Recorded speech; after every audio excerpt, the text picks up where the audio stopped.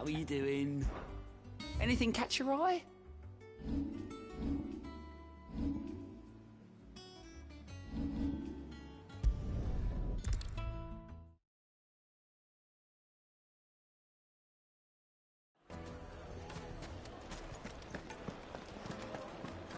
The finest fabric! Take a sniff, good sir. You'll be drugs. Gone, just like that. And without so much as a by your leave. What's the matter? It's my apprentice. He up and vanished while my back was turned. I'd go and look for him myself, but I've got a bakery to run. A bakery that's now short one pair of hands. Loath though I am to rely on the kindness of strangers, I'm at a loss. Please, will you see if you can find him? I'll see what I can do. Do you know where he might have gone? I wouldn't be surprised if he was off somewhere mooning at Drake's Fang. He used to work there, you see. Poor fool left his heart in its hollow. All right. Then that's where I'll start.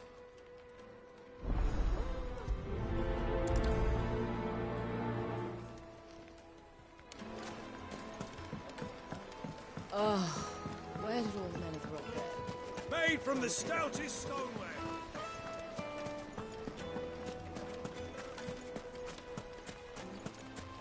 No, I'm telling you, it's gone. That can't be true. Ready, go? Faster!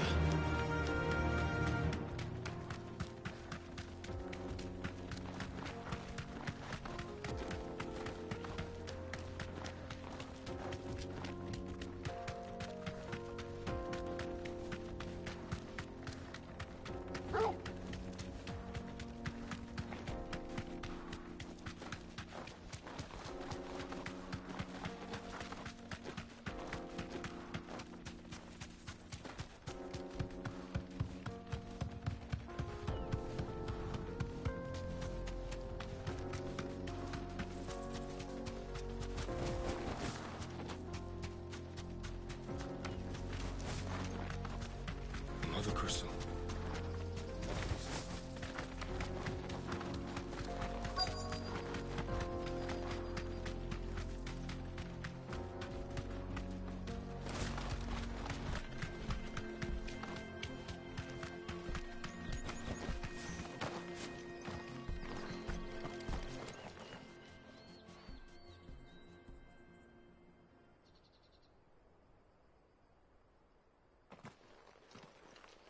Excuse me.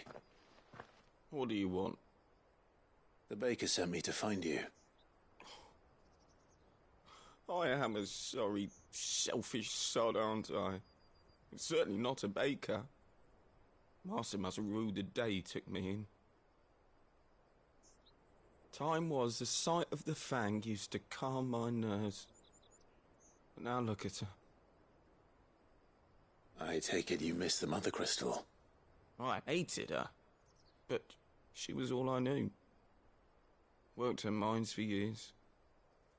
And when she shattered, part of me shattered with her. I had to trade my pickaxe for a rolling pin, but I'm no good at baking. Every loaf I touch collapses. My bread's as hollow as I am. She was the only thing that could fill the hole inside me. Oh, I loved her, damn it. But now she's gone. She's never coming back. What am I supposed to do? I ask her. How does a shell of a man learn to live again?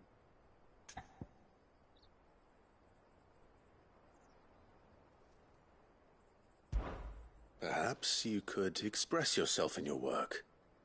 If you miss the Fang, maybe you could recapture it somehow. Recapture it? I'm a baker, not a... You know, you might just be right. What a fool I've been! I have to get back to the bakery right away. Thank you. Thank you, my friend. You have opened my eyes. Wait.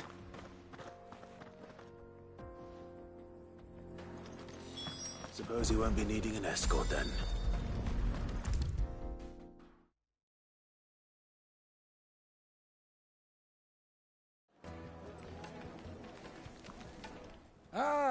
There you are. The man who lit a fire under my wayward apprentice. Though I worry you might have stoked the flames a little too high. He damn near ran me down trying to get to my oven. Master, it's ready. Behold the Drake's Balm. A truly unique creation. I dare say it is. Just look at it. A perfect likeness of the Fang herself. Her steepled peaks, her fulsome spurs, her inviting hollow. True, my loaves collapse more often than not, but what's the Fang without her crater? Why, no Fang at all. And look, inside. She's filled to bursting with a bounty of beautiful crystals. Salt crystals! Master, I have found my purpose. I must use my work here to preserve the memory of the Fang. Well, if it tastes half as unique as it looks, I'd certainly say you're onto something. Not only is my apprentice back, but he's finally pulling his weight. With any luck, I might even have a new delicacy on my hands. I don't know how you did it, but you have my thanks.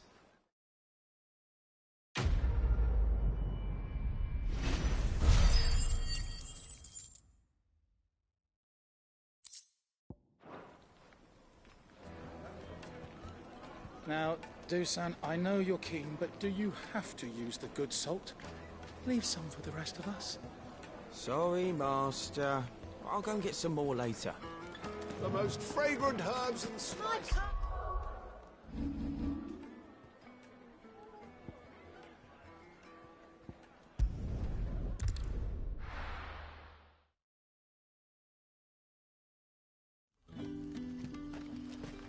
Good day to you.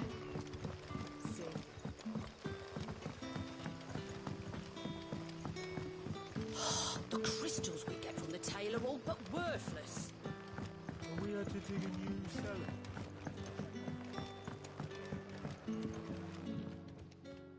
Ah, Clive. Your timing is exquisite, as always. I have a concern which you may be able to assist me with. Go on.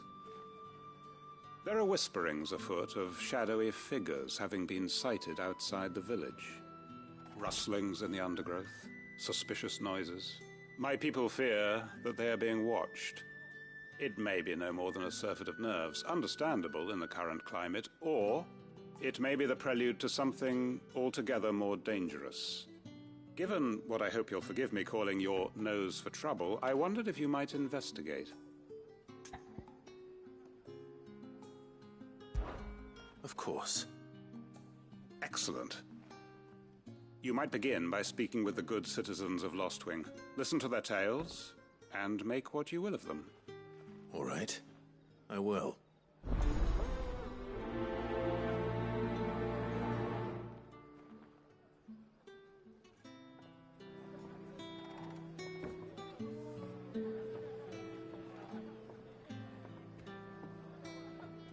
My people speak of strange shadows glimpsed in the gloom of the woods.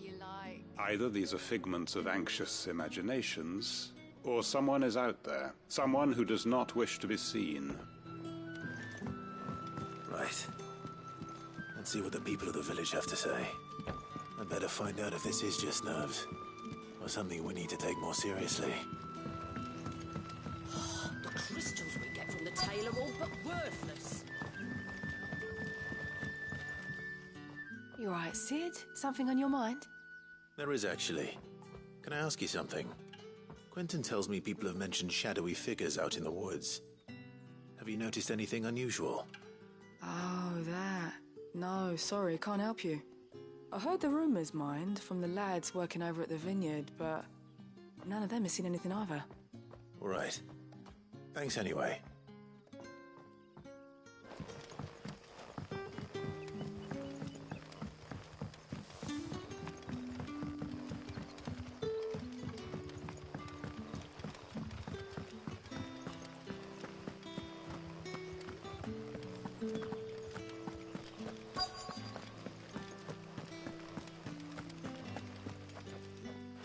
have a moment? There's talk of suspicious figures in the woods. Have you seen anything out of the ordinary? No, but I've heard something. Sound of scraping metal, like someone sharpening a sword. Where was this? In Lorbert's Pass. Was out foraging for herbs when I heard it, screeching out from between the trees. Ran back here as quick as my legs would carry me, and I ain't been back since. I see. I'll look into it. Thank you. Seems Lorbert's Pass is our best bet then. What do you say, Torgal? Shall we go and investigate?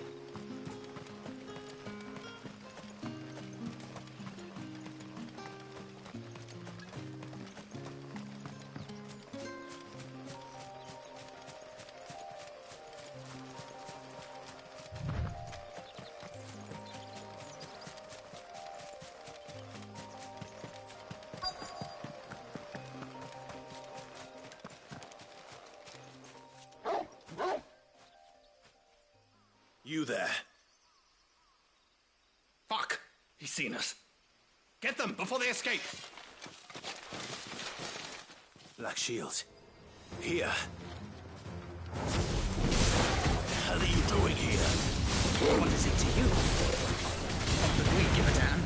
All that matters to us is that you don't leave here alive.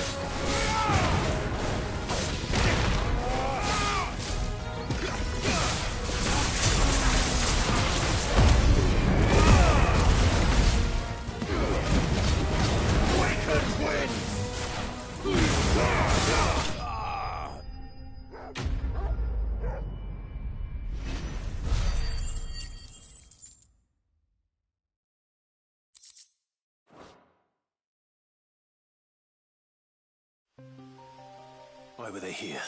Are they planning an attack on Lostwing? I need to warn Quentin.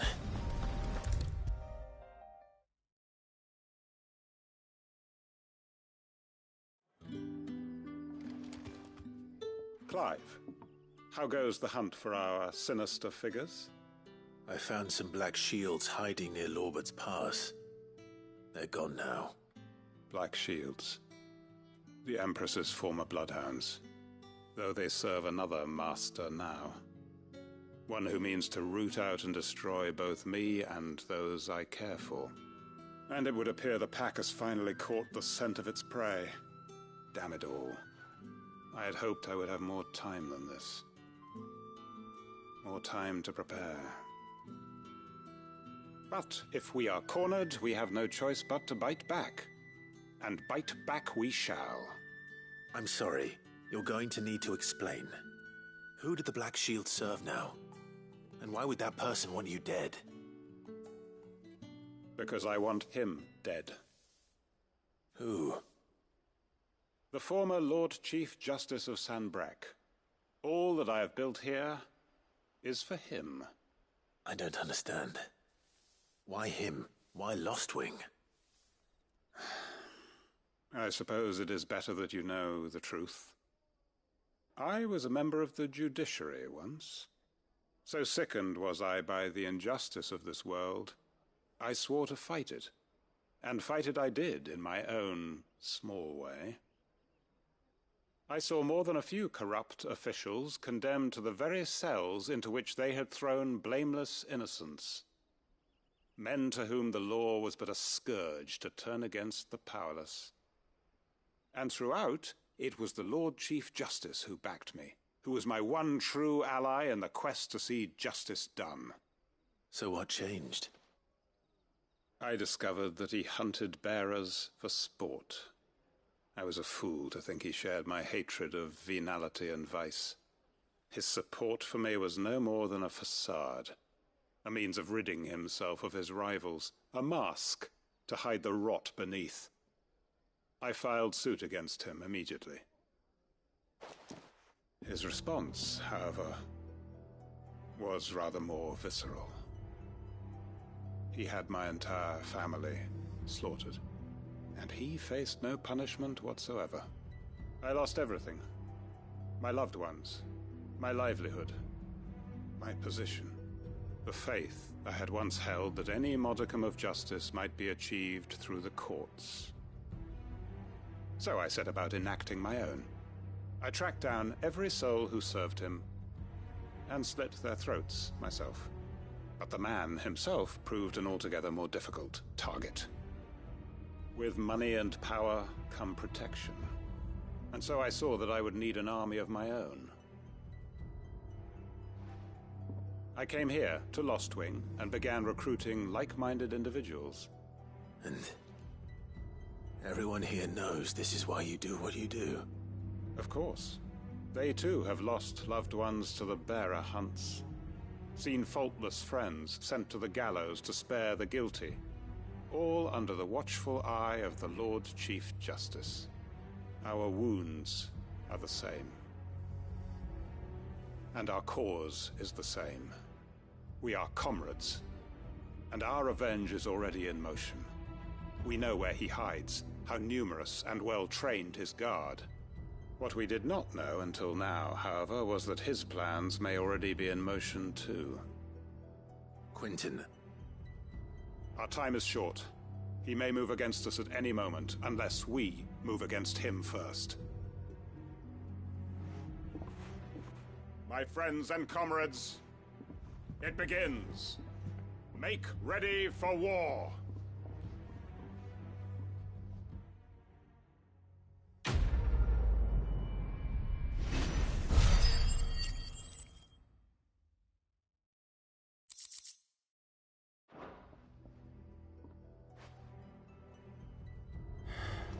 I'm not going to change his mind.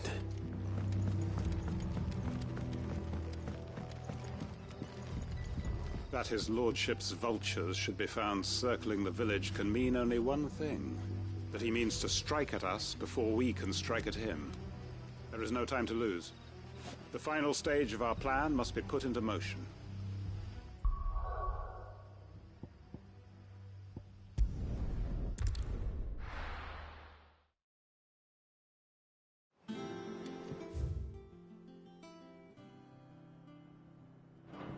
I'm telling you, it's true. I heard it from Otto's own lips.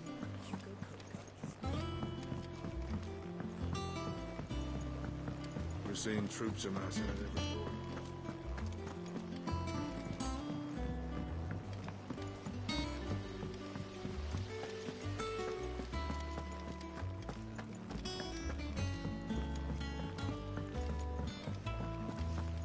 I think Mid might need some help.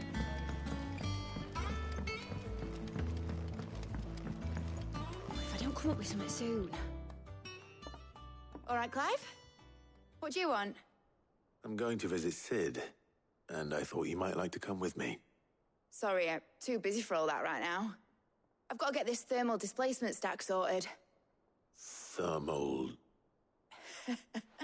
Displacement stack. Here. And this is for... Only the fastest, finest ship the world has ever seen. The Enterprise. Me and my dad designed it together. Where other vessels rely on the fickle winds to drive them through the water, ours is fitted with mithril engines. And those things have got more push than a behemoth in a bad mood, and more heat than all the hells put together. Which is where the stack comes in. I may have already talked some tight-lipped shipwrights into putting the hull together for me in a little dockyard in Canva. But the stack's a bit more involved, so I'm building it here. Thing is, it's so involved that I'm running behind and it's starting to hold things up over at the shipyard. I'll come and see my dad, though, when I'm done. Whenever that is. Is there anything I can do to help? Good old Clive. I were hoping you'd say that. First things first, I need some parts meching. The stack will be made up of 3 major components. There's the plating, here, that channels hot vapours away from the engine. The helm over the top, that disperses all that heat into the air. And the shielding around the sides. That stops the rest of the ship from going up in flames. A full suit of armor, then? Probably best to take it one piece at a time. Then you'll need to start with the plating. Everything else fits onto it. I've got the designs and the list of materials here. Show these to Blackthorn. He'll know what to do.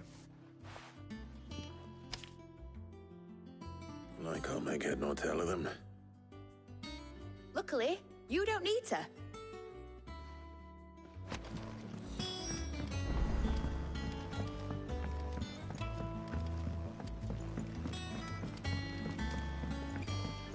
Editors started reading books that don't have any pictures in.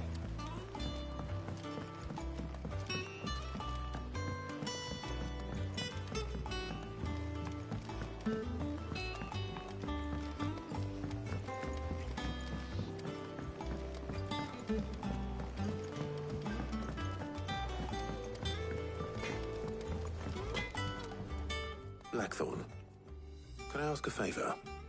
Out with it. It's for Mid. This my last chance to say I'm otherwise engaged. I'd spare myself the arseache. Go on then. What is it this time? She said you would know. Here.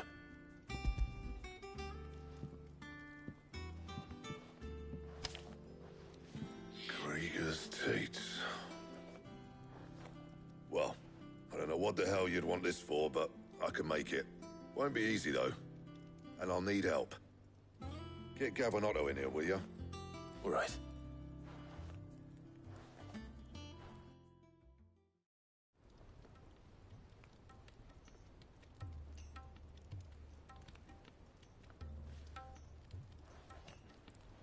So Mid's roped us all in here again, hasn't she? Typical. Still, if that's what it takes to get her to visit Sid's grave, I'll do what I can. And, what is it we need to do, exactly? Take a look at this. It's this plating. The usual saw-grade steel won't work. We need something that can get very hot, very fast, and still keep its shape. That means an alloy. Something that won't break or buckle at the temperatures she's talking about. Which is where you lot come in. I need materials, and I've got my work cut out already. You'll have to fetch them. Now, there's a special kind of sand I'm after that you can only find out in the Valcroy. Stardust, they call it. As for the rest of the stuff, my usual supply should have it in stock. It just needs buying and bringing back here. Well, we'll get it done quicker if we split up. One of us should probably give you an hand coat in the sand. And the other can go and get the rest from this supplier. Right then. Well, make your minds up who's going where, we can get this over with.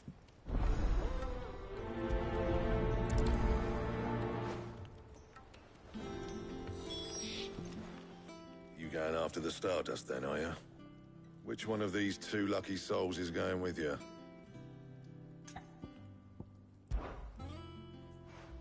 Gav, you're with me.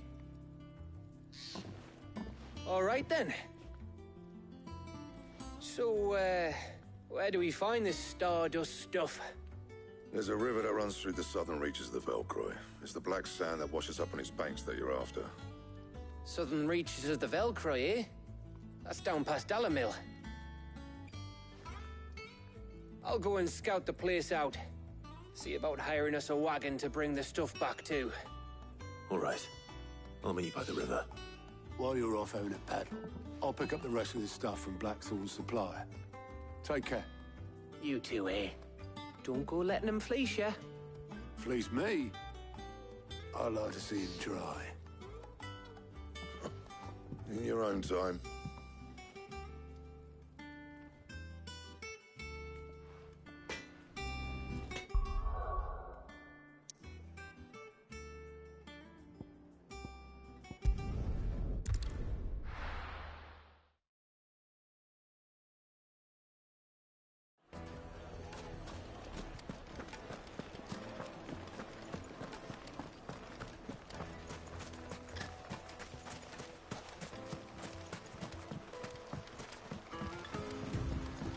Looks like I found the river. Now where's Gav?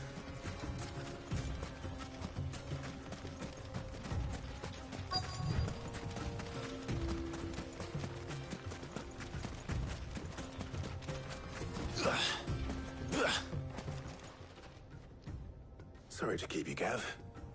Better late than never. I've had a quick scout about, and I reckon round here's our best bet if we want to grab as much of this Stardust stuff as we can.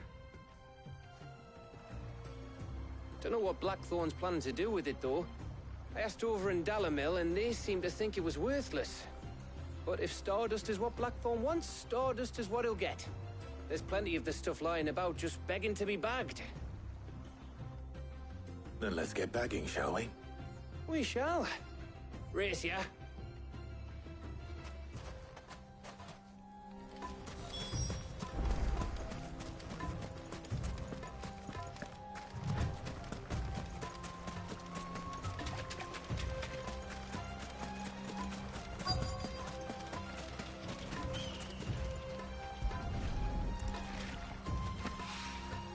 So this is Stardust.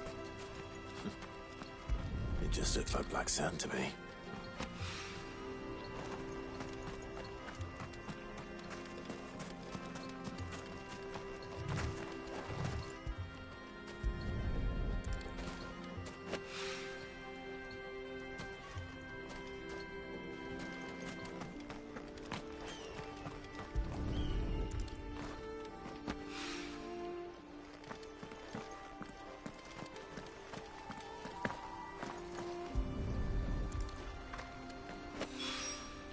That should be enough for now. Let's see how Gav's getting on.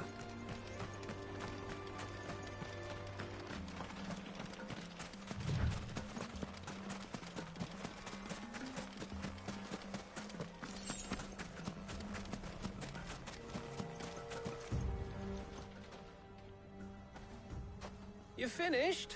How much did you get? Enough. I hope.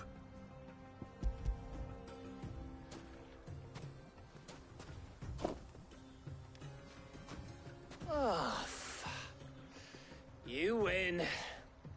That might even be enough for old Blackthorn. Hey, before we go, do you mind if we have a chat?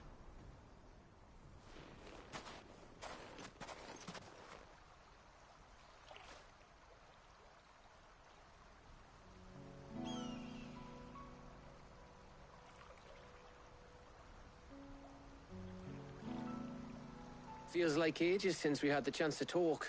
You know, man to man like. It does, doesn't it? Back when you first took Sid's name, we were talking all the time. Working out what to do in that. There was a lot to work out. And there still is. Those shoulders of yours starting to feel the strain. Hardly ever see you around the hideaway nowadays. Always on some errand or other. You can take a day off, you know. Says the man who spends most of his time behind enemy lines.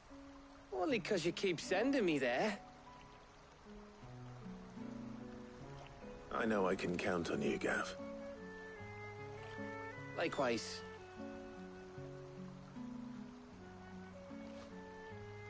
So you keep sending me wherever you need to, and I'll keep going.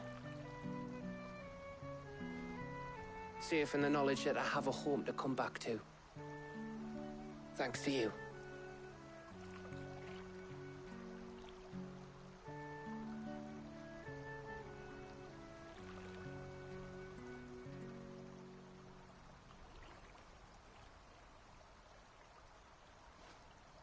Right.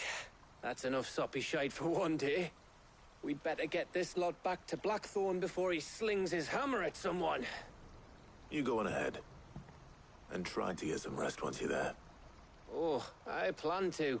Believe you me. After Blackthorn gets what he needs, of course.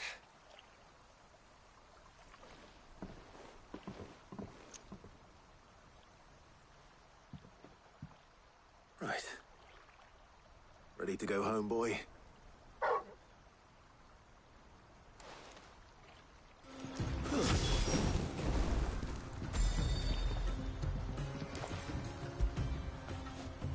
all right, boy?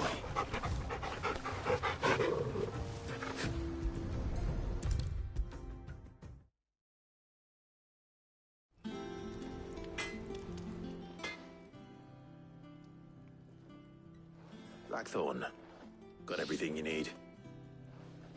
Yeah. Yeah, I do.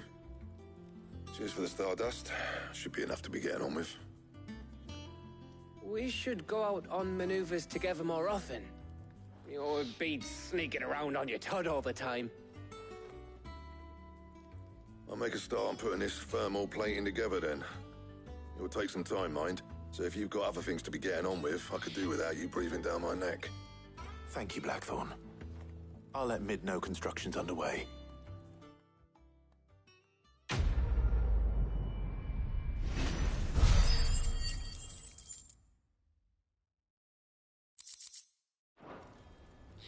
Suppose we'd better be getting back to work too.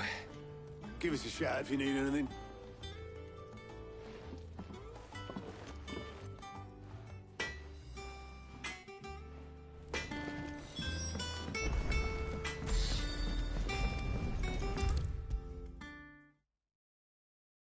If I don't come up with something soon. You'll be pleased to hear that Blackthorn's started work on the plating. Excellent. 1 down, 2 to go. So, what's next? The helm, of course. For this, we'll be repurposing fallen scrap. Salvage from the ruins? I thought that material was all but impossible to work. Ah, but we don't have to. I'm sorry. Just so happens there's one particular ruin that's broken into exactly the right shape and size pieces for what we need. What's the name back there? I'll give you all the details. What's her name? Right.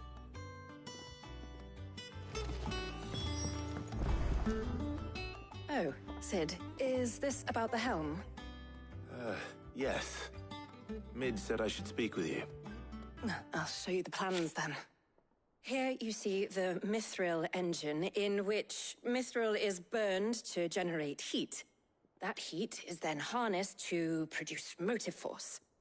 Excess heat is dealt with by means of the thermal displacement stack, which disperses it into the surrounding air.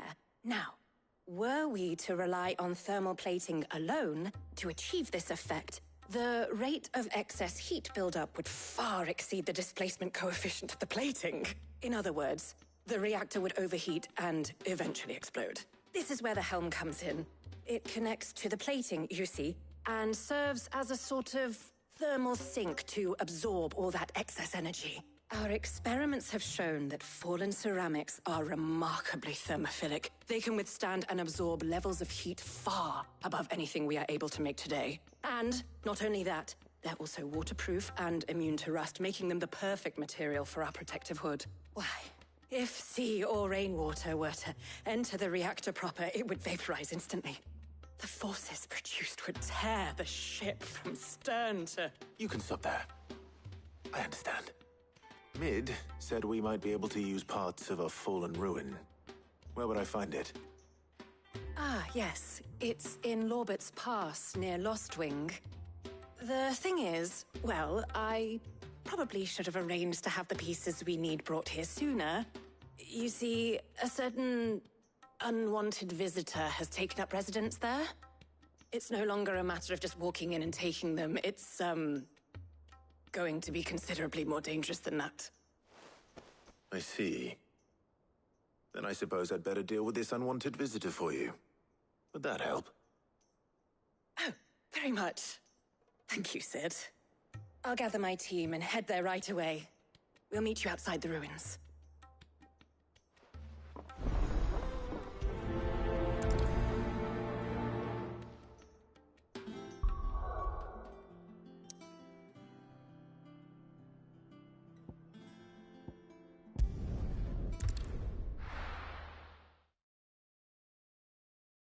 I'll be taking you all to a storehouse in the Bales. Leave anything you don't need.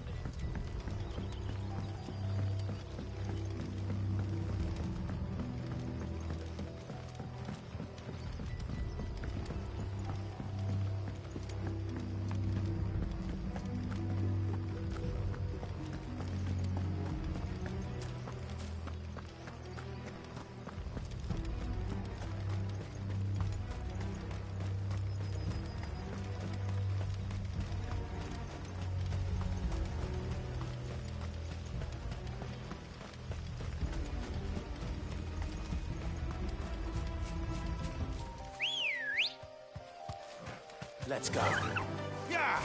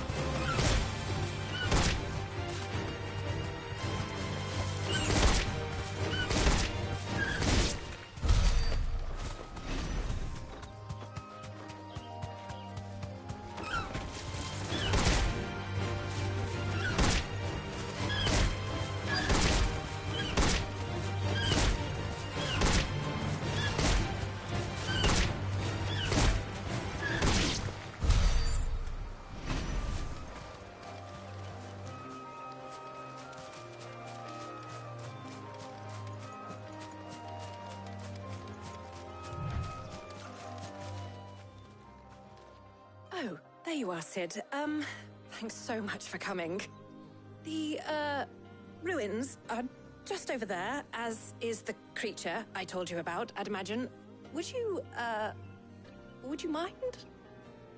Of course. I'll be right back.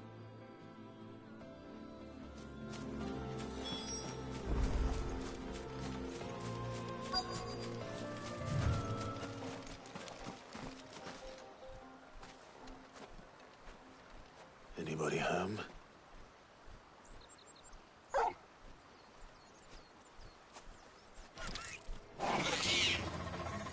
This must be our unwanted visitor. Time to go.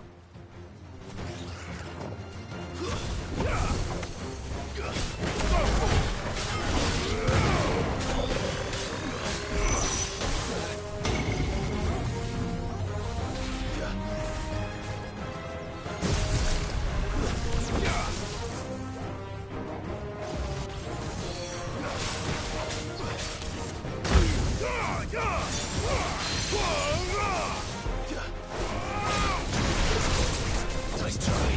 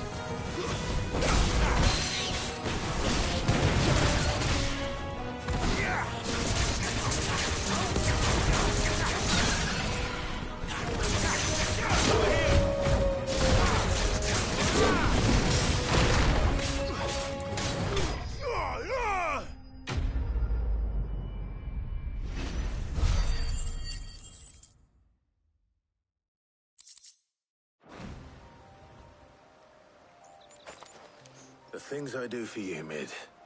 Sid! Oh, thank goodness you're safe. You shouldn't have any trouble now. Indeed. Well, don't let us keep you. We'll, see that everything is transported safely back to the hideaway. All right. I'll let Mid know you're on your way.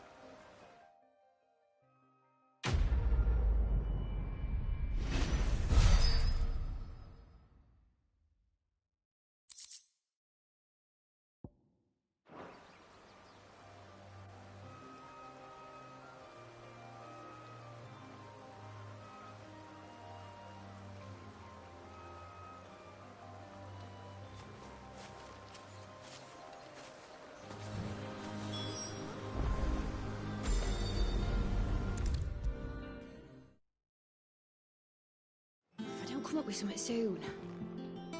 Mid. Helena has recovered the material for the helm. She'll be along shortly. Excellent. Another job well done. And just one remaining. Right. The shielding. This one's a bit of a bugger. How so? The plating's enough to stop the engines going pop, but those things will still be spitting out enough fire to set the rest of the ship ablaze. Which is why you need proper shielding. A prison for the dragon's breath that's blazing away inside. I thought a triple thick layer of tempered steel might do it. Or more of the stuff that the Fallen use, but they'd both be too heavy. The helm and the plating are bulky enough as it is. Add any more weight and the whole ship would be at the bottom of the briny before we'd even started. I need something light. But I've racked my brains and I just can't think what would do it. Well, if I were in need of obscure knowledge, I know whose counsel I would seek. Harpocrates. Tomes? Yeah, well, I'd thought of that, obviously. I've got all the details written down here.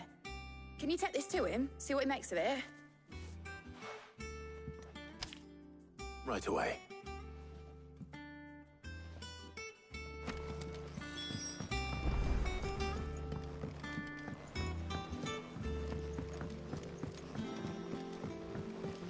Editors started reading books that don't have any pictures in.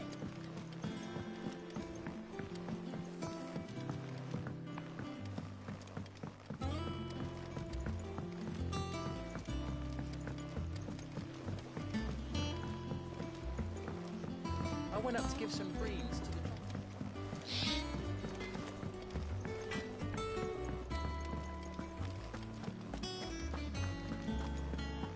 Thanks to Sid.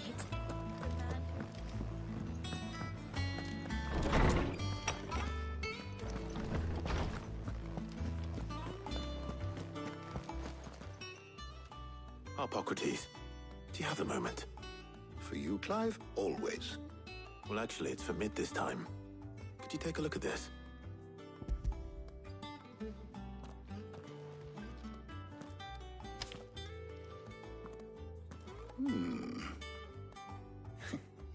Shielding for a mithril engine. Whatever will that girl think of next? And what are these notes around the edges? She has some specific requirements for the materials. The shielding needs to be able to resist extreme heat on the inside, and yet remain cool enough on the outside not to set the ship alight, while also being light enough not to sink it. As you can imagine, she's struggling to find anything that meets her needs. I see. I wondered if you might know of a solution, or if you might be able to search the records for one. Perhaps it is not a different material she requires, but a different approach. What do you mean? Consider the lake we have made our home. Its blighted waters eat away far more quickly than fresh water or even brine, at timber and steel alike. And yet, we have made a home here from those very materials nonetheless. We have. But Bardolph must varnish every board twice over to keep it from rotting. And Obelus complains that without a constant supply of... pitch. I see. Early Gregorian histories speak of a preparation known as moon dew. It is said to be able to resist even the most ferocious flames. Before the dragoons tamed the worms and wyverns of the realm, nobles would daub their castle walls with it in order to guard against dragonfire. So if we could recreate it... It might be applied to some material or other in order to provide the protection it requires. As to how best to apply it and to what material, perhaps Bardolph and Obelus might be of assistance. I shall speak to them and see what wisdom they might have to offer. If you would be so kind as to procure the necessary ingredients, I shall discuss the specifics of how it might be most effectively put to use with our two friends. The knowledge of the past may yet prove useful to we of the modern era. Thank you, Harpocrates. And since you're asking others to help you, perhaps I should too.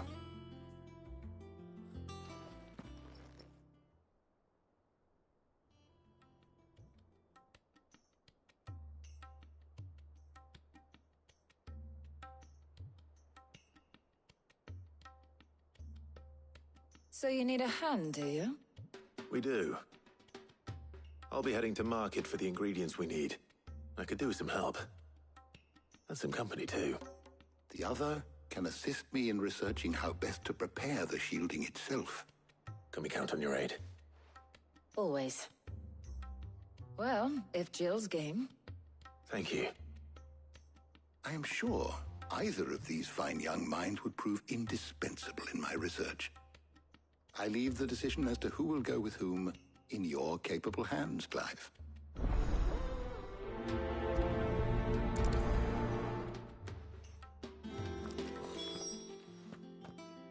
So, Clive, have you made your decision? Who will accompany you on your little excursion? Very well. So then, what do we need to find? I have taken the liberty of preparing a list. Here. White chocobo eggs. Pepio nuts. Are you sure this list is right? Everything on here seems very edible. I would have thought the ingredients would be a little more exotic. Though these items may seem mundane, they have potent effects that are rarely exploited, effects for which they were once highly prized. So much so, in fact, that they were harvested almost to extinction, hence moon dews having fallen from favor. Now, of course, they can be obtained with ease. You should be able to find everything you need at the market in Northreach. Is that so? I've been meaning to visit Northreach anyway. I'll set out now. Join me there when you're ready. I will. Until then. You two enjoy yourselves. You too, Talia.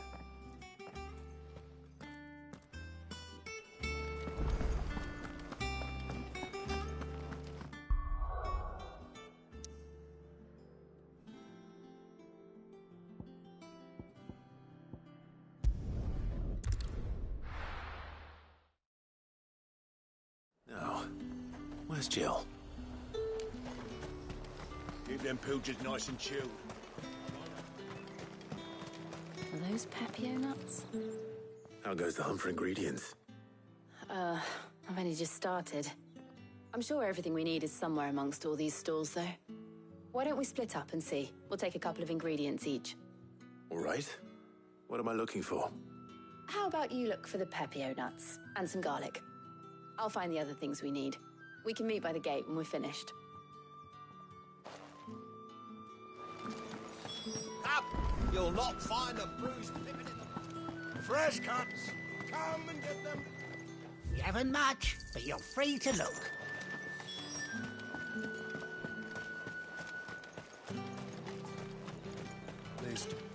Oi, don't touch anything. That's everything. Let's see how Jill's getting on.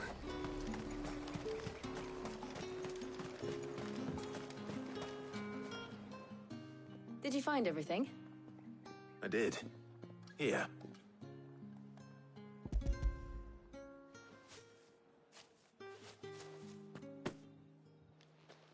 Garlic and Pepio nuts. Perfect. Now, all that remains is for Harpocrates to somehow turn all this into what Mid needs to keep her engine cool.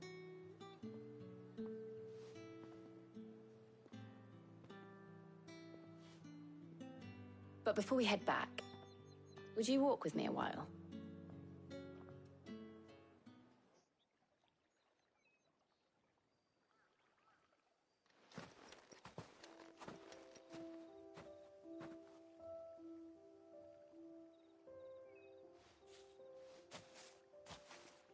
Thank you for asking me to help you today. It makes a nice change. It does. It's good to get away from all the battle and bloodshed for once. Just being here reminds me of when we were children. Do you remember? Walking down Market Street in Rosalith, taking in the sights and smells. How could I forget? What with Torgal's antics. Remember how his nose would prick up at the scent of sausages? He'd go racing away and we'd have to go running after him. We wouldn't catch you now, would we, boy? Was there anything you wanted to buy for yourself while we're here? There was, yes. Well, sort of. Molly in the kitchens told me about a place that sells particularly good pies. Thought you might like to share one with me. I would. Thank you. And I saw some bread.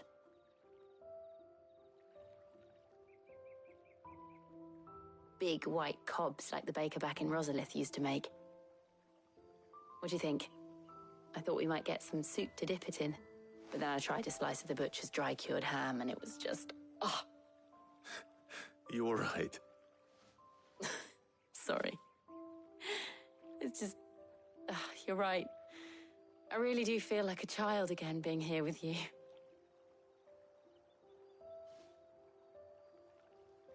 Clive.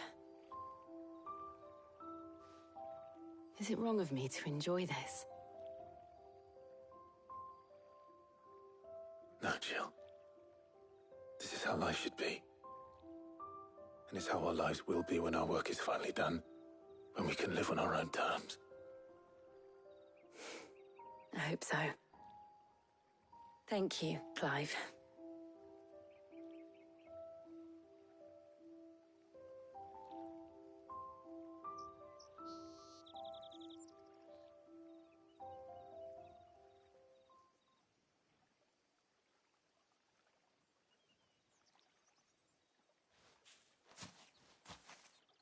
Well, I suppose we better be getting back.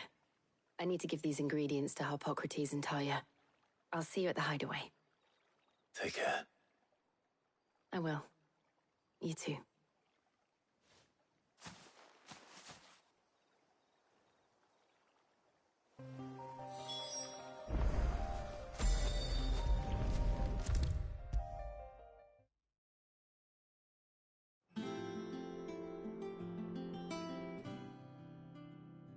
How's work on the shielding progressing, Harpocrates? Well, very well indeed. And thanks in no small part to your kind assistance. I was just explaining to Talia how we might best go about preparing the moon dew. And now that we have all the ingredients, we may begin. You can count on me. I've mixed more than a few mysterious concoctions in my time. I'm sure you have. What about the shielding itself?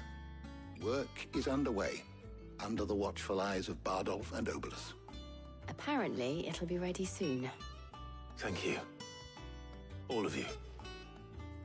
Right then. Jill, would you join me in the infirmary? Many hands make light work and all that. Of course.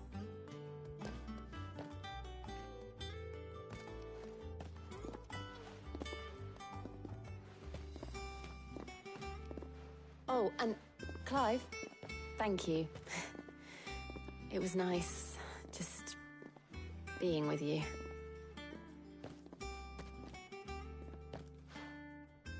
It appears our work here is almost at an end. A shame. I was enjoying playing the man of action for once.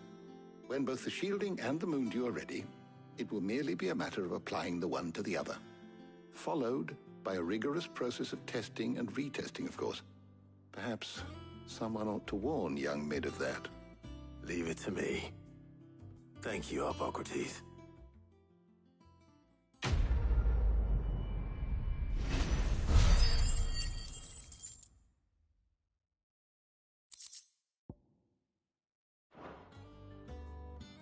Well, I'd better go and give Mid the good news then.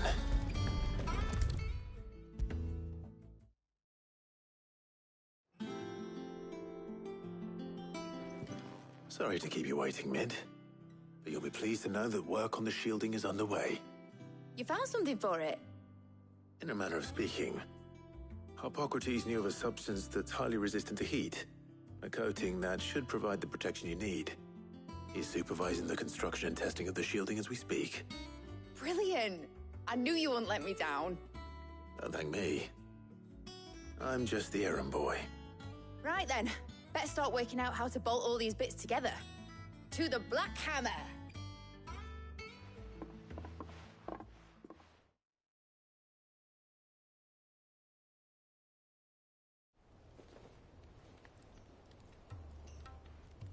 You know, when I got into the smithing game, I thought I'd be making swords and shields, not thermal bleeding didgeridoo-dahs. Displacement stacks. Same difference. Whatever you call it, I ain't putting it together in here. It's cramped enough as it is. Let's take this outside. Mid, you get all the parts lined up on the deck. I'll take care of the rest. On my way! Oh, and bring me the biggest hammer you can find. This is going to require some precision walloping.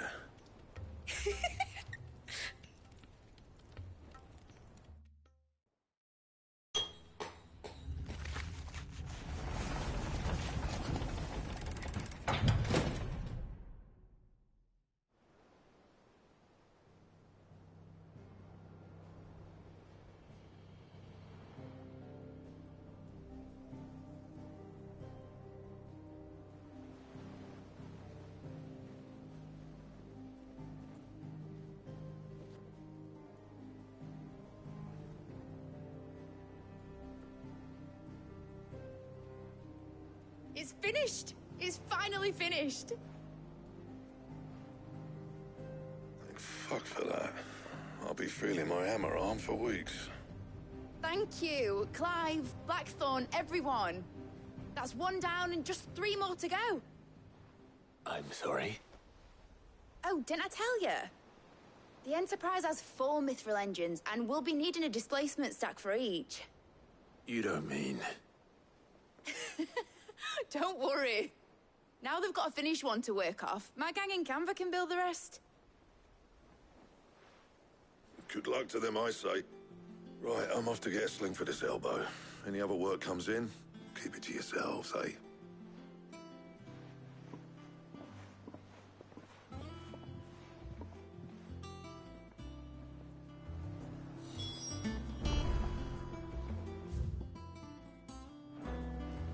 Mid told me she was building a ship.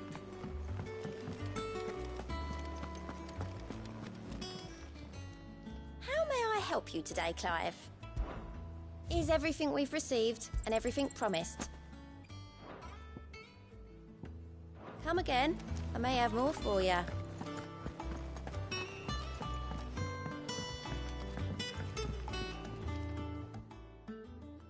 What's the matter? Nothing. Just daydreaming. Thinking about the Enterprise sailing off over the horizon to shores unknown. Searching for a land untouched by the Blight. Just like me and my dad planned. So if the worst came to the worst and every scrap of soil in the Twins turned black, we might still have a chance. That's what she was meant to be. You see, one last chance just in case we needed it. But now she's so close to being finished, I've realized I don't want it to be that. I don't want it to be just a lifeboat for us to cling to if things get desperate. I want people to sail aboard her by choice, not from the lack of it. In a world where we're not just trying to survive, but where we can actually live. I'm working on that. And I'll do everything I can to get you what you want. Don't you always? All right. My mind's made up. As soon as the Enterprise is fit to sail, I'm putting her under your command.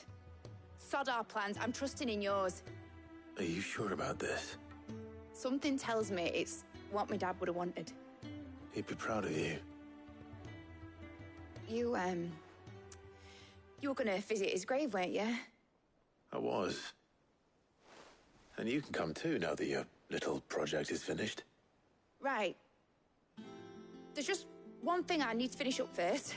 Won't be a mo. All right. I'll let Otto know you're coming.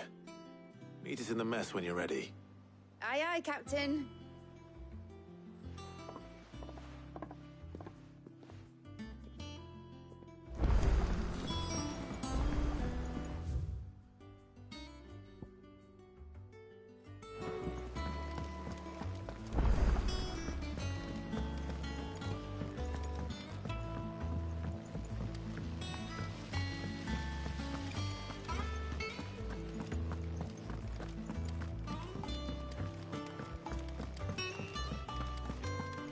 Mid might need some help.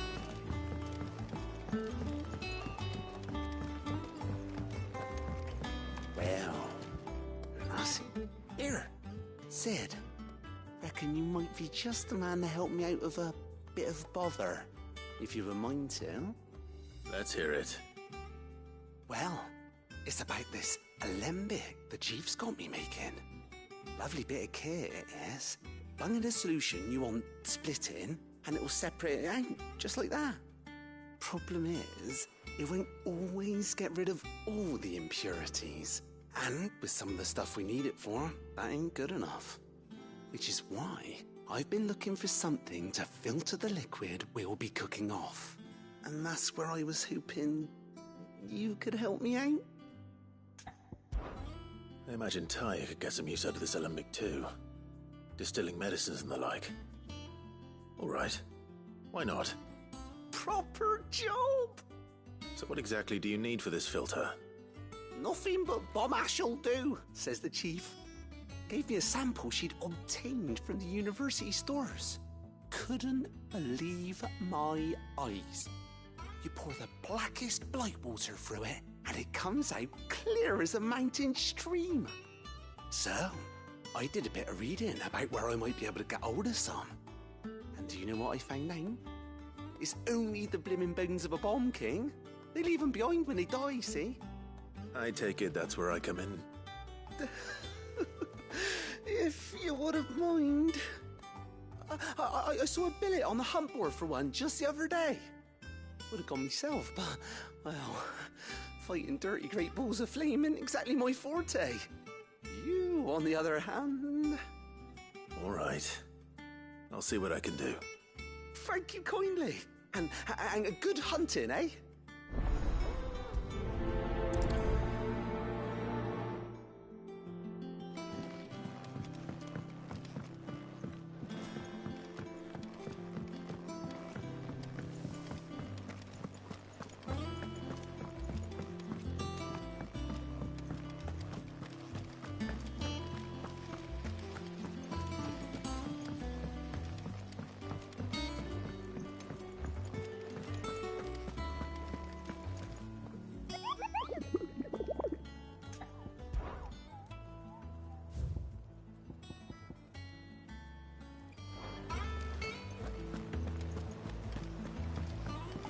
Mid told me she was building a ship. Is that the thing Tomes helped with?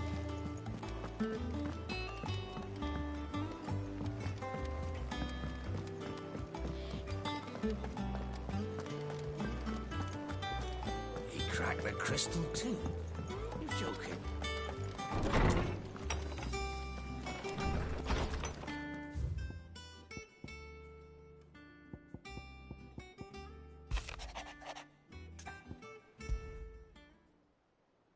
Trouble with the ledgers.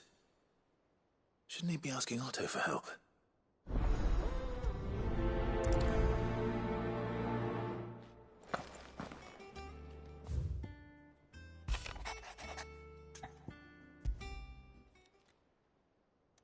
Hopefully it's nothing. But I should speak to Blackthorn just in case.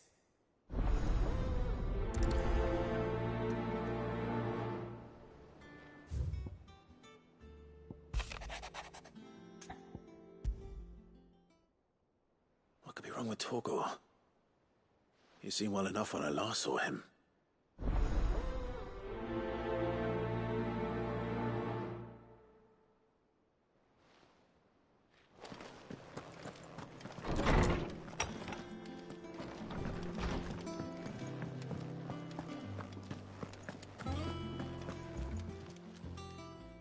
I got your note. You think something's wrong with Torgor? So you can read. Congratulations.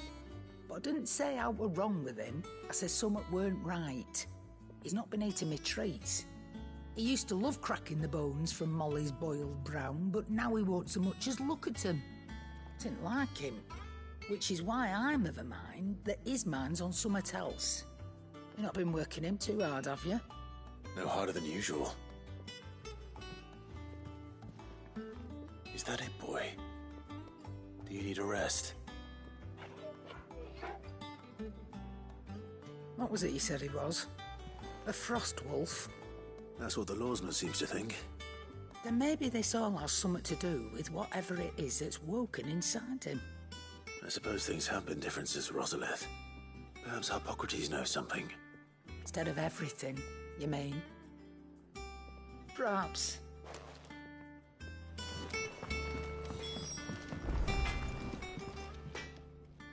Blackthorn, do you have a moment? Not really, no. This won't take long. I just wanted to ask how you're getting on. August was worried about you, that you might still be doubting your craft, even after learning the trick of that cuirass. Is there something else weighing on your mind? Perhaps sharing your thoughts might help. That bastard's like a dog with a bone. Still, you've got a keen eye, I'll give him that. It's just, well, Karen showed me something. Something I've never seen before. And that was? A sword. An odd-looking thing with a single-edged blade. The metal itself wasn't anything to write home about, but fuck me, the edge on it. You could slice a man clean in two with a weapon like that, and he'd be halfway home before he even realised he'd been cut. So that's what's troubling you? No. Not troubling me exactly. More distracting. Can't stop thinking, how do you get an edge that sharp? It's driving me mad. And if you knew how to do it, we could arm the curse breakers with even better blades. That's about the size of it, yeah. I'll see what I can find out. Sharper swords are always welcome. And we can't have our master blacksmith being distracted. You're a soft touch, you know that. But I can't say I'm not grateful for it. Good luck, eh? Thank you. Let's see what Karen knows about this sword.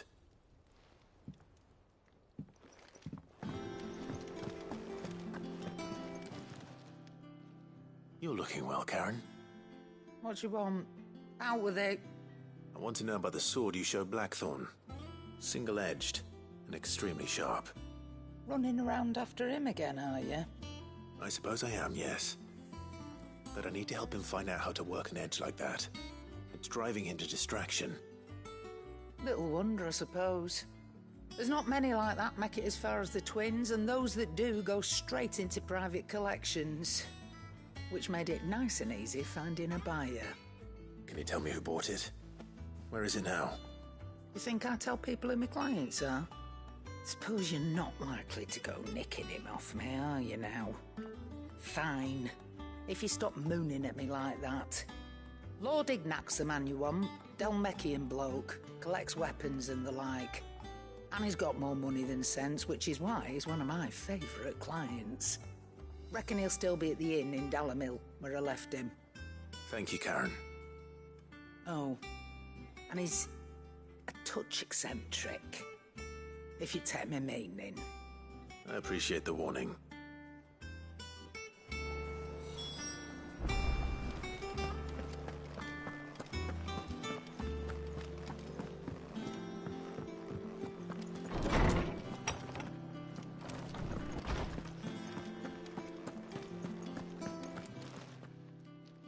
Lawsman, I need to ask you about Torgal. Something's not right with him. He isn't ill, is he? I don't think so.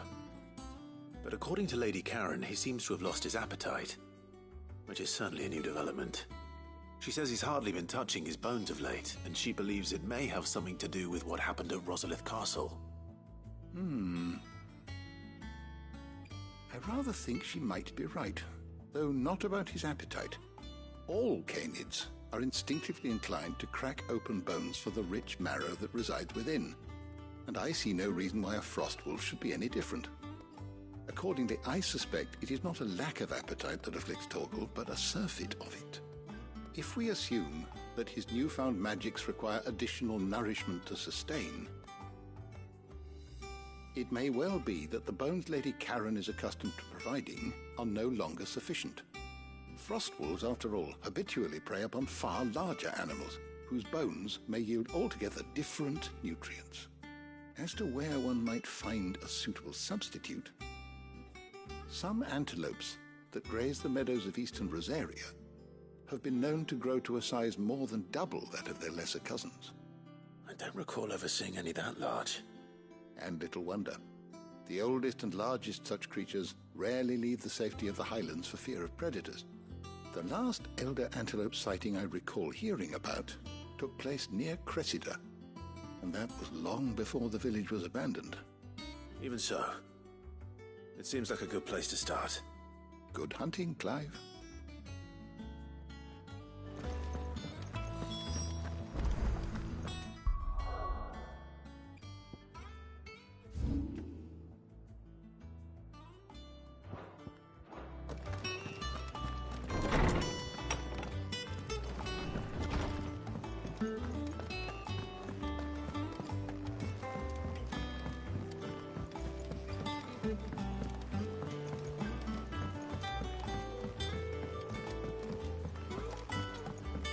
Mid told me she was building a ship.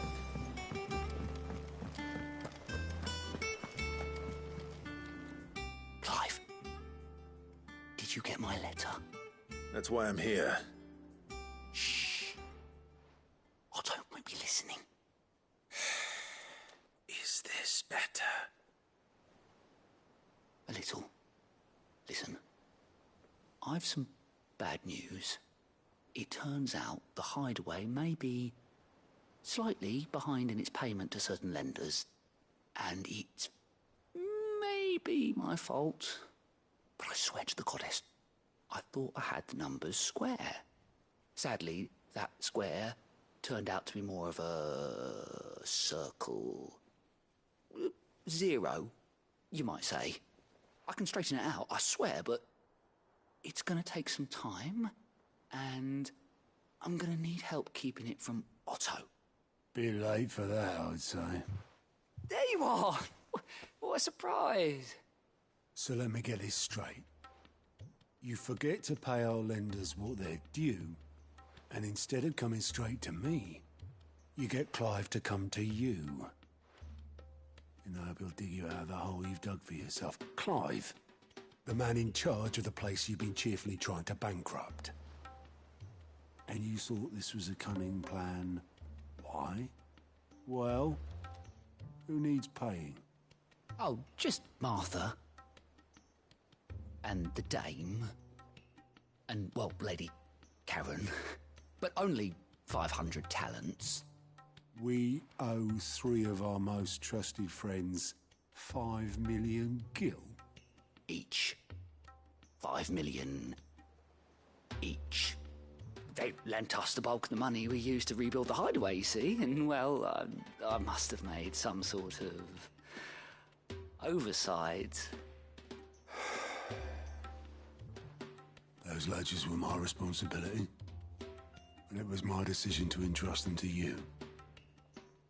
This is my fault. Do we have that much to hand? I can always ask my uncle. No, we don't. And no, you won't. We've lightened Lord Rosfield's purse enough. After the king's ransom we had off him, he deserves better than to see our begging bowl. Besides, we'll need to learn to stand on our own if we're gonna make this work. All right. But that doesn't mean you have to shoulder the burden yourself. Is there anything I can do to help? There might be. How'd you fancy taking these to Martha and the Dame? Rocks. Rocks, he says. Worth 1,000 talents apiece, these are. A little something Sid and I set aside for when times got lean. And I reckon 15 million in overdue debt probably qualifies. I just hope our associates' eyes are a bit more discerning than yours. I'm sure there will be. Should be me making the rounds, really. But you know how it is with this place. Orders to bark, arses to wipe, and all that. I know. Which is why I don't mind going in your place. Go. Do you know why I only gave Master Clive here 2 star rubies? Because you'd rather Lady Karen killed me. Because I'd rather Lady Karen killed you. Yes. Well, I suppose this is goodbye then. Don't worry. I'm sure Karen will understand. Really? Do you think so? No, I don't.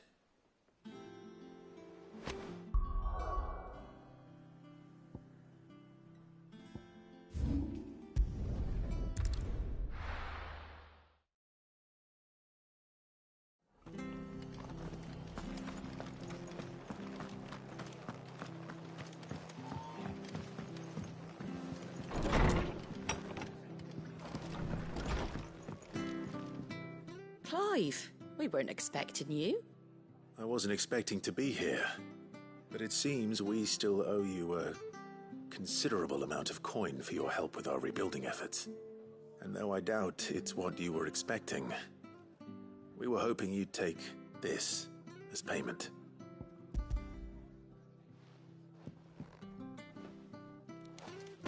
A star ruby? I can't accept this. It's worth at least twice what you owe me. More if you can find yourself the right buyer. Think of the difference as interest. Interest?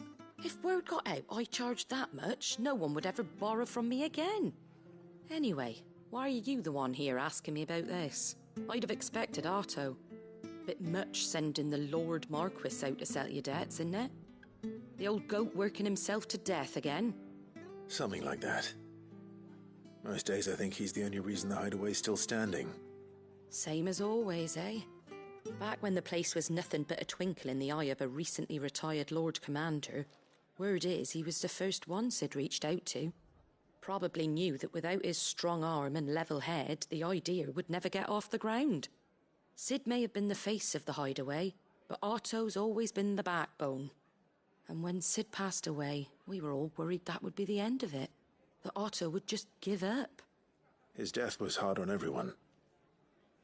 But it must have hit Otto hardest of all. But he didn't give up, did he? Quite the opposite, in fact.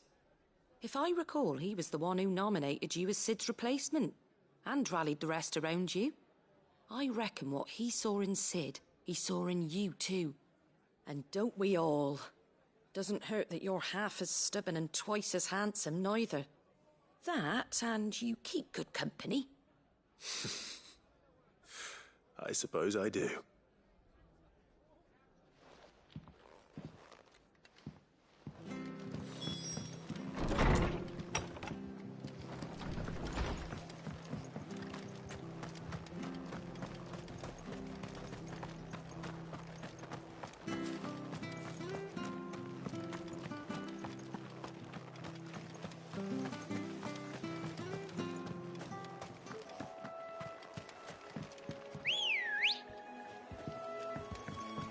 Let's go.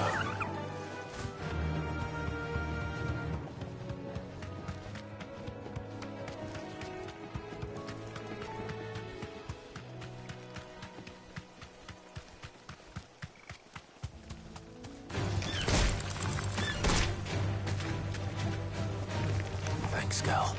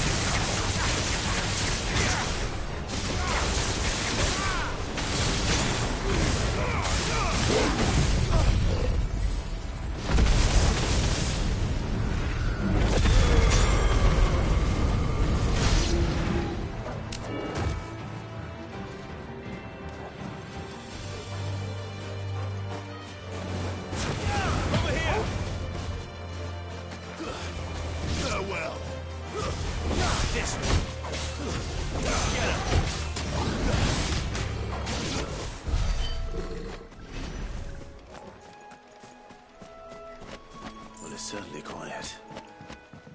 If I were a giant antelope, it would seem like just the place.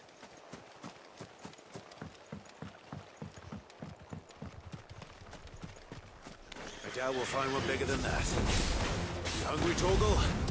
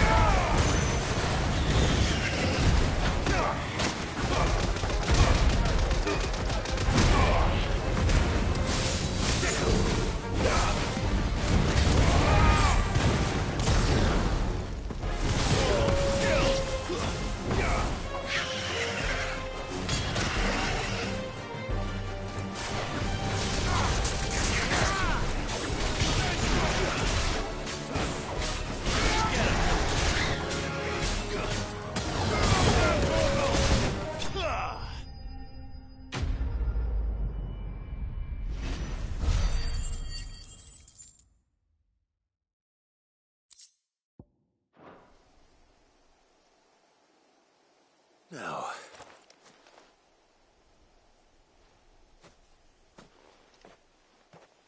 will it be enough, I wonder?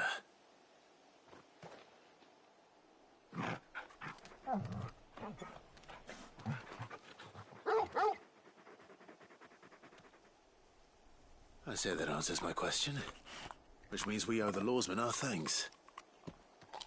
You're just a big puppy, aren't you? A very big puppy.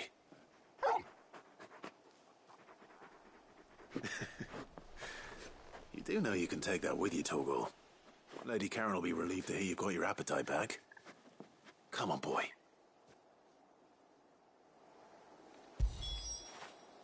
After it!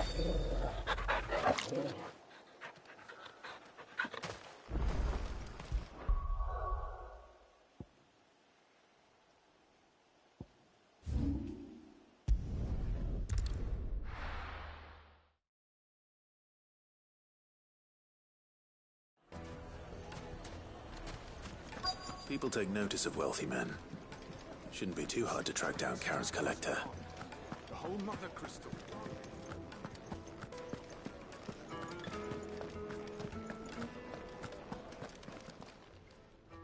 My reputation will be ruined! Ruined! Calm yourself, Lord Ignac, I beg of you, before you do yourself a mischief. Pardon the intrusion, but... Out! Get out! I paid for these rooms so I wouldn't be disturbed. Leave me be! Please, allow me to apologize. His lordship is going through a difficult time, and he's never been fond of guests arriving unannounced. Radim! Get rid of the filthy oaf this instant! Very good, Lord Ignac. Would you mind stepping outside for a moment?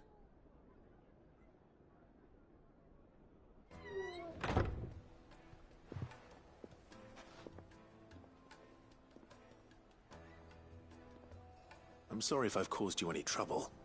That? Oh, no. That's just how his lordship is. Though the morning's events have left him somewhat fractious. He has been dispossessed of his luggage, you see. The thieves also made away with a considerable amount of coin. Coin the innkeeper will soon be keen to collect. I don't suppose a certain blade was among the stolen items. A single-edged sword. It was purchased from a merchant friend of mine. Ah, you know Lady Karen. Yes, I'm afraid it was. Then I'll retrieve Lord Ignac's luggage. But I have one condition. You have but to state it. You are welcome to anything that is within my power to grant. I want an audience with Lord Ignac. A few minutes should be enough. Then I'll be on my way. A condition I would be a fool to refuse. Of course, you shall have your audience. I don't suppose you saw where the thieves went? I did not, no. Though some discreet inquiries made on his lordship's behalf mean that I know where you might find them. The bandit's bed. Every ill-gotten coin in Dalamil is said to pass through that disreputable corner of the Valcroy. And that's where I'm heading. I shall speak to Lord Ignac in your absence, and arrange for an audience upon your triumphant return. That will be very kind of you. Farewell, and best of luck.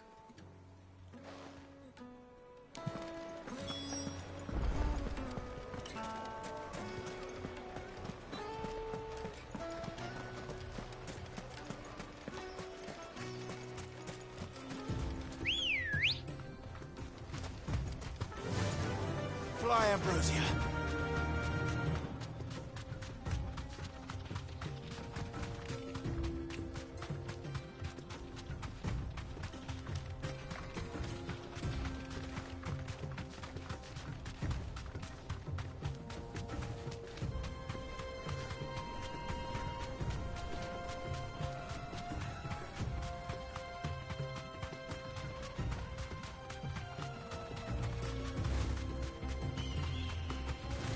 That's it!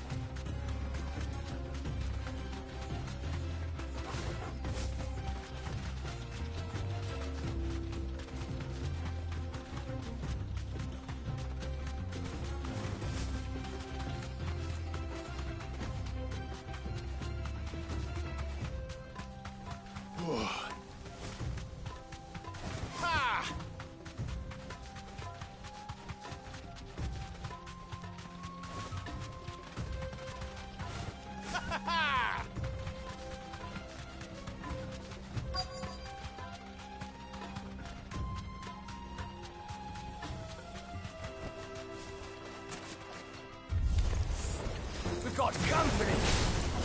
Come on, lads, let's tear the bastard's head off! To me, please!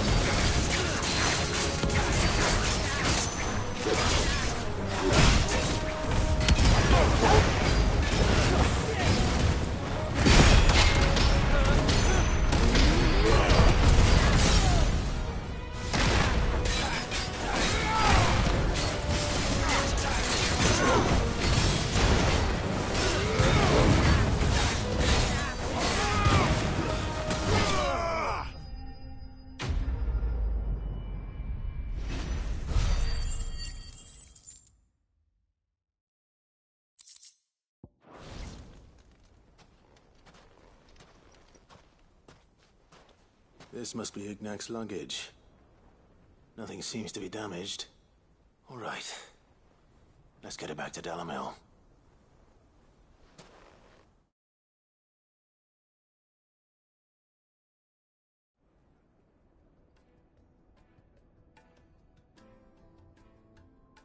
I hear I have you to thank for the return of my effects. What shall I call you, my good man? Wyvern. Glad to make your acquaintance. A formidable name indeed. Well, Wyvern, I appear to be in your debt. Redeem here tells me you wished for an audience. Is that all? A few moments of your time should suffice, yes. You're a peculiar fellow, Wyvern. All right, speak. Master Wyvern was wondering if you could tell him about a certain single-edged sword you recently acquired. Oh, a true work of art, that one. Karen drove me hard on the price, but I would have sold her Radim here to get my hands on that sword. It was made in the Outer Isles, far beyond the Twins, and is used exclusively by the practitioners of a unique school of swordsmanship. They believe no combat should ever exceed a single strike, and hone their blades to such perfection that none ever does. Each sword is made for that one perfect stroke, and for that stroke only. They crack upon a second blow. There's a brutal sort of beauty to it, really. But how do they hone such an edge? Fine question.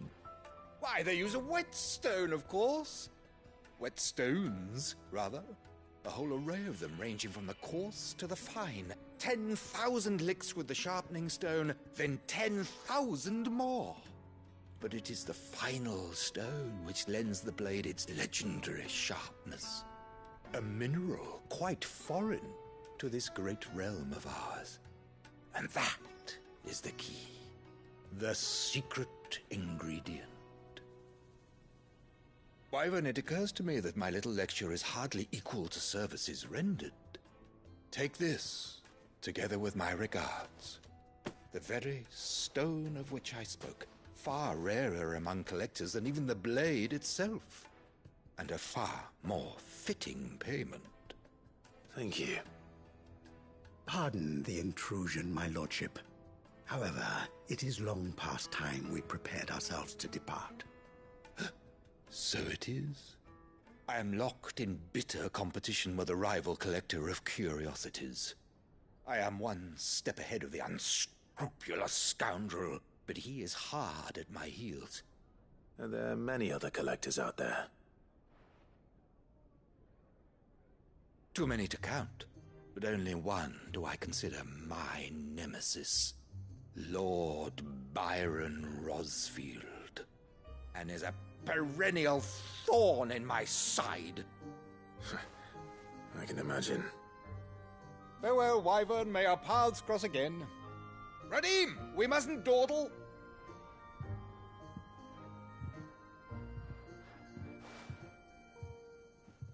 I think his lordship is rather taken with you, Master Wyvern. Thank you again for your assistance. Coming, my lordship. I'll be right there.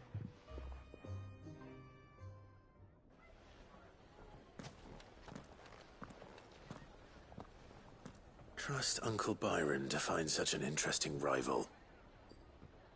Now, let's see what Blackthorn makes of this whetstone, shall we?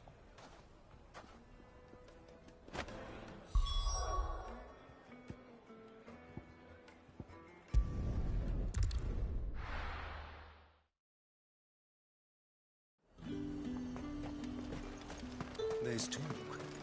How the hell is anyone supposed to...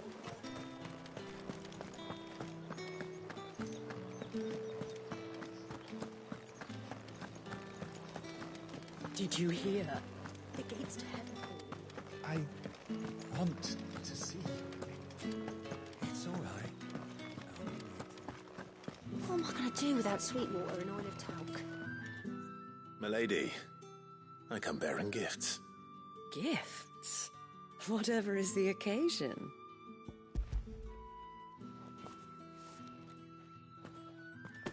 Oh my. Clive, you really have outdone yourself. Otto asked me to give it to you. To settle the Hideaway's debt with the Veil. And to compensate you for the time it took us to do so. You disappoint me, Clive. I thought you might finally be warming to me. Tell Otto he can keep his baubles. I tried to tell him as much the first time around. The man owes me nothing, nor does the Hideaway. My contribution to the restoration effort was made freely and willingly. It was the least I could do. You once told me Sid did you a kindness. I'd like to do the same. Please, accept it. For my sake. And for Otto's. For all of us. For all you've done. It is rather fetching, isn't it? Very well. Otto is lucky to have you, Clive. I doubt anything could ever replace his son. But you and the others at the Hideaway are the closest thing he has to family. Otto had a son. Long ago, yes. Sid told me Otto lost him when he was just a boy, and blamed himself for not being able to stop it. I don't know how it happened, whether there was anything he could have done, but it was clear that it weighed heavily on him. I didn't know. How could you have? I doubt anyone did. Besides Sid, I've never met a man more keen to bear his sorrows in stoic silence. An ill habit, given that both have always been surrounded by friends desperate to help them. I'm beginning to see that.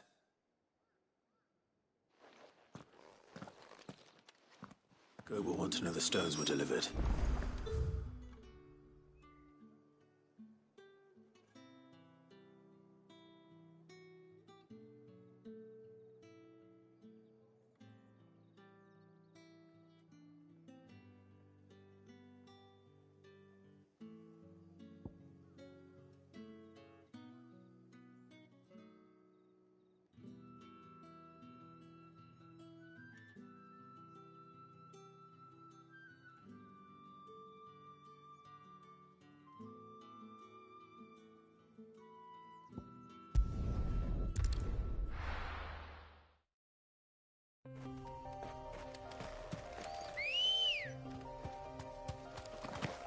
Come on.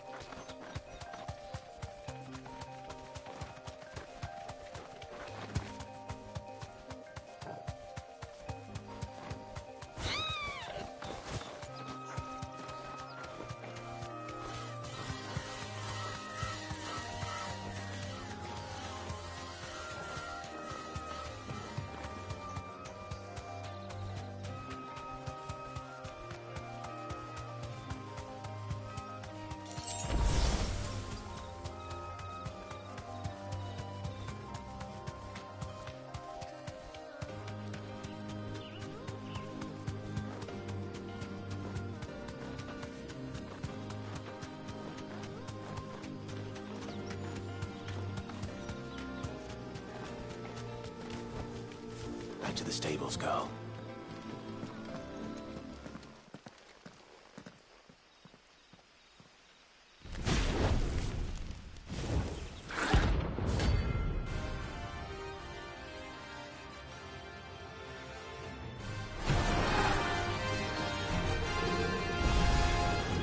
Look what we have here.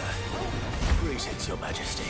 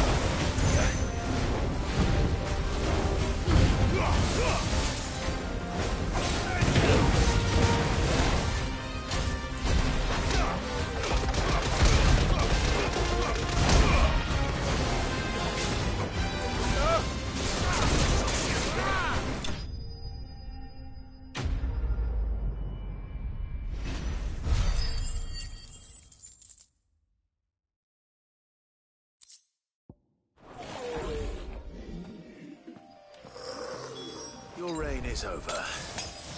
Now to collect the ash. I should probably have brought a bucket.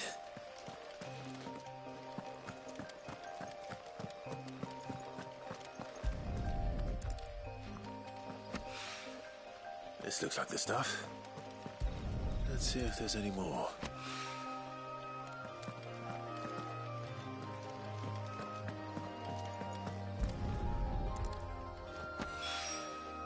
That should do it. If the wine needs more than this, he can fetch it himself.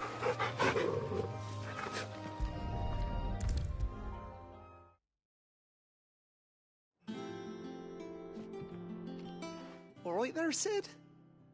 How's that hunt for the bomb ash going? I have it here.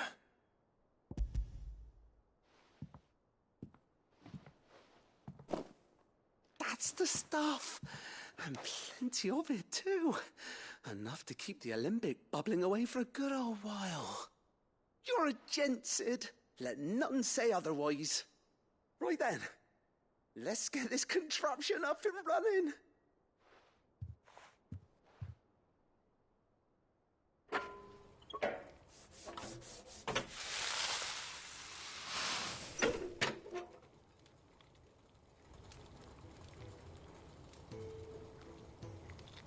There we have it. The Telemon Alembic. And it works just like the chief said it would. Very impressive. Says the man who cut down a burning boulder. Speaking of which, I still haven't returned the favor. There's no need. The good it will do for the hideaway is reward enough. Don't be silly. Why don't you let me take a look at that bag of yours? The one you keep your potions in. Reckon I could work some magic on that. What kind of magic?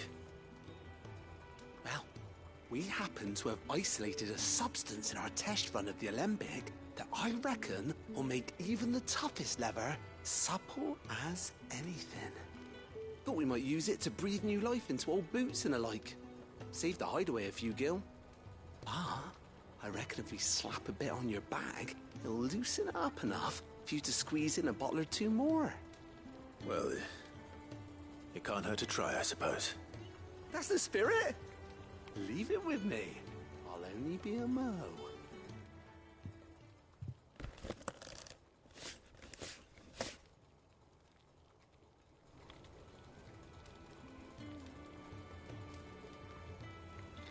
Well, what do you reckon? It certainly feels more flexible. Right? Told you. Thank you. I think. No. Thank you for supporting Mid and the rest of us in our endeavors. Without you, we'd never have been able to discover wonders like that stuff I rubbed on your bag. And I'm telling you, there's plenty more where that came from.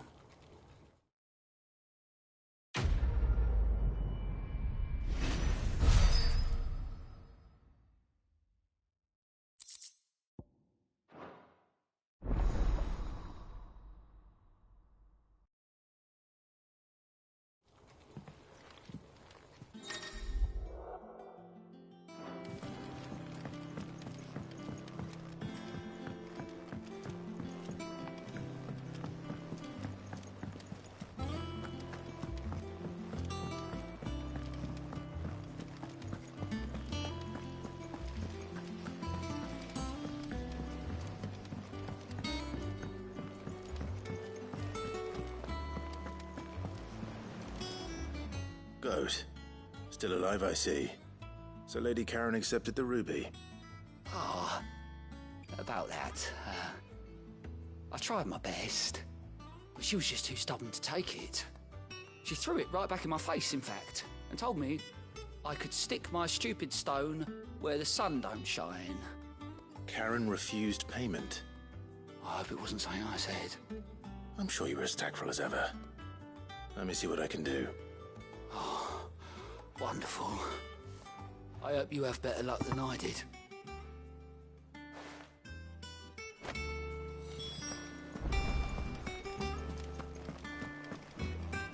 Mid told me she was building a ship. Is that the thing Tomes helped?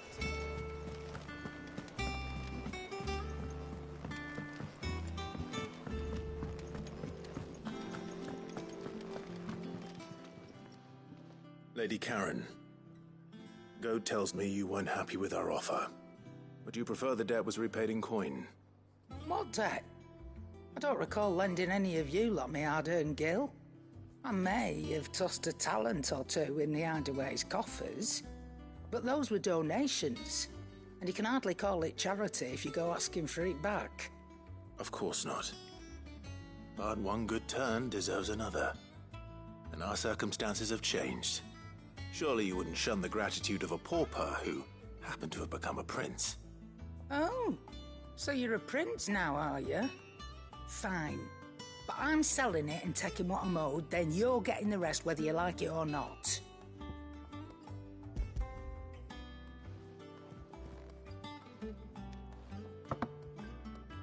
Where'd you even get this? A decent trader might nab 1,000 talents for a star ruby. A canny one, meanwhile, might claim it were nicked from the belt of Sid the Outlaw himself and ask twice as much. Might be I already have a buyer in mind. Might be you even know her. A fine continental maid whose beauty's only eclipsed by a guile in commerce. You wouldn't mind, would you? Not at all. Just be sure to tell her that it's always a pleasure doing business.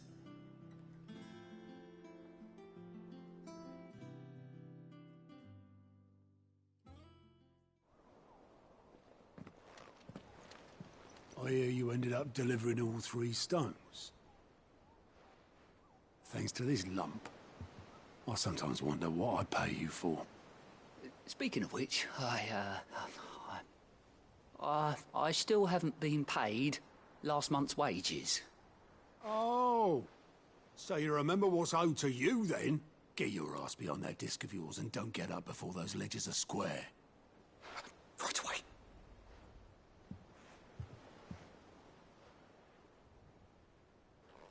I've seen that before. You have, yeah. Plenty of times. It was the only goblet Sid ever used. Either out of habit, or because the filthy soul couldn't be bothered to find a clean one. I knew so little about him. Like most people. Martha and the Dame both seem to have fond memories of him. Huh. I bet they do. How long did you know Sid before he... Before he died? 20 summers, give or take. Back in the day, I was a purser on a trade ship, which is where I met him. He bought passage to... I forget where.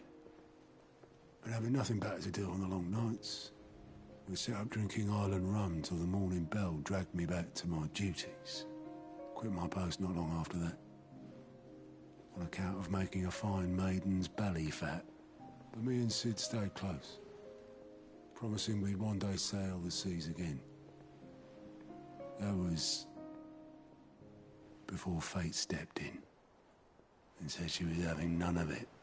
The magic woke inside my son soon after his first name day, and there was no hiding his knack. Couldn't you and your family have... My family were the ones who summoned the constable, wanted the monster taken away.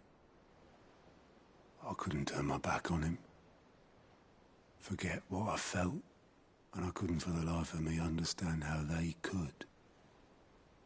Luckily,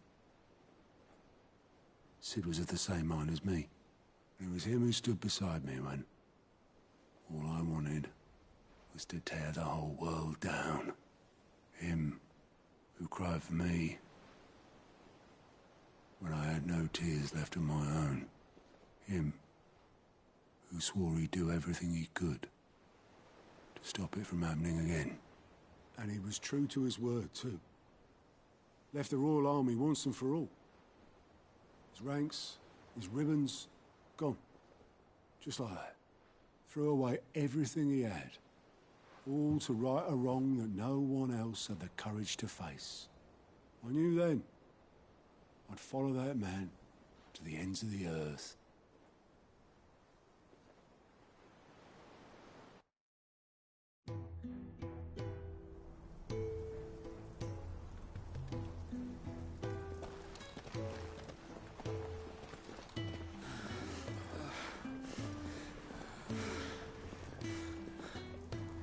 He was always too clever for his own good, was Sid.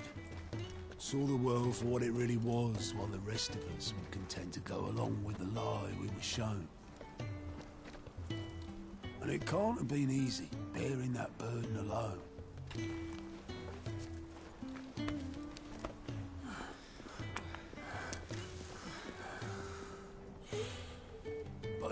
let it stop him. He never lost faith in what he believed was right.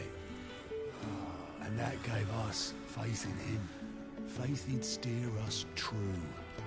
So I swore to myself that I'd always be right behind him, ready to catch the stubborn sod, if ever he should fall.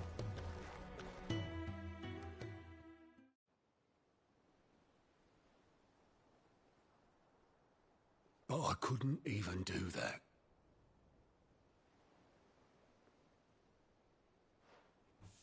Ignore me. Just the ramblings of a tired old man. Leave that lot. I'll tidy it up in a bit.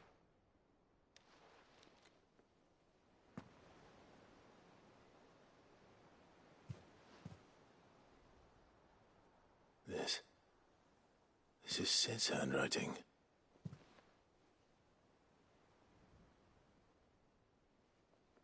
Dear Otto.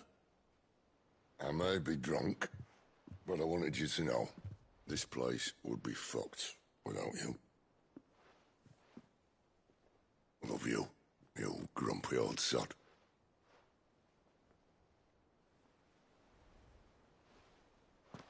This note.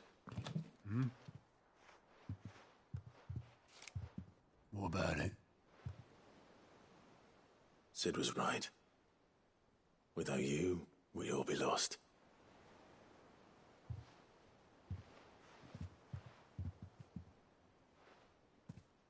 He should have bloody well said so then. Just once. Before he went. But then, why would he? Him, or anyone? I'd only have told him to piss off.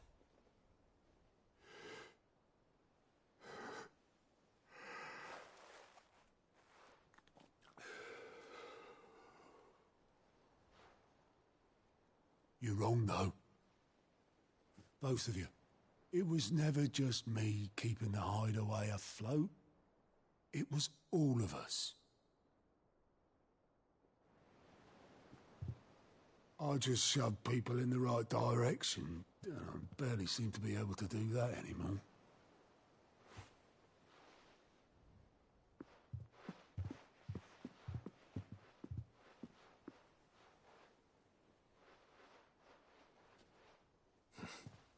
Would you rather go at the helm? Well, maybe I've got a few more years left in me. I'm going to hold you to that, Otto. Before you go, Sid would have wanted you to have this. But that's... This'll do me just fine.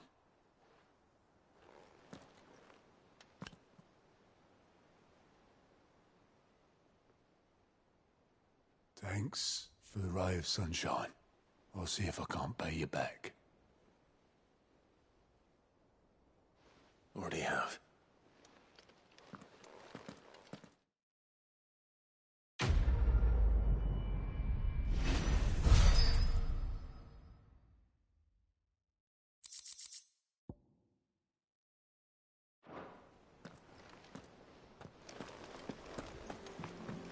Mid told me she was building a ship. Is that the thing Tomes helped?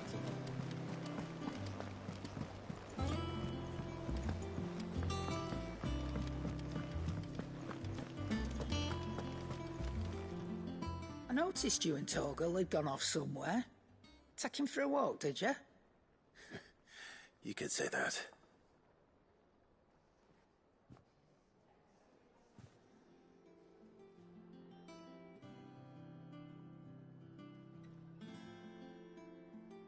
So, Molly's leftovers weren't good enough, eh?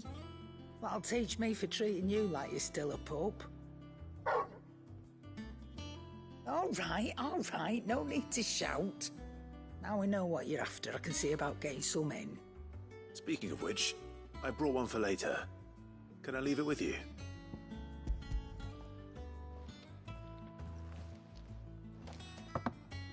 can, aye. I'm nice like that. In return, you can thank Tomes for me. The bloody know-it-all. I was just on my way to see him.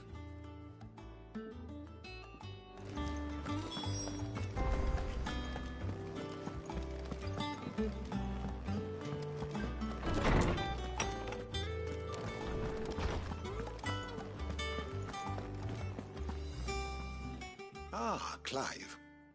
Were you able to locate your quarry? We were indeed, Lawsman. You pointed us in exactly the right direction. And Torgal's been a very happy hound ever since. Very good, very good. Lady Karen sends her thanks, by the way, for your part in solving the mystery. Ah.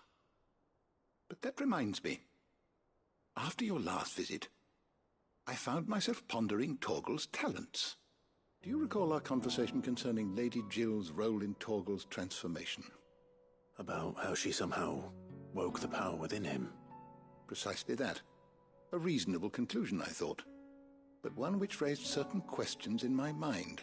You see, the Fenrir of legend served Shiva and Shiva alone. And while the powers attributed to him are certainly impressive, the records imply they are somewhat different in nature to those you described Torgal as having used. What are you suggesting? That Torgal may be the beneficiary of more than one icon's power.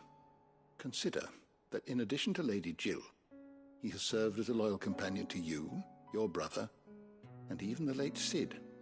In short, the icons hitherto near at hand, or should I say at paw, have been diverse and plenty, and that number has only grown as the realm's dominance have fallen to your sword. One can but speculate as to how all of this has affected Torgal. He has seemed more fierce of late. And if I am not mistaken, he will grow fiercer still. We are fortunate indeed to be able to count him amongst our allies and not our adversaries. Oh, he's more than an ally. He's a friend.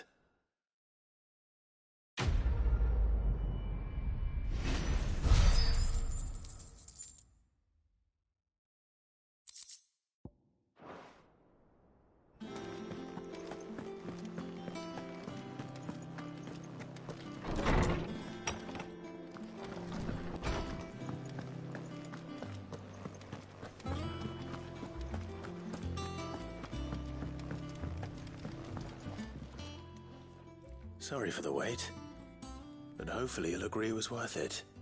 You learned something about that sword, then? I did better than that.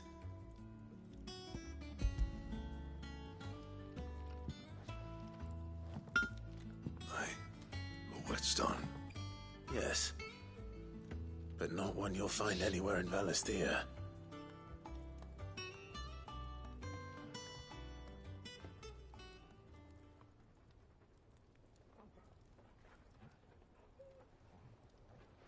No wonder I couldn't get the same finish on the grinding wheel. One hit and all done, eh? Might not be so bad if all you ever fought were duels. Good luck on the battlefield. Your second opponent would be your last, no matter how good you were. Even so, is there some way it could be used to give the curse breakers an edge? I think so, yeah.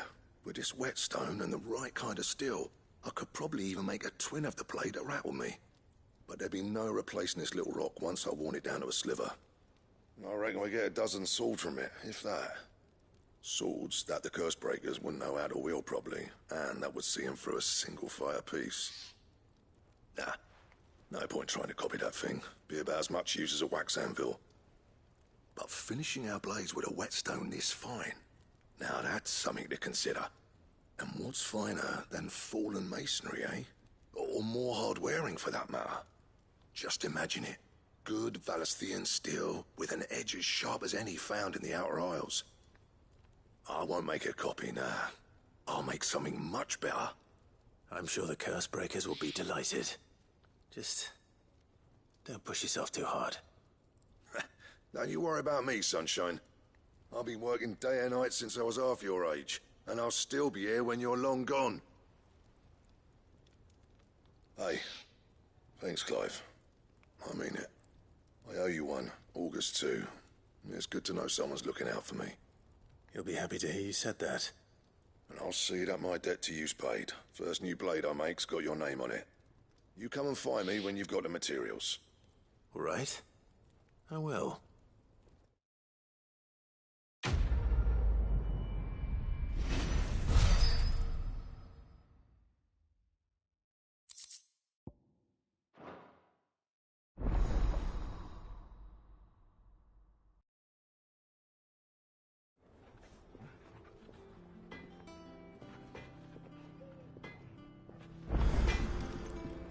Clive. So, what'll it be?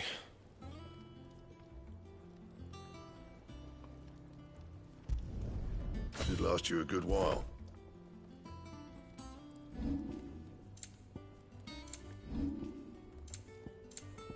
That it? Fine.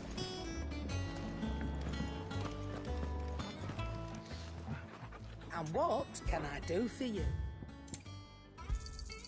It'd better all be here. You'll not find a better price than that. Come again. Or don't. I'm not much bothered either way.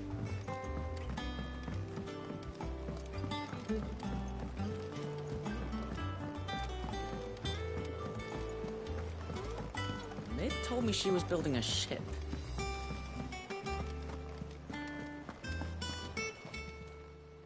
Welcome to the Patron's Whisper.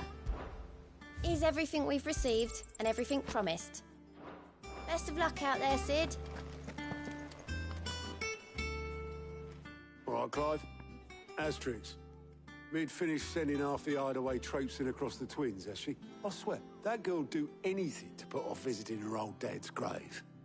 No excuses now, though, eh? Not quite.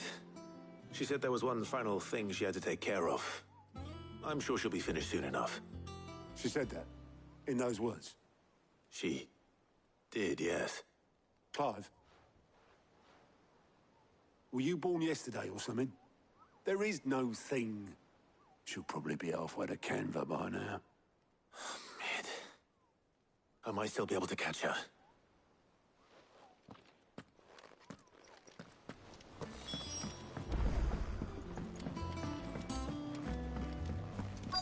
Is that the thing Tomes helped with? Obolus, have you seen Mid? Yep. In a boat, going that way. Then I'm too late. You in a hurry and all, are you? I offered to take her across, but she wouldn't wait. Just paid for a dinghy and rowed off. Oars going like the clappers. Got some life in her, ain't she? But anyway, I was on my way up to see you, as it happens. Got a letter for you. Urgent, by the sound of it. One of your uncle's men said I was to hand it to you in person, post-bleeding haste. And you're here now. Thank you, Obolus. Don't mention it. What tidings, Uncle?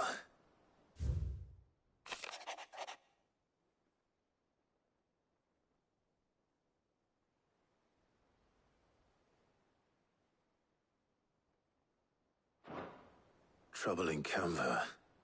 Well, I'll need someone to keep an eye on Mid.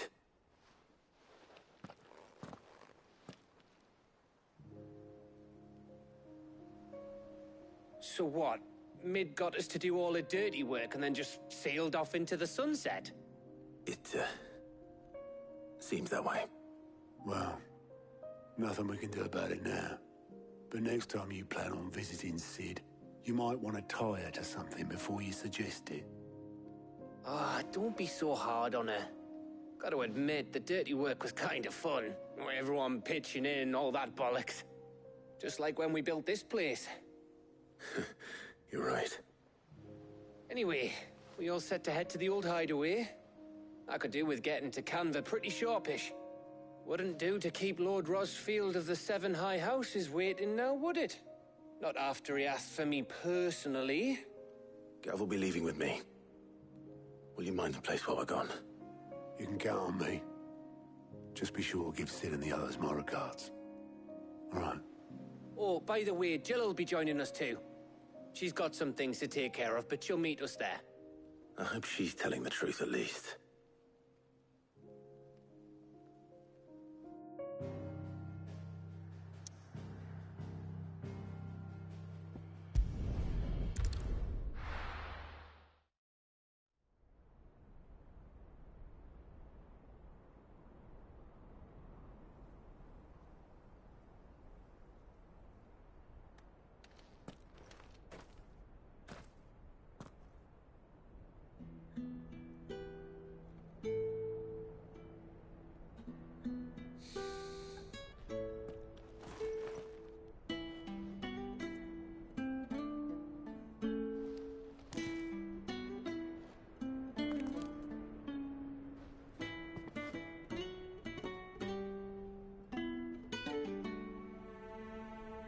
Well, Sid,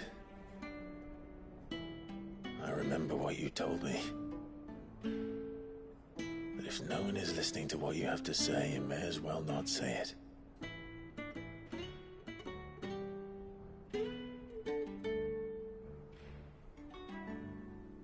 But I will say this, old friend. Hugo Kuka is gone. His shadow looms over us no longer. It's a pity the Phoenix can't be in two places at once. If he'd have been with us, maybe he could have done something for the lost.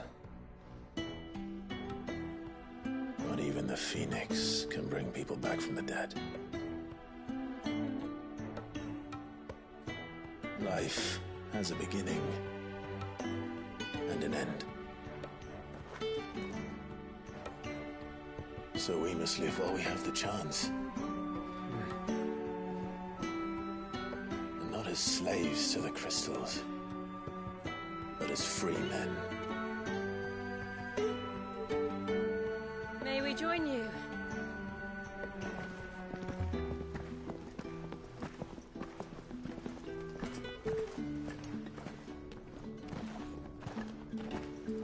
Lady Karen, what a pleasant surprise. I thought I'd drop by and see how you were all doing before heading off to restock my supplies.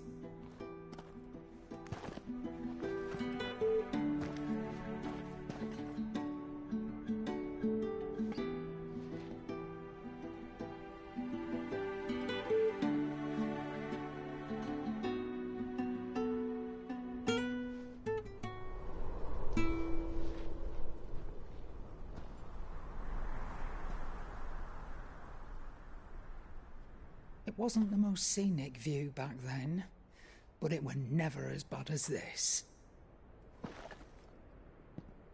I know. The Blight marches on. And soon, there will be no escaping sights like these.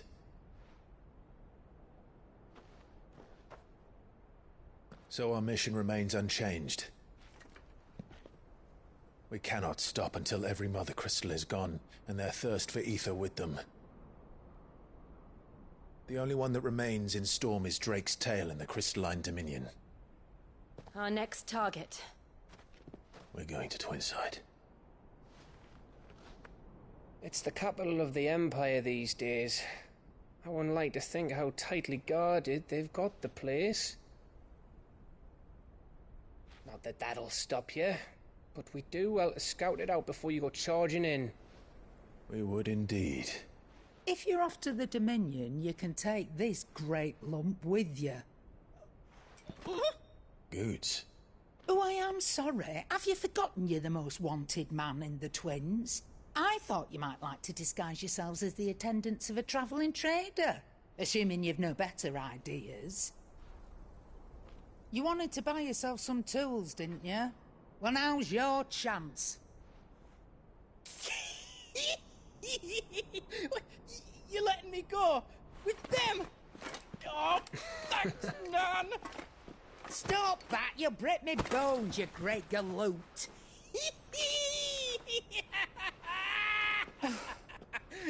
There's a caravan that runs back and forth between the Dominion and the Bocklad markets.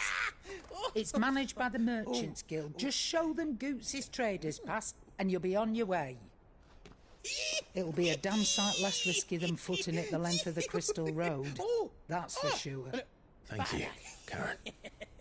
And glad to have you with us, Goots. Okay then.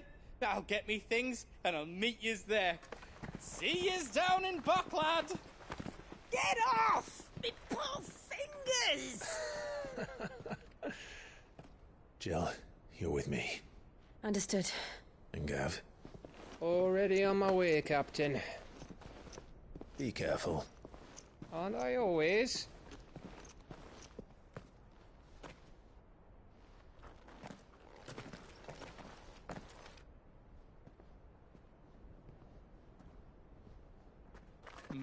Do you see that, Sid?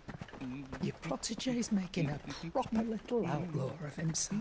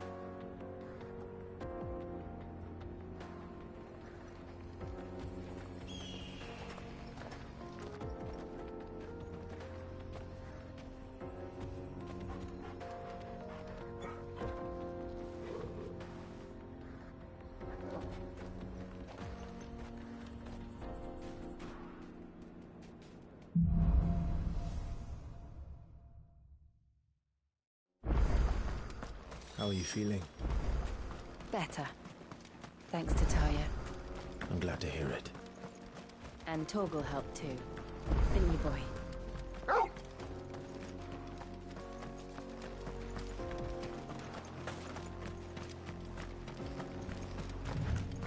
This used to be a trade route for merchants crossing the Scars. Till the Republic laid a new road wide enough to let wagons pass. And all official traffic moved there. Leaving this one for those living outside the law. Indeed. I doubt we'll be the only outlaws on the trail today.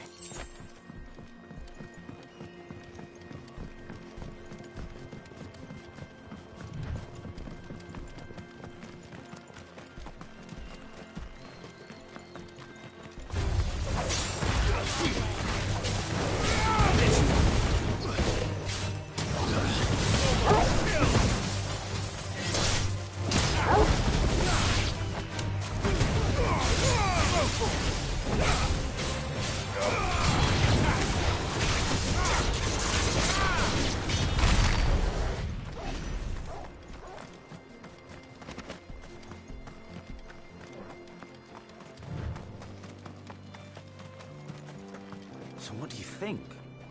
That we'd be lucky to make it out alive. Really? It's as bad as that? Oh, aye. There's trouble up ahead. And too much of it for us to handle. I take it there's danger on the road. Oh, what about this fearsome-looking fellow? You think he'd be equal to the task? Well, no doubt. Assuming he's willing to hear us out. Well met, friend. My brother and I have been tasked with finding a merchant's missing cart. You seen it by any chance? How does a merchant misplace his cart? Oh, the man's a coward. When he thought goblins might come a-snarling, he ran, leaving his livelihood abandoned in the pass. He sent the two of us to fetch it, but it's gone. Now, I'm not much of a thinker, but I know the work of thieves when I see it. My brother's right on all accounts. And by my estimation, the bastards are lying in wait just down the road. We may have seen our share of action, true, but we've not got the skill in arms to boldly brave an ambush. You, however, have the look of a man who needn't fear a band of backwater ruffians. What do you say? Will you help us out? Chances are they'll come for you either way. But if you promise to lend us a hand, at least you'll pocket a reward for your troubles. Well, if I'm going to have to deal with them anyway. You've clearly got a fine head on those broad shoulders. We're lucky you came along. Now, hoping to make a heavy purse in Boklad, our merchant friend loaded his cart with as much as it would carry. Reckon he won't be forking over the rest of our fee if we don't find those goods. So, while you're seeing to those bandits, you keep your eyes open. All right.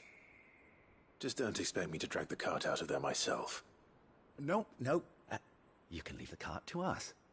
You just put an end to those bandits and point us in the right direction. You do that, we'll take care of the rest.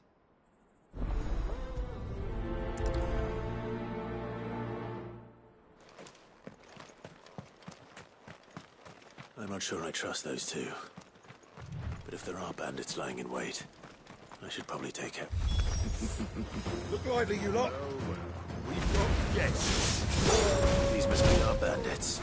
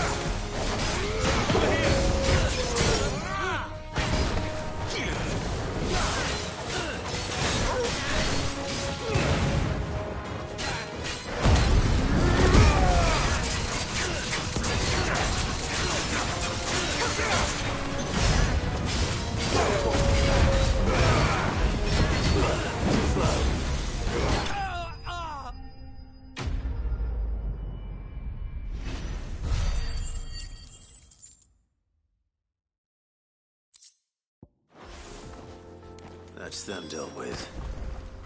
Now, where's that cart?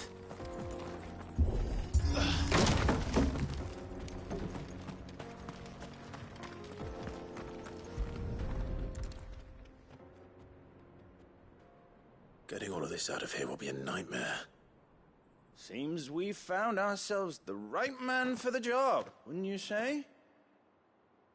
Found the cart and didn't leave a single bastard breathing. Our merchant friend will be delighted. And how exactly will he be getting his goods out of here? You leave that to us. After all, it'd be wrong to make such a fine warrior haul cabbages to market. You've done your part. And that's all you need to worry about. Here.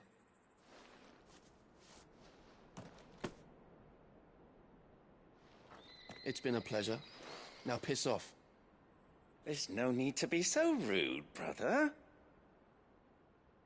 What if we want his help again next time?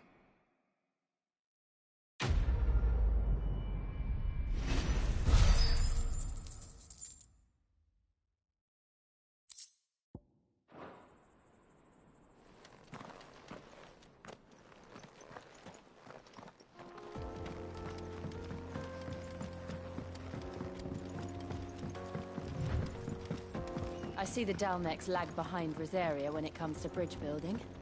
The fallen ruin should hold, at least. The path continues on the other side.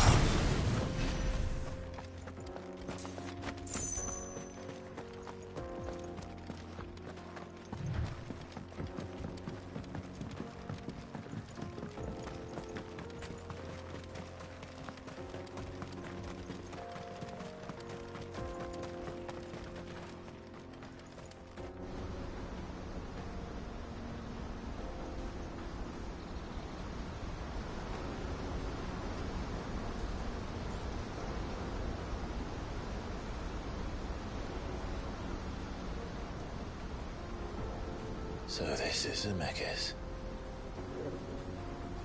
The land of the gods. It's even more impressive than I imagined. I remember being captivated by the story as a child. Long, long ago, man was overcome by avarice and challenged the gods in a bid to win their power. The final battle took place here, at these falls. Or so the legend goes.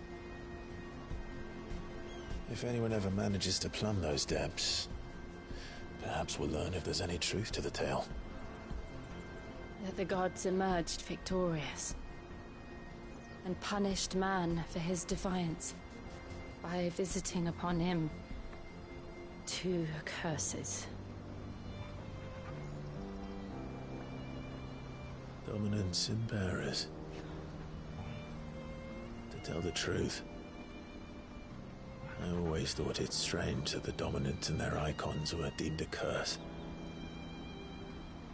Back home, the dominant inherited the throne. They were admired and exalted, not spurned. Whenever I got to that part of the story, I always assumed there must be something I'd misunderstood. You had a lot of storybooks, didn't you? In your room, I mean. When we were young. The old legends were always my favorites. Epic battles between gods and men. Father encouraged me to read as much as I could. He thought it good for my education. You really were a boy like any other, weren't you?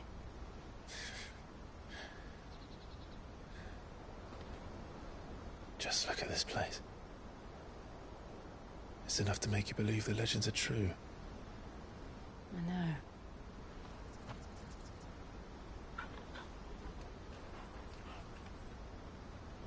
We're not far from Boklad. The road will be busier up ahead. And we'll have to keep our wits about us.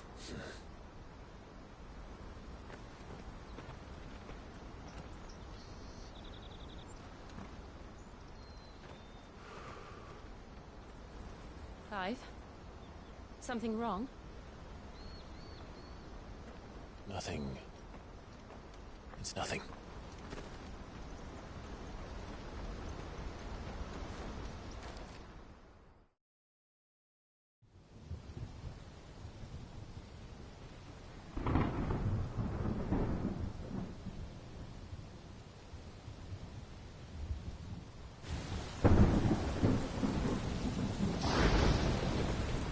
I see the reports are true, Father. You have surrendered the throne to Olivier. I have. Emperor Olivier shall rebuild the Holy Empire of Sanbreque.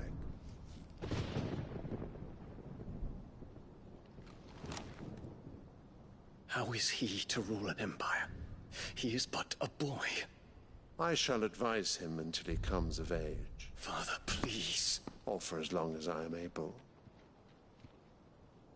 The empire we seek to build needs young blood to rule it, and I can think of none better suited to the task.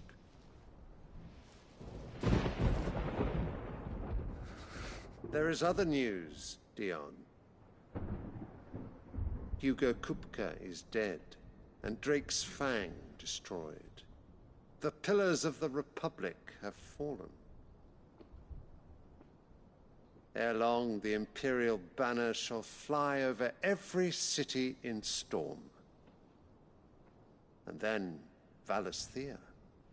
All shall bow before their Emperor.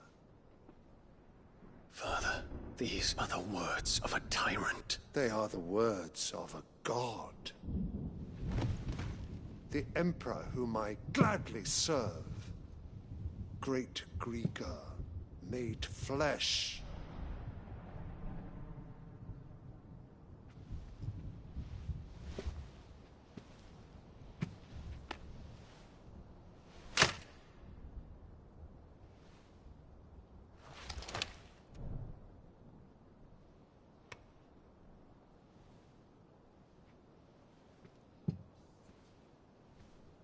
Return to your camp, Dion, and ready your forces.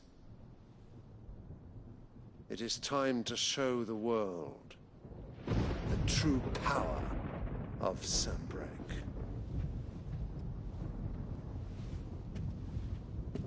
Father. I find you much changed. Is this truly the path you wish to tread? Or are these the ambitions of another? Of Ultima, perhaps? What nonsense is this? I speak my mind, and my mind only. Though I do owe Annabella thanks for reminding me of certain truths regarding the nature of nations, of rulers, and of the divine. You would trust the words of this traitress? She betrayed her country. She slew her husband. You have ever been an invaluable servant to Sanbreque, Prince Dion. I trust you will continue to serve your Emperor in the wars to come. The canker! Silence! Insolent wretch! You will bend the knee. All else is heresy. Sire, forgive me. This audience is over. Come, your Radiance. The Rowena Syndicate awaits your pleasure. Oh, not another meeting with silly old men. They're so boring. I'm hungry, Father. Can't we have luncheon instead?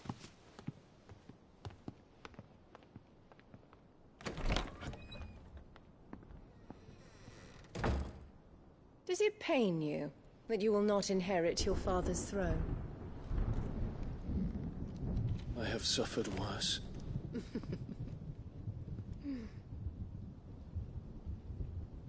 Count your blessings, Dion. For a base-born child to be chosen by Bahamut is miracle enough.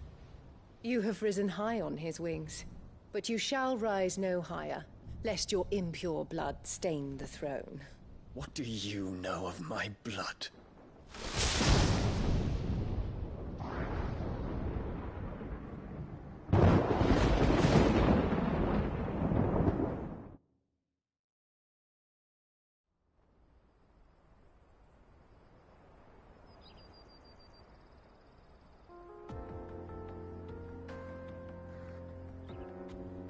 The Boklab markets are to the north. We just need to hug the coast.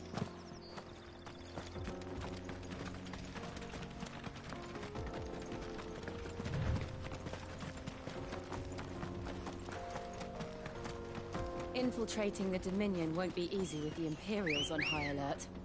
No. His Radiance has lost one capital already. We can be sure Sylvester will do everything in his power to hold on to Twinside. His troops are well-trained and increasingly battle-hardened. But it's not as if we can wait for the siege to end. Faster!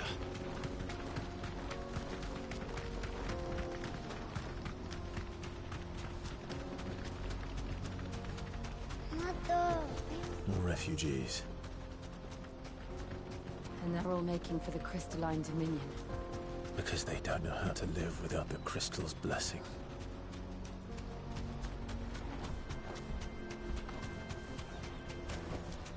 No need to ride from here.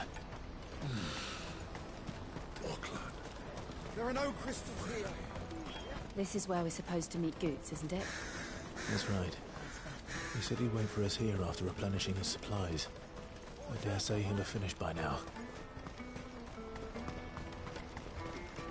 Let me carry your goods. I'm cheap. Peaches and pears.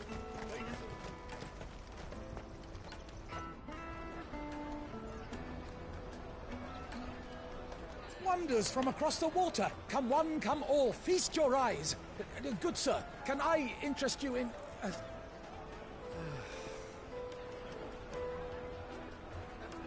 How much? For a measly crust of bread? You won't find any cheaper. Not nowadays. But you're more than welcome to look.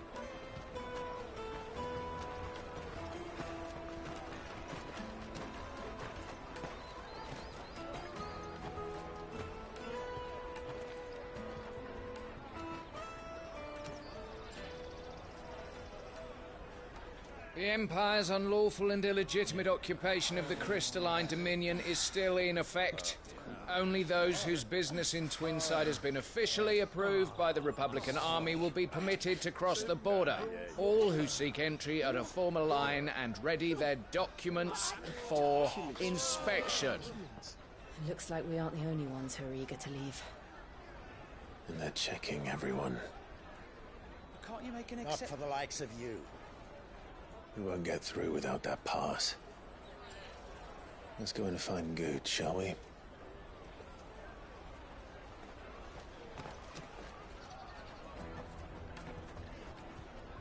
He must be around here somewhere. They're sweet as nectar. I'll take the large one. Ah, good. There you are. Clive, I'm so sorry. Don't tell Nan, will you? Slow down, Goods. Just tell us what happened. It's me trader's pass. It's gone. We cannot ride the caravan without it. We won't even be able to get through the flipping checkpoint. Do you remember when you last saw it? It was in my pocket a minute ago. Then a bairn bumped into me and... Yeah. You don't think that they might have nicked it, do you? It wouldn't surprise me. A busy market like this is prime territory for pickpockets. So, to get the pass back, we need to find this child. Where would we even start? I know where! I've got a pal in Bocklad who might be able to help us. No one knows more about what goes on round here than she does. Where do we find her? She's the owner of the Crimson Caravans, up that way. Sign's got a red chocobo on it. No time like the present. You two go on ahead. I'm gonna check the rest of my stuff, make sure naught else is missing. All right. We'll meet you there. Let's keep an eye out for this red chocobo, then. And the other on our purses. It's next to the check.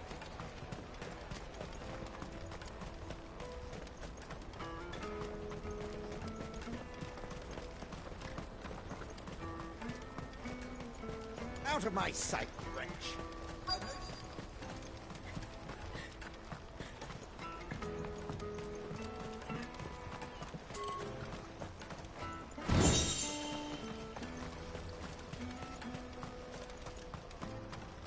I hear the brothers found another victim.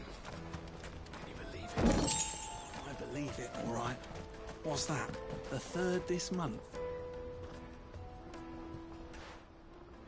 Ah, a soldier like yourself could do with hearing this.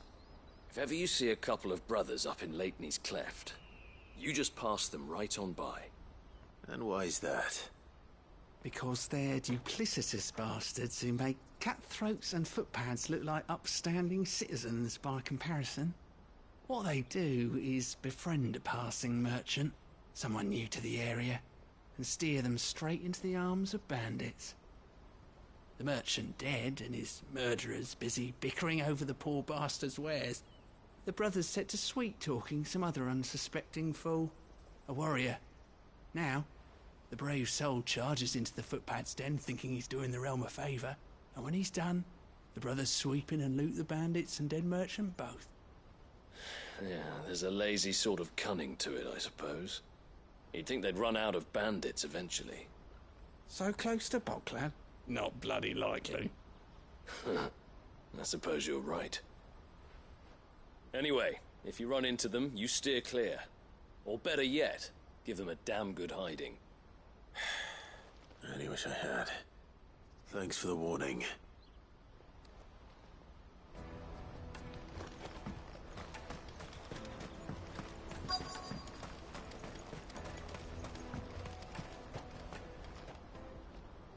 Looking to hire a coach? It's 10 million for a two-birder to the Crystalline Dominion. Take it or leave it. Oh, we're not here for that. Then I bid you good day. Oh, wait! Don't go, El! He's me mate. As I live and breathe. Goots, what are you doing back in Boklad?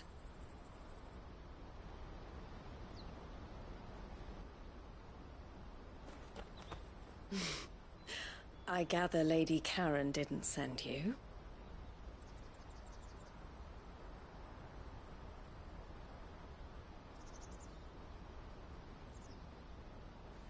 So what trouble have you got yourself into this time? It's me trader's pass.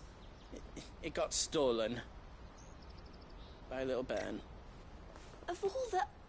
You're the size of a marble. Honestly. Ugh. Goots told us that you know the markets well. Might you have an idea which little bairn could have done this? We don't intend to punish them. We just need our pass back. Then, we can be on our way. I see. So neither of you has a trader's pass either. Not that anyone would take you for traders, but I suppose that's why you came to me, correct? Now, I can't say for sure who took your pass, but I suspect I know why they did it. Let me explain.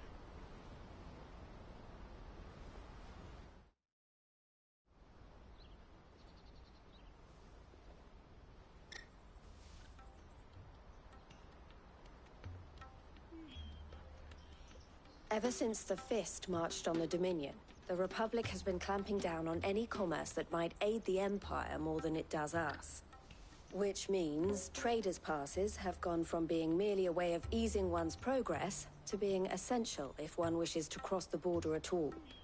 And with demand outstripping supply, they've become a precious commodity, leading some to seek to acquire them by less than legitimate means.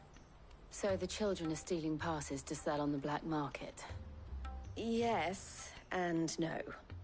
Passes are inscribed with the names of their owners, and yet none of the victims' names have appeared on the register of those passing through the checkpoint. Which means? That someone is doctoring the stolen passes. The same someone who is encouraging the children to steal them. And the same someone who has Goots' pass, no doubt. Whoever they are, they're ruining the livelihoods of honest merchants, which is why we've decided to take a stand. Will you stand with us? You want to get your pass back, and we want to ensure that no more are stolen. Catch whoever's behind it all, and two birds shall be slain with a single stone. Is there any other way of getting to the Crystalline Dominion, Goots? They won't let you in if you're not with the caravan. It's that, I don't know, try swimming across the strait. But the guards will definitely spot you if you try and do that. Like, we don't want to get spotted, right?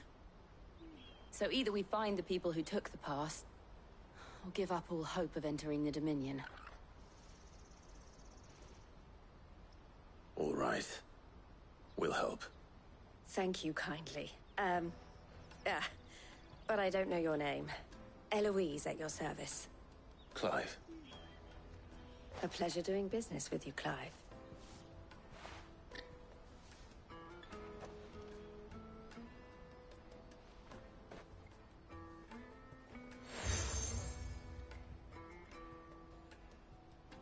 The proprietor of the furniture makers by the coach stop is spearheading the search. Wear that, and he will know you for a friend. I suggest that you speak with him first. The furniture makers. Understood.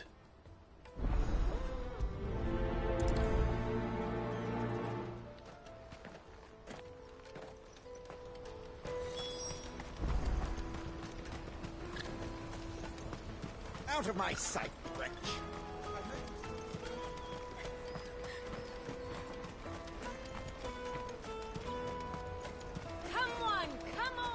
Jug of snake spit for the road? Caravan stops next. Juicy pears! Slake your thirst! Are you the furniture maker? Looking for something in particular? Ah, Eloise collared you too, eh? Then I expect you want to know more. She told me you were leading the hunt for the pickpockets. What have you learned? For one, that they're targeting the traders carrying the biggest packs. Harder to watch your back, see? And less chance of the mark giving chase if they're spotted. Not that they'd be likely to catch them.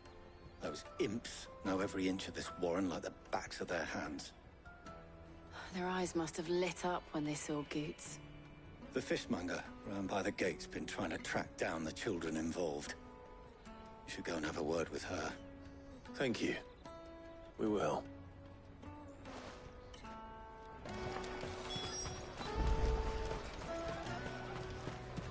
You won't find anything of this quality in Twinside.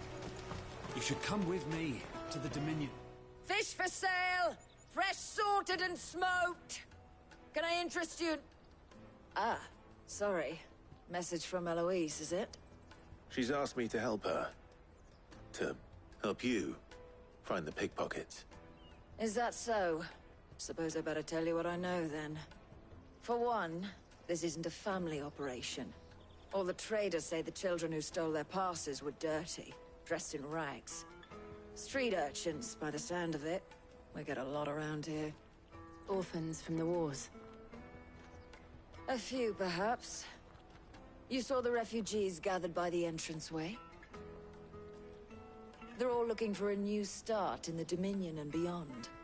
Some of them take it as an opportunity to rid themselves of unwanted baggage. The shame of it.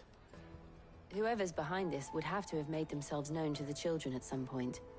And so should we. You should start with the children around here, then. I doubt they're the ones involved, but they might have heard something. It's worth a try. All right, then. Questioning children. How hard can that be? Remember when half the people coming through here were traders?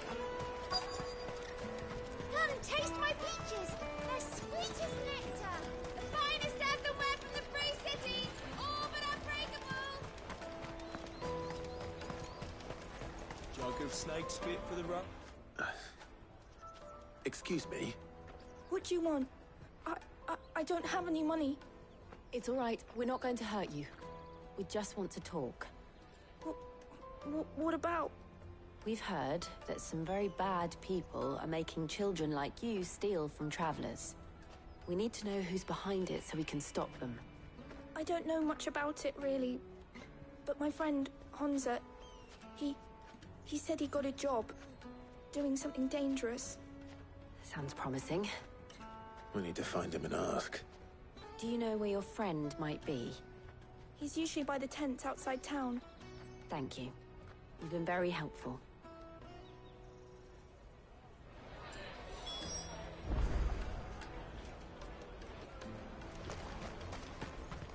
Come on, come on!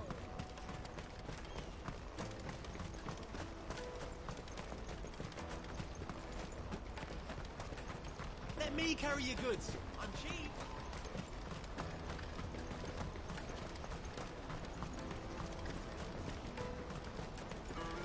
That's that, then. She must have meant the refugee camp. Let's hope he's still nearby. I'm hungry.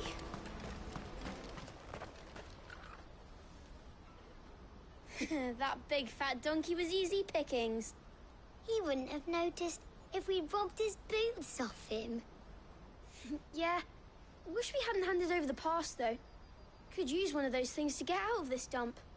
Chance would be a fine thing. The moment they found out, they'd string us up by our guts. Would they now? Perhaps you'd like to introduce us to these charming characters. Shit, we're in trouble now. What do we do? You two get caught if you want. I'm off. Hunter, where are you going? So that was Hunter, eh? Jill, you watch these two. I'm going after him. All right.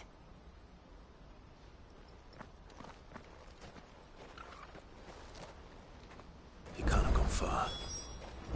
I need to find him before his employers do.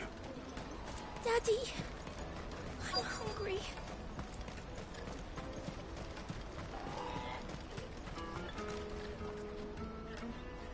did you see a boy run past? He stole something from a friend of mine. There was a boy ran back there towards the Chocobo pen, but... Thank you.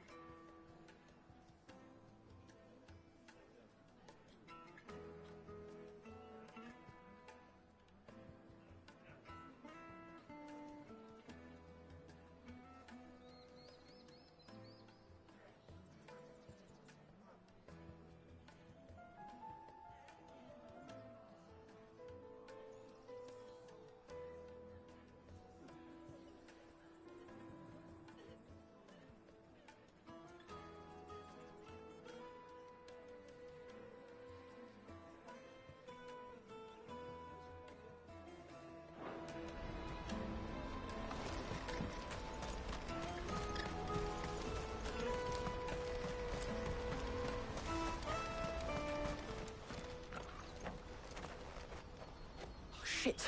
Cornered. It's all right, Hansa. I'm not going to hurt you. I just want to ask you some questions. Fine. Not like I've got a choice. I'm looking for the people who are making you steal for them. Who are they? Called themselves the Carstones.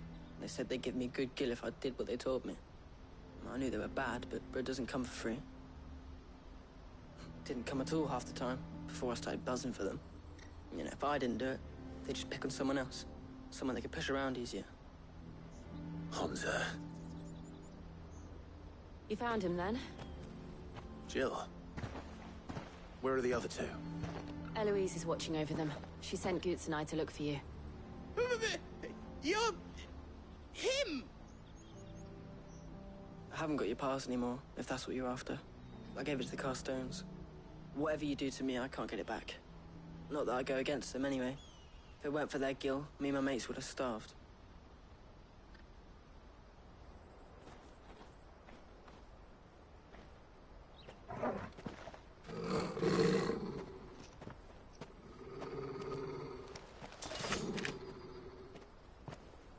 Cowards. You will not force another child to do your bidding. Wait, we're not...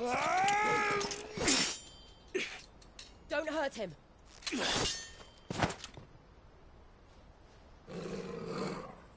You're making a mistake. We're on the same side. Like hell we are. That brooch. Where did you get it? Master Theo? Goots. What are you doing with these people? Unless you're the ones my sister was talking about. Your sister?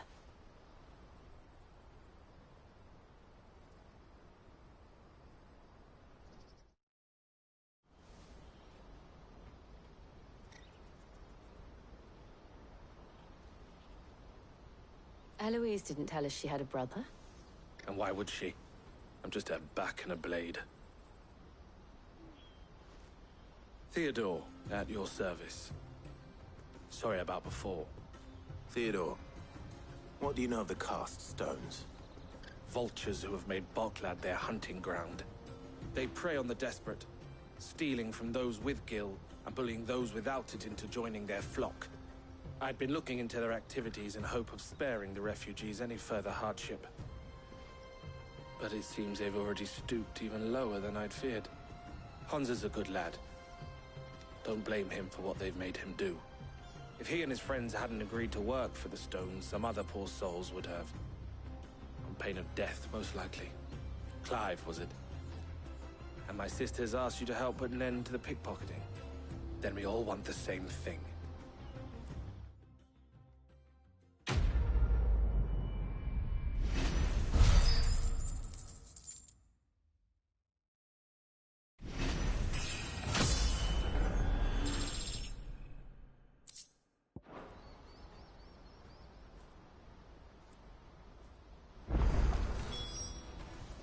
So, what's the plan?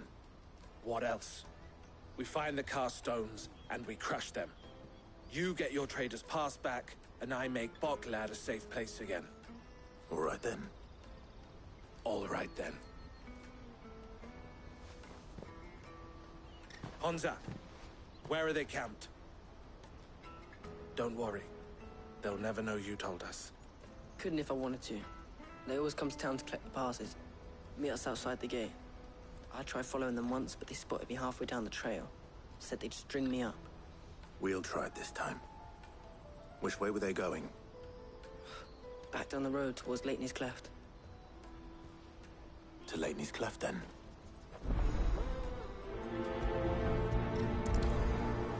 Leitney's Cleft is to the south, past the camp.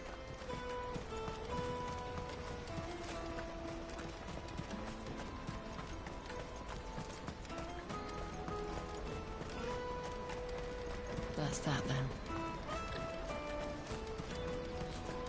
Daddy! There are no crystals here.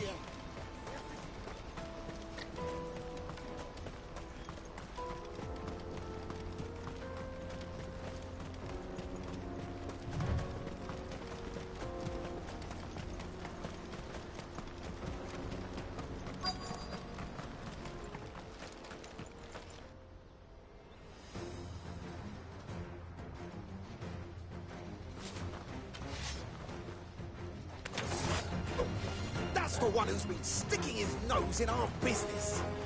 You should have minded your own.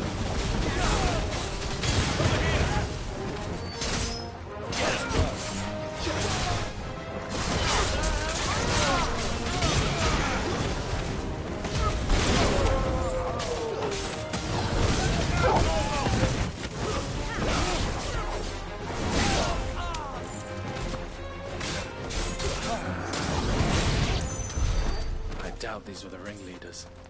But at least we know we're on the right track.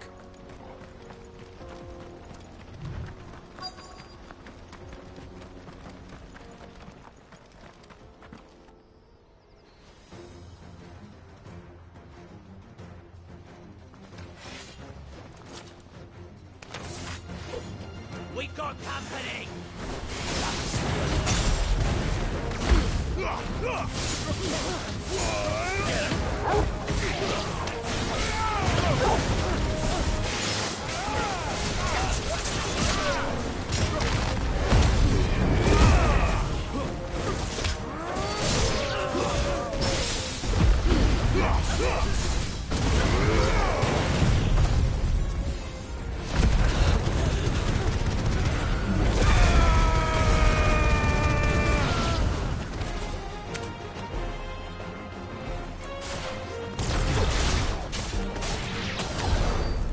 Soldiers.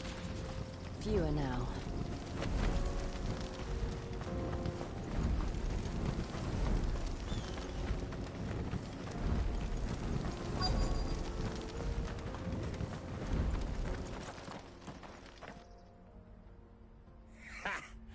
Not a bad haul today, eh? Aye. Some of our new recruits are natural-born ne'er-do-wells. Especially the little ones. That Hans has got nimble fingers, all right. It will be a shame when they chop them off. But till then, let's make the most of it. Scum. The leaders of the cast stones, I take it. They don't deserve any mercy, Clive. I wasn't planning on showing them any. We're ready when you are, Theodore. Oh, I'm ready.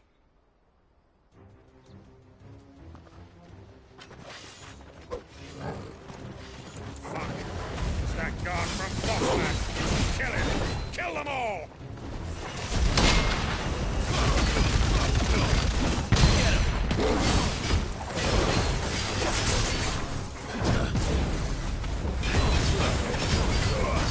Soil and stone.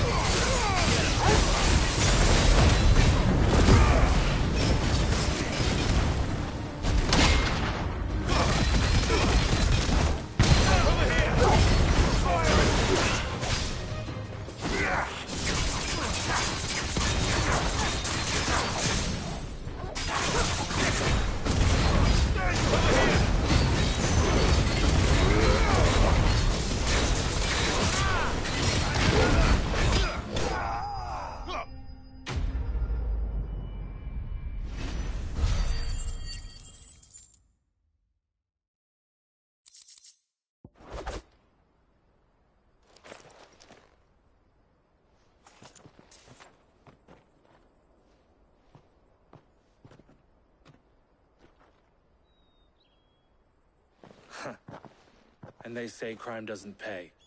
Gold chains, rings, purses. And traders' passes. Dozens of them. Have the names been changed? Not yet. I recognize some of them.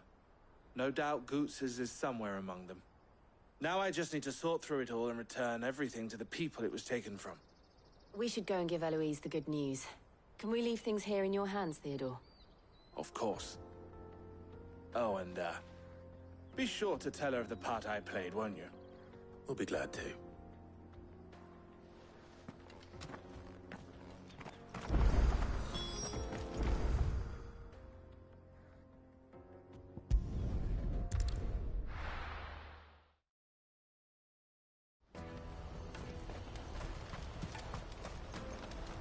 What are you looking for?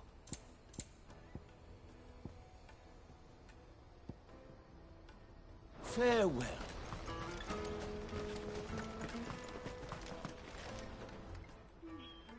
Ah, Clive. How goes the hunt? My brother isn't getting in your way, I trust? Quite the opposite.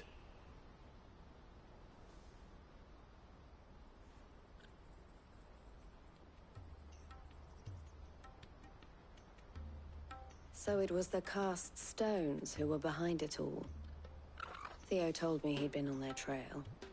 And their demise solves 3 problems at a stroke. That of the pickpockets, the bandits pulling their strings, and the passes they were stealing. I only hope yours is among the items you recovered. Only time and Theo's return will tell. Speaking of whom, welcome home, dear brother. You are too kind, Eloise. Here, Clive. Goods' pass. Ask him to keep a closer eye on it from now on, would you? I will. Thank you. El, I've asked our boys to carry the rest of the goods back.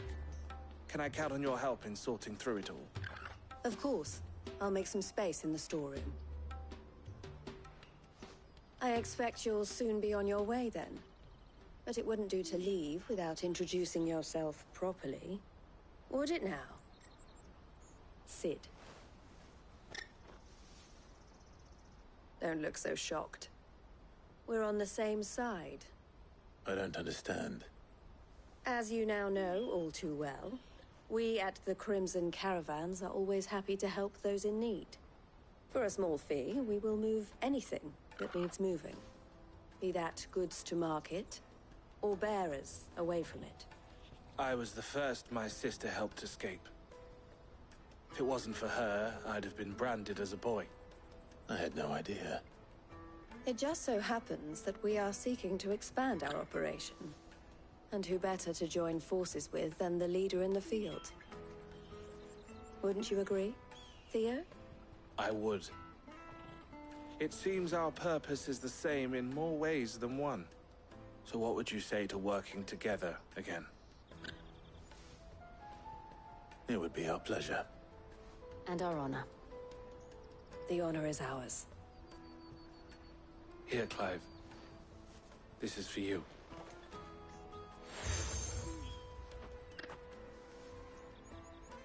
What is it? El has friends in high places, while I have associates in, lower ones. That mark is proof that you're a friend to us both.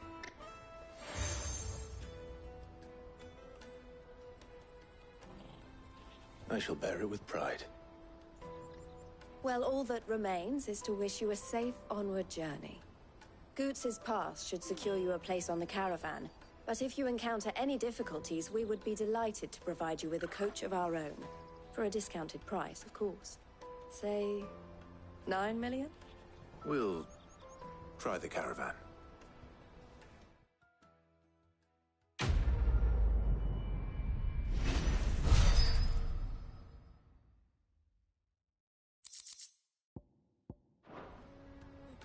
Right then.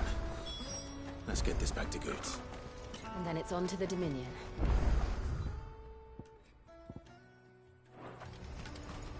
Let me carry your goods. Pardon me, but would you... That well-notched steel and impressive physique. I have need of a sword for hire, and yours looks to be a weapon well worth the coin. Might you be convinced to offer me the use of those formidable arms? How exactly do you intend to use them? Well, being something of a scholar of Zemeckis history, I wish to investigate the ruins near the city. And I require a rugged companion, lest I find myself waylaid by ne'er-do-wells or the beasts said to roam the area. Should you accept, you will not only earn yourself material wealth, but partake of the true treasure that awaits us there. The rich and storied history of Zemeckis. Well, were you ever party to a finer proposition? My arms are yours. Wonderful! Then come. We must away. But where are we going? Along the old Zemeckis Road, and from there, onward to discovery. Quickly! There is not a moment to lose. Wait. Good luck with your ne'er-do-wells.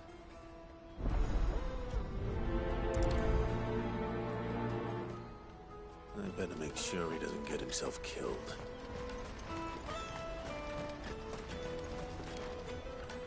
I see you've been of some assistance to Eloise. Perhaps you can extend me the same kindness? Perhaps. What would I be doing? Finding someone.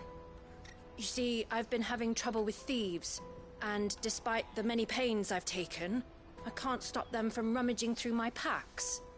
I was griping about my lot to a friend of mine a few days back, and he offered to track the culprits down. Now, Joseph's a sellsword, and a good one at that. But he's been gone days, and I'm beginning to fear the worst. Any idea where his search for the thieves might have taken him? The old Zemeckis Road, perhaps? He doubted they would be fool enough to linger here in Boklad. Joseph's lived a hard life. Made him grey long before his time. I just pray he hasn't been killed over a few sacks of grain. Can't imagine there are too many grey-haired sellswords around. Hopefully someone will have seen him.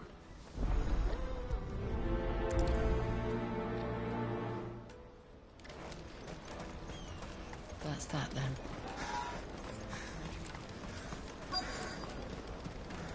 There are no crystals here. Going. What do you want? I've no coin on me. Just information. Has a sellsword passed through here? Grey hair. Now you mention it, there was a young man with salt in his mane sneaking around out there a while back. Which way did he go? How am I supposed to know? Buggered off down the road, I expect. Now why don't you do the same and leave me be?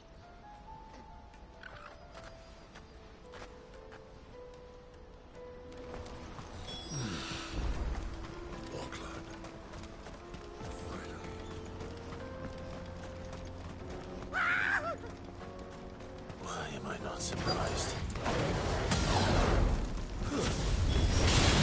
You'll handle your coin if you know what's in it for you.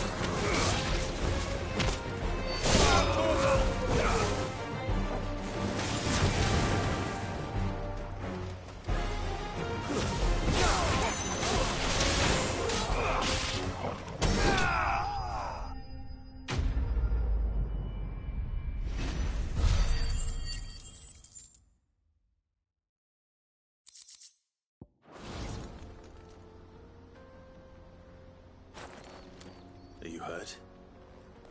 Happily not, good sir. Thanks to your timely intervention. More importantly, we have arrived. Now, feast your eyes upon the marvel before us. Ruins, a relic of the fallen civilization. A sight so common that man is oft blinded to its wonder. Colossal vessels, dashed from the very heavens. Airships, we call them, with very little thought to what wonders such a word might describe. Oblige me, if you would. Does anything strike you as peculiar about this particular specimen?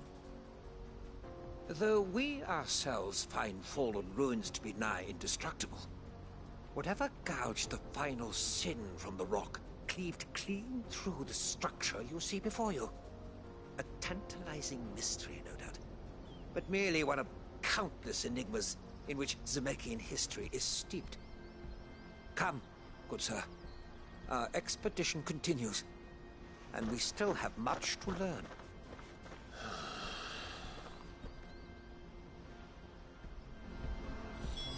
He's passionate. I'll give him that.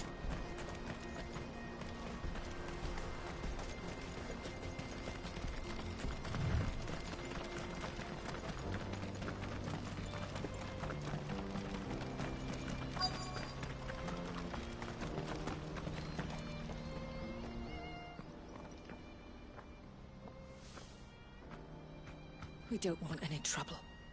Neither do I. I'm looking for someone. A grey-haired mercenary.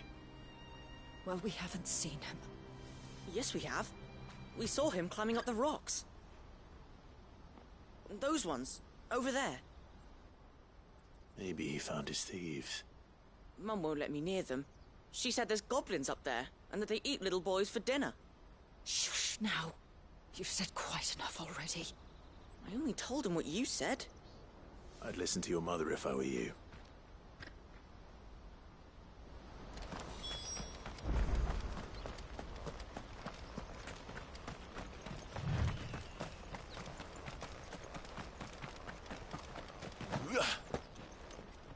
Did Joseph's thieves really lug their stolen wares all the way out here?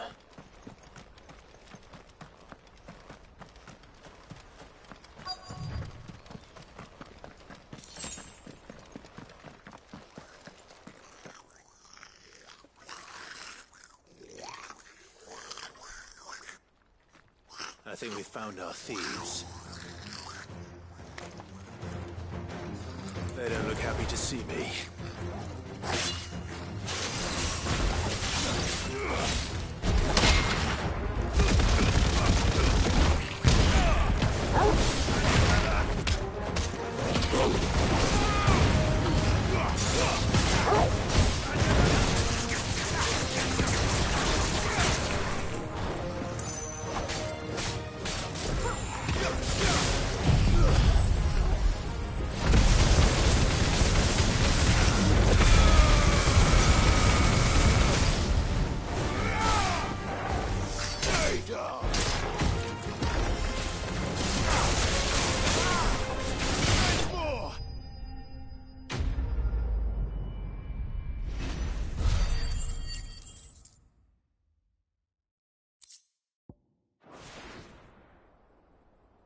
Let's get this over with. Stop! Don't kill him, he's just protecting his home. Joseph? So the boy was right. I don't know you. Your porter friend sent me to find you. She was worried you might have got yourself killed. Have I been gone that long? It wasn't hard finding the thieves. The problem was knowing what to do with them when I did. I take it things are more complicated than they appear.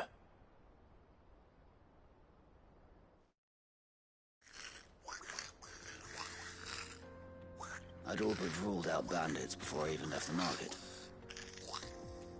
You know why that is? Because our thieves had no interest in gold or gems, or anything they couldn't eat for that matter. Add to that the rumors of goblins in the area, and the mystery practically solved itself. I soon found their cozy little homestead and all the missing food. I launched myself at them, full of righteous fury, but their leader was the only one who moved to meet me. The others, they huddled around that food, ready to die protecting it. They stole because it was that or starvation. I've been there myself, back when times were hard. So you spared them? And earned their trust into the bargain by the look of it. These goblins aren't native to the area. They don't know how to survive such barren lands, so I've been teaching them. And once they've learned to hunt and forage, they won't be fool enough to risk their necks in Boklad. I'm impressed. I didn't know goblins could be reasoned with. Do me a favor. Let the porter know I'm safe. I'll head back to the market once my work here is done. Oh, and don't mention the goblins.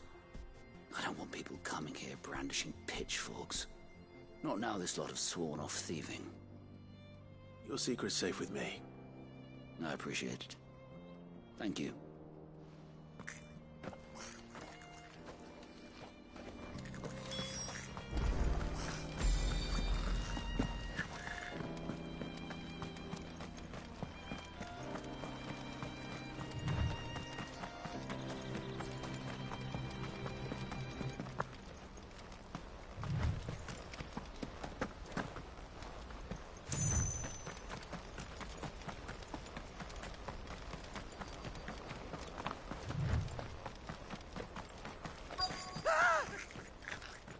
No. All right then.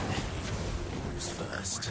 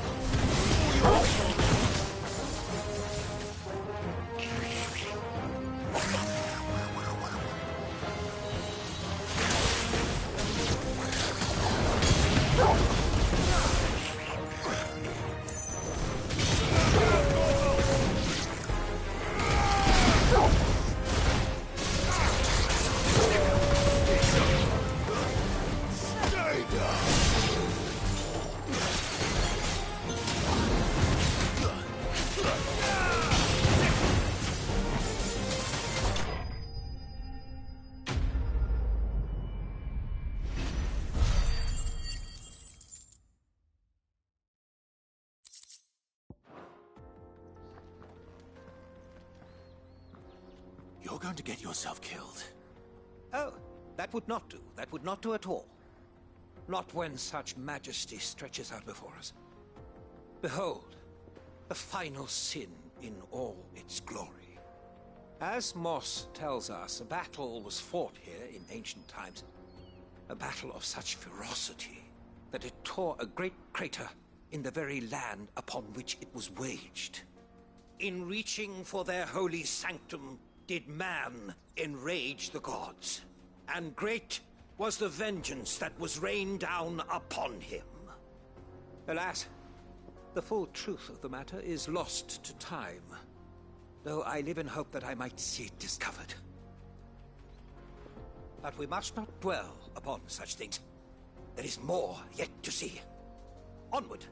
History awaits!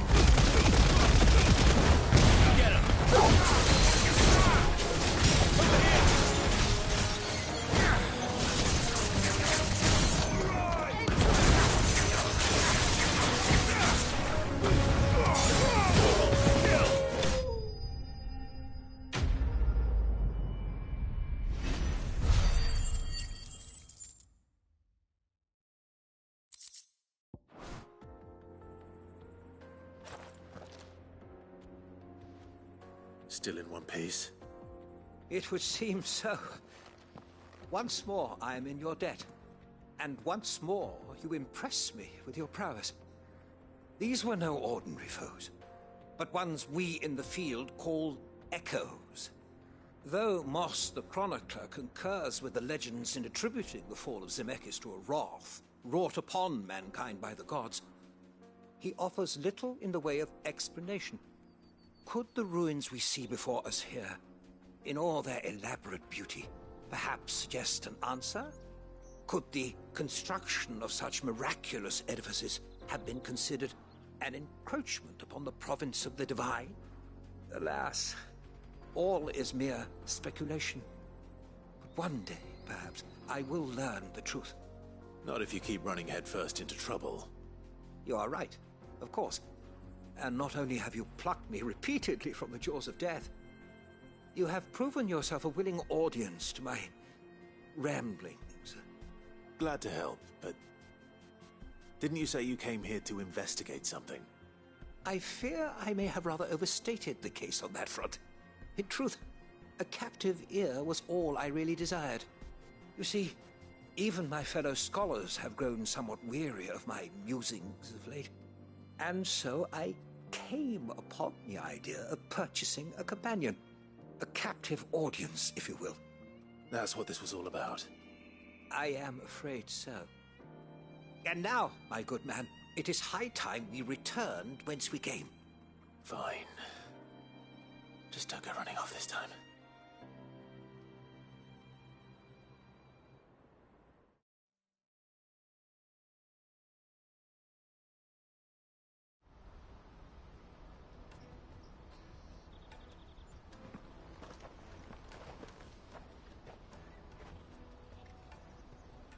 And so ends a delightful day. Here, your reward for humoring my selfish whims, plus a little extra for the trouble I have put you to.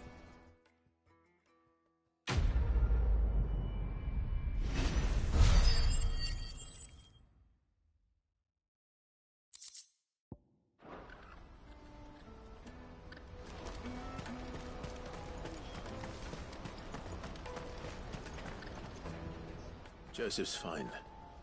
He'll be back once he's tied up a few loose ends. That's a weight off my shoulders. He certainly knows his business. You found your thieves all right. And I dare say they won't be coming back. A good man to have around, that Joseph. And if he says there'll be no more thieving, that's good enough for me. Thank you for putting my mind at ease. Here, for your troubles.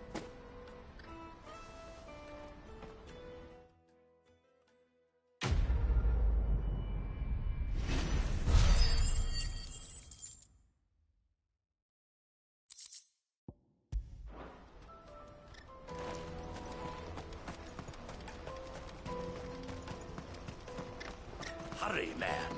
I must leave for the Dominion. Bloody crimson caravan, scooping up all the best customers.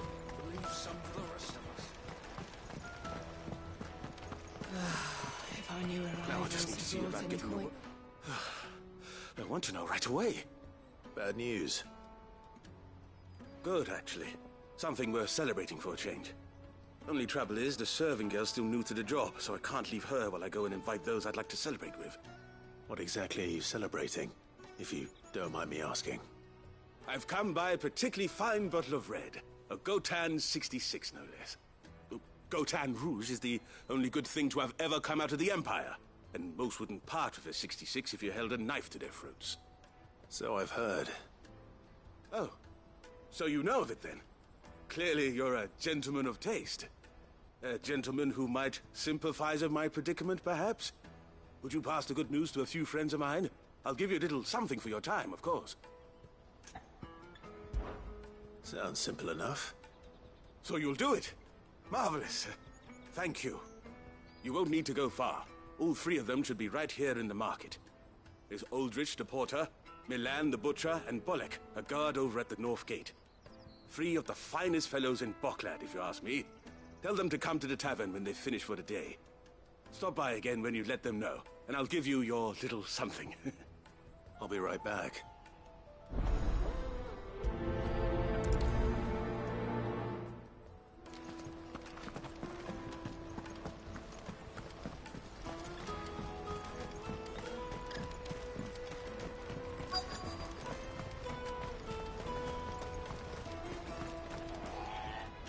I've been asked to find Aldrich, the porter. I don't suppose that's you, is it? That's me right enough. You need something delivered? The innkeeper sent me. He said there's a cup of Gotan 66 with your name on it when you're done for the day. A 66? Bugger me. If he's just got hold of it now, it must have been in the crates he had me carry down from Sambrek. From the Empire to Boklad. You must be a braver man than most. That's a treacherous route at the best of times. Such is the porter's lot. There's not a patch of storm these feet haven't traipsed across. It's Oriflamme one day, then off to Canva the next. The farther you're willing to go, the fatter the purse. Which is why there's no shortage of competition for some of the longer routes. I'd say I've done enough for today to earn myself a cup of something tasty. Thanks for letting me know.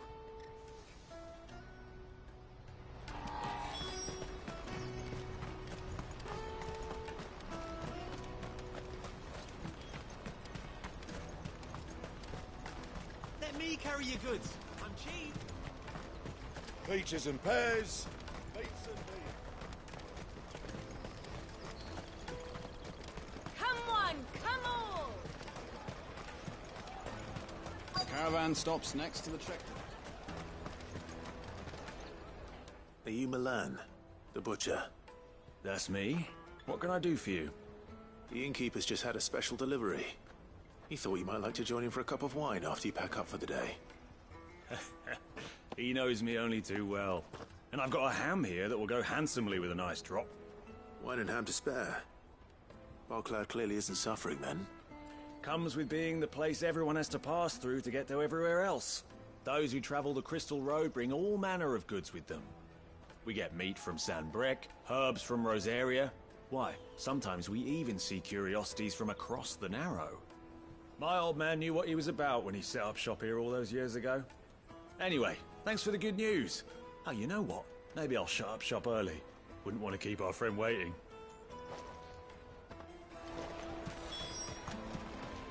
You won't find anything of this quality in Twinside. Tight-fisted. Let us through! I'm looking for Bolek.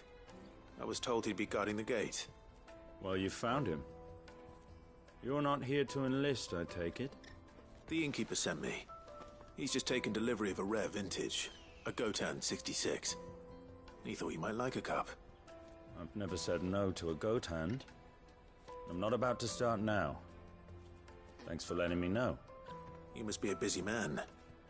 The market would be flooded with refugees if we weren't here to stem the flow. Oh, my heart goes out to them, all right, but we've got our orders. No papers, no passage. Plenty try to slip past us nonetheless. And every now and then, one of them's foolish enough to try and force their way through. And when they do, well, things can get nasty. You know what? That wine's sounding better by the moment. Hold on. I wonder if the innkeeper might spare a cup of that wine.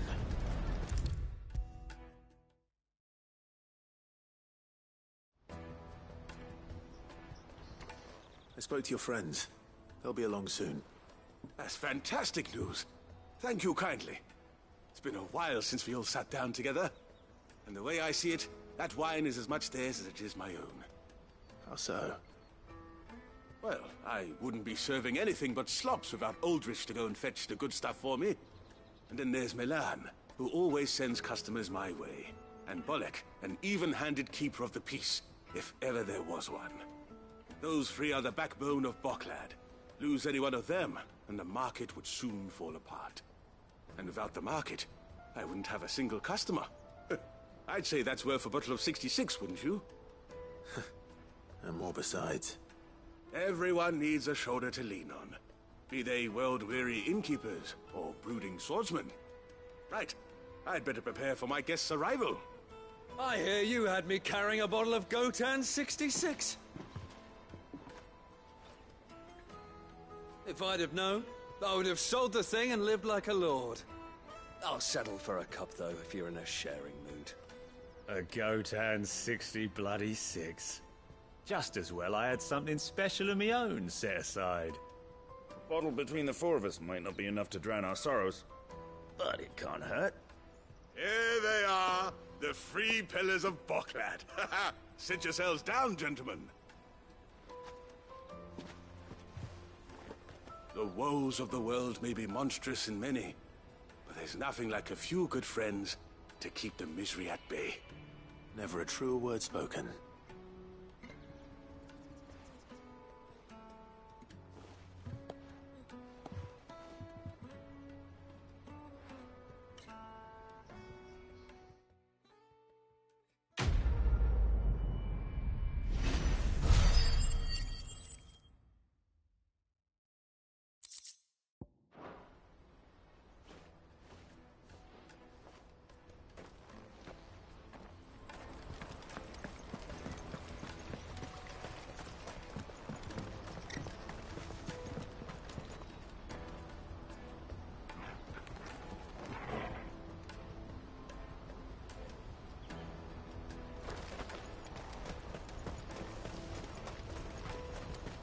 Out of my sight, wretch!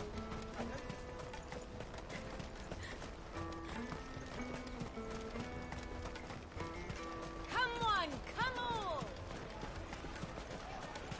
The caravan stops next to the trek. Juicy pears! Slake your thirst without a crystal. What I really want to be. Here you are, Goods. Try not to lose it again. Me pass! You found it! Oh, thank you so much. Nan would have killed me if I'd come back without it. I'll have to say thanks to Elle and Theo, too. So should you, Hansa. You and your friends don't have to steal anymore. If anyone threatens you again, you know who to turn to. We do. And we already have. Miss Elle's given us a job shifting the chocobo shit out the stables. It's hard work, and the pay isn't half what we got from the stones. But if we stick at it, we'll keep ourselves fit. You stick at it, then. And Goots, I'm sorry for stealing your pass. That's all right. I've got it back now. And all's well that ends well, eh? You said you're trained to be a blacksmith, right? Well, I'm gonna be your first customer. I'm gonna save up all my gil and get you to make me a massive sword. I'll do me best. Till then, eh?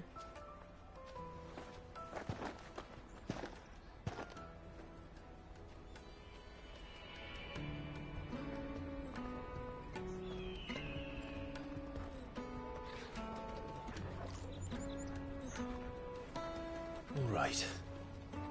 We have a place on the wagon.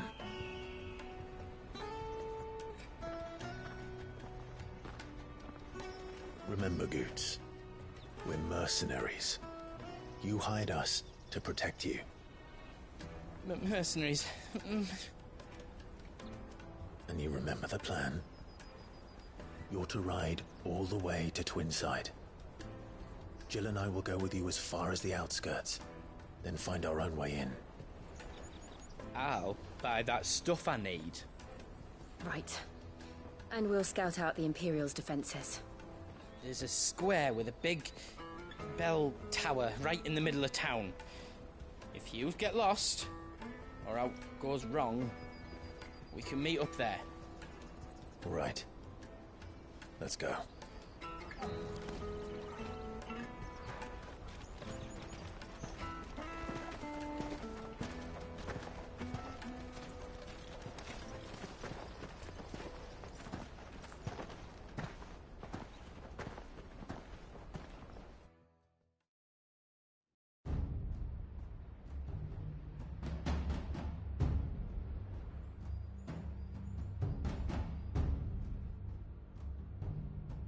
I see.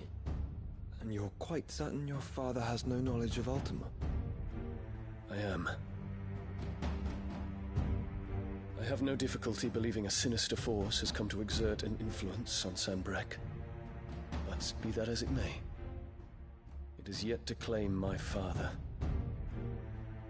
For better or worse, his radiance speaks his own mind. Then the fiend works from the shadows. I confess, when first you told me of this fiend, I had my doubts, and more than a few at that. A beast that labors to plunge Valisthea into turmoil, all in pursuit of your brother.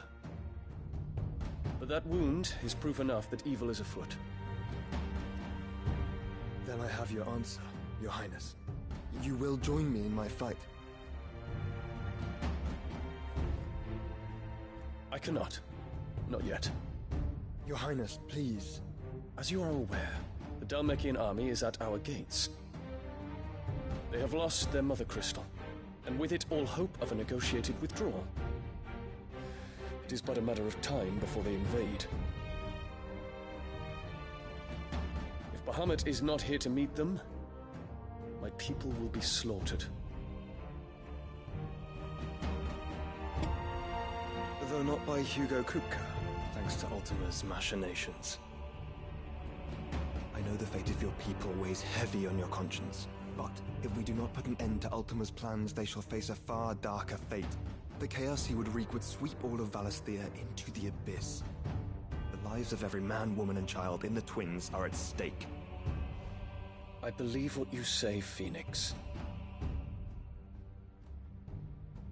But I have duties of my own, and I must discharge them. Come what may.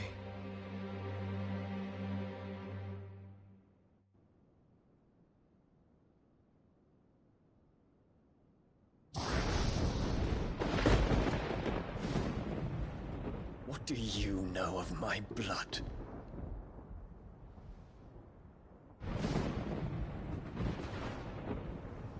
I know that it is wholly unworthy of the highest offices of state, which rightly belong to those of purer breeding. Alas. Your bloodline runs through the Oriflamme gutter, from a whore who weighed her child's worth in gil. Have you threatened my father? Of course not. I merely whispered in his ear that his mongrel son is plotting a rebellion. What? Sylvester listens to the words of his astrologers.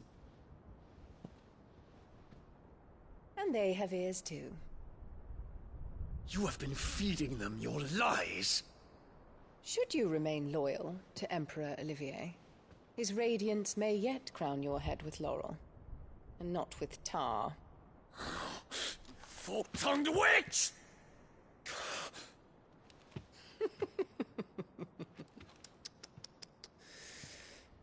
In consideration of your long years of service to the Empire, I shall forgive this uncharacteristic rudeness. Now hurry and make ready, Your Imperial Highness. Emperor Olivier expects much of you, Dion. Or should I say, of Bahamut. May your fire reduce his enemies to ash, till all of Valisthea bows to its rightful ruler.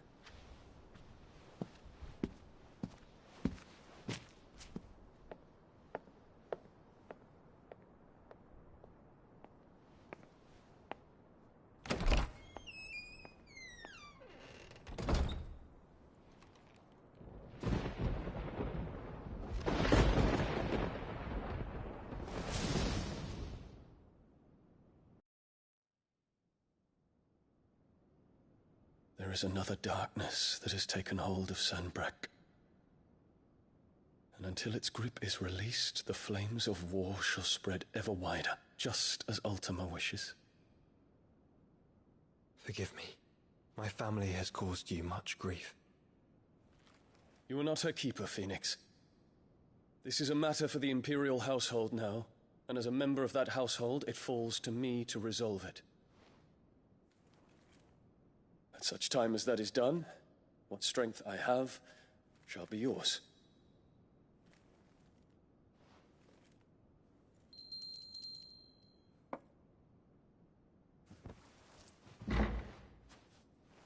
Thank you, Your Highness.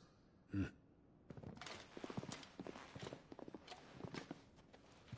us take to the skies together, and bring a new dawn to Valisthea.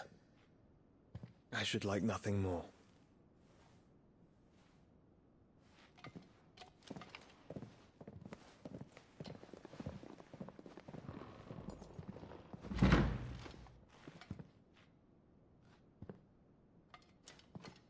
Terence. My prince. Tell me true. Do you believe what I'm about to do is wrong? We dragoons have but one leader, Your Highness. And we shall follow him unto the very end. Thank you. This is my decree. For their crimes against the crown, the traitorous Annabella and her usurping son shall be put to death, and the Empire restored.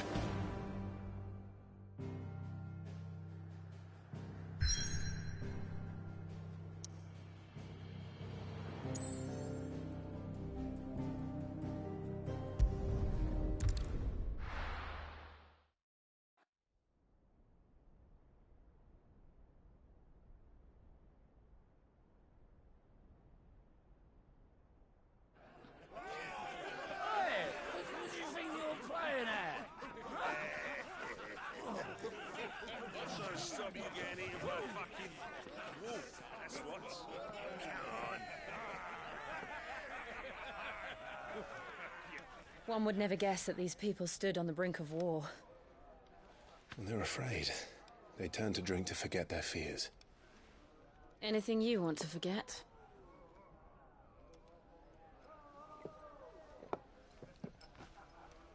The harbor is empty, and half the market stalls too. The city may seem peaceful on the surface, but it's balanced on a knife edge.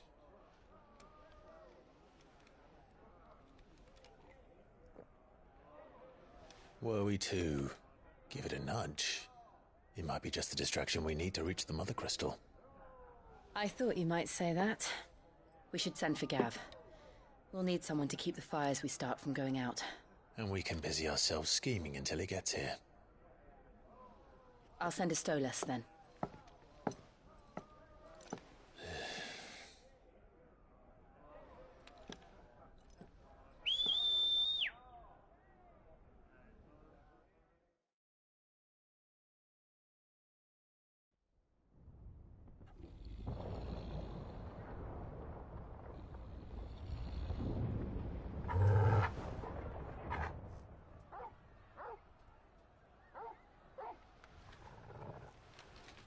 What is it, boy?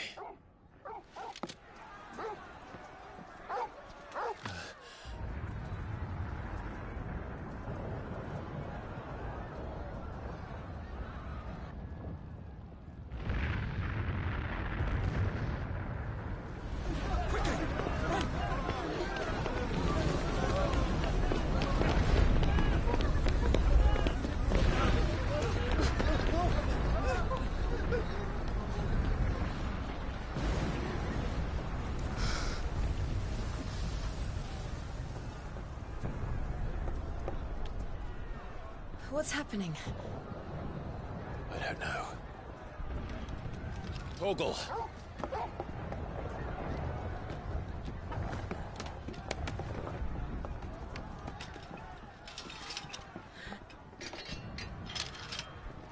This way.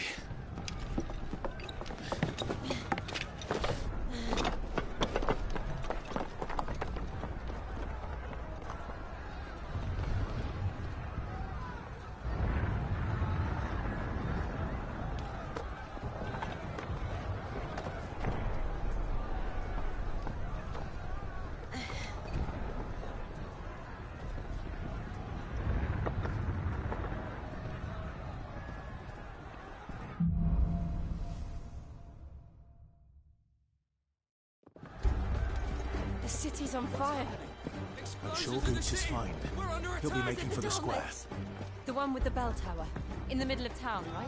Watchman or sentry is to be slain on sight. But spare the citizenry. His Highness's orders were clear. Those were Imperial Dragoons.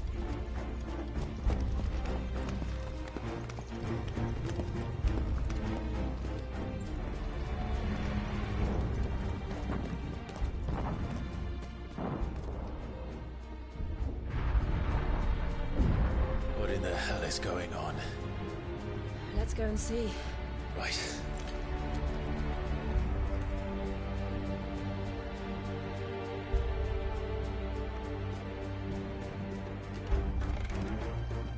But first we find Goots.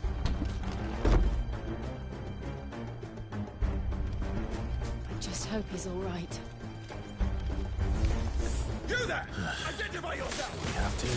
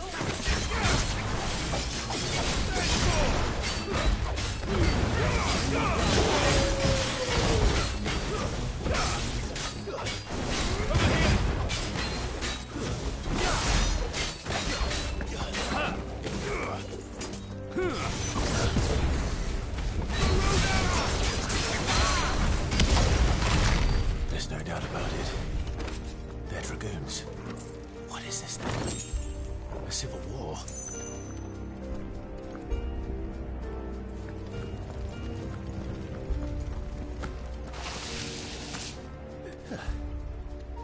Never thought I'd be glad to fall into a sewer.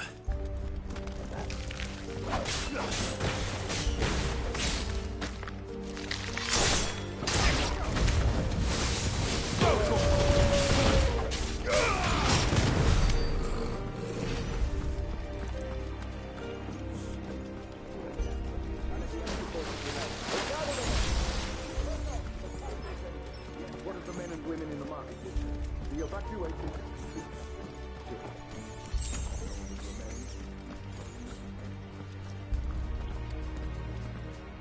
There it is. The bell tower. Right. Let's go.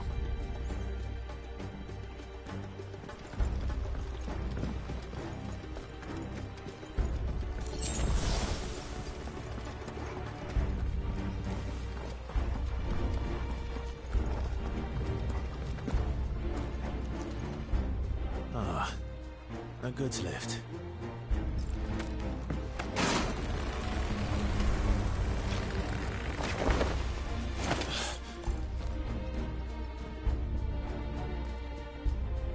Where in Gringer's name did you come from?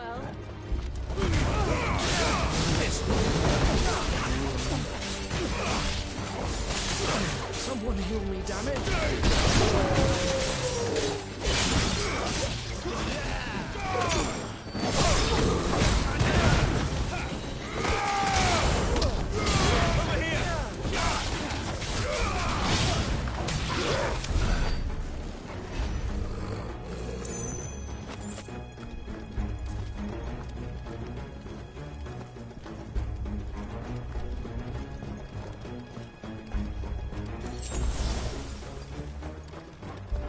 Intruders!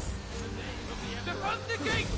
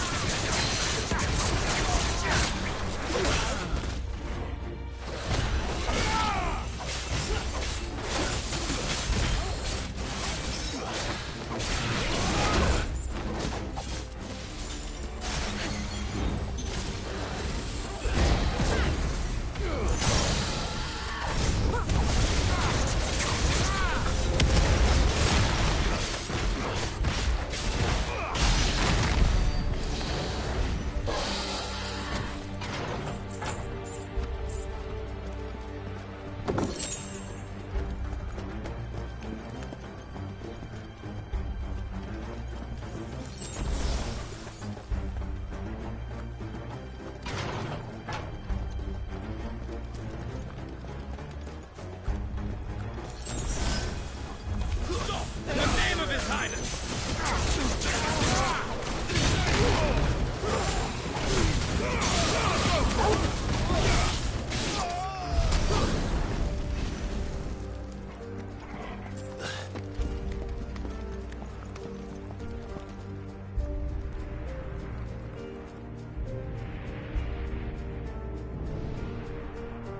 Hold on, kids. We're coming.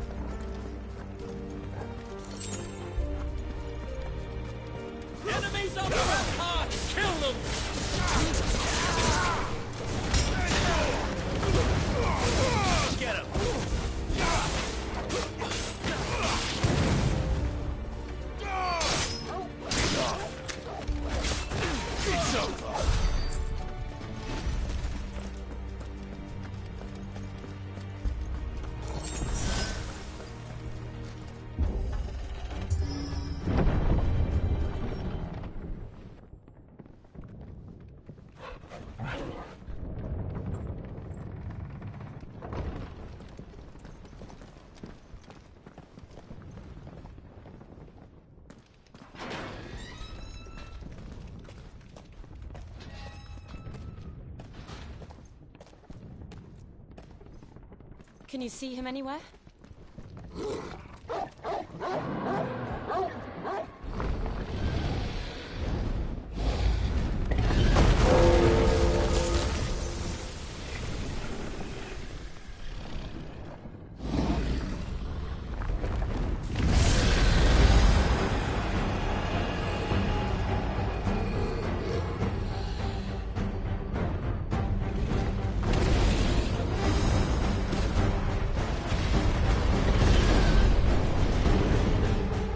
It must be one of the Dragoon's pets.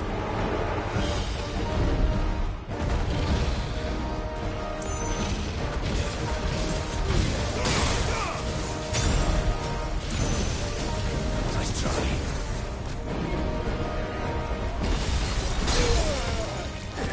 I needed that.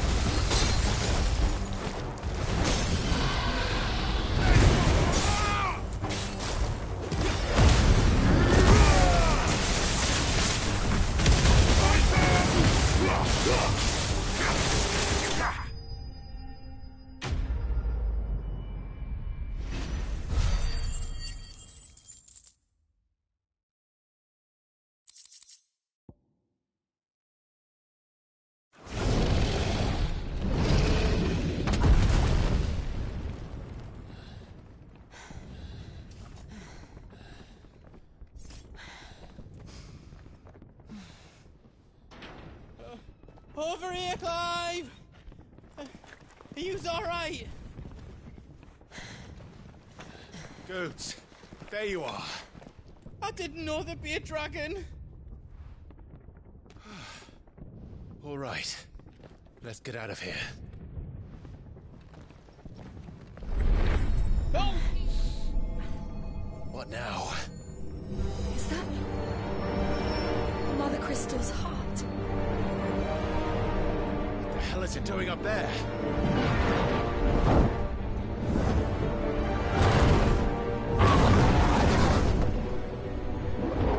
Bahamut.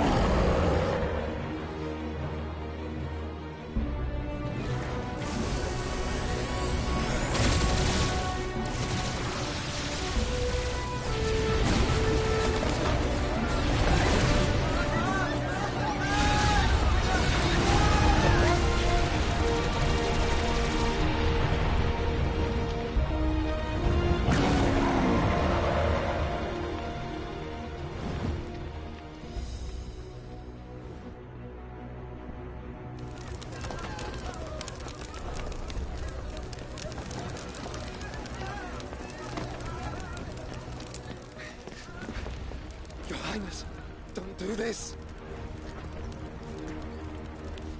We must leave. Now, Your Grace. I beg of you. This is not what he wanted. Something's happened. Forgive me, Yoda, but I must put a stop to this. Your Grace!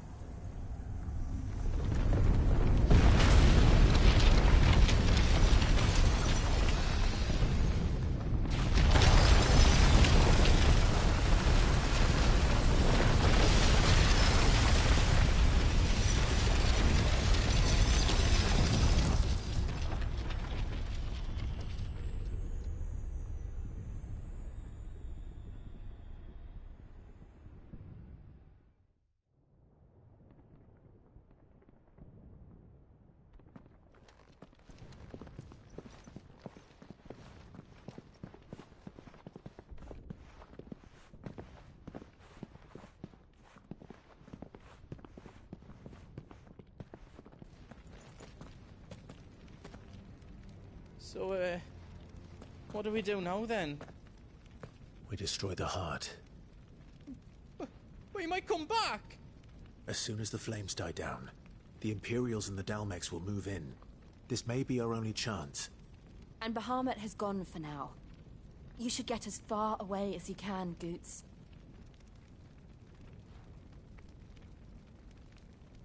What? And leave you lot in the lurch? I can't do that. If you're staying, then so am I. I packed everything up before I made a run for it, so if there's out yous need, just ask. But I won't be giving it away for free. Nan'd never forgive us if I did. Thank you, Goots.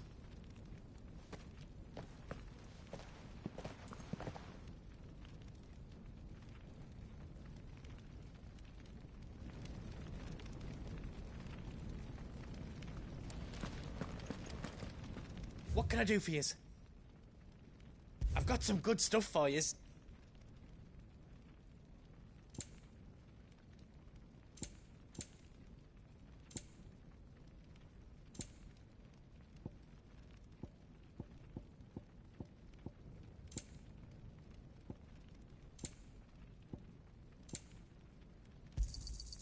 Right on, here you go. Is there else you need? You've got everything you need then. Give us a shout if you need out else. You be brave now, boy.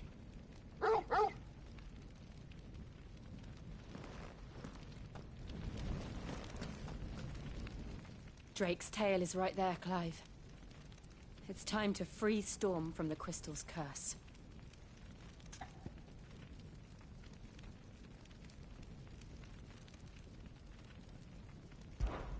Oh, it's past time. But remember, Bahamut is still out there. And I dare say we'll be seeing him again before the night is done.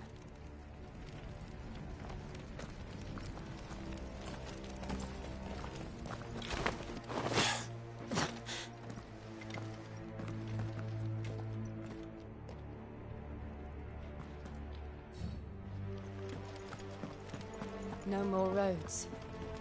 We'll have to find our own path. Do you feel that, Clive? Ether. Just what we need. Another flood. It's already turned them.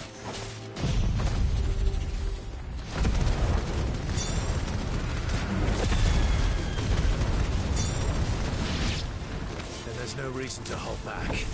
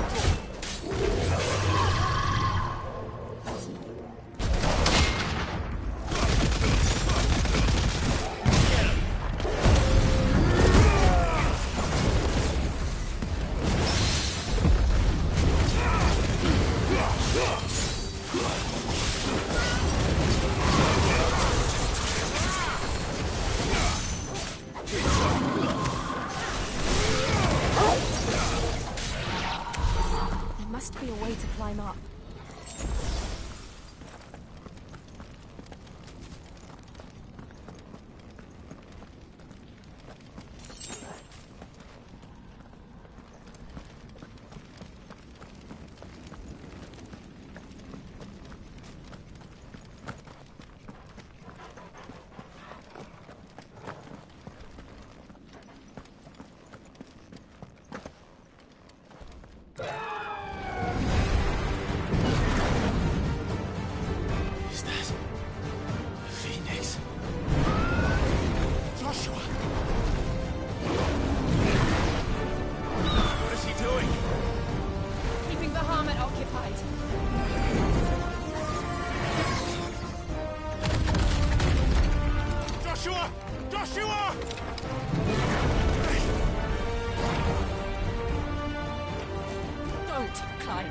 Too dangerous. Fuck. Hold on, Joshua. I'm coming!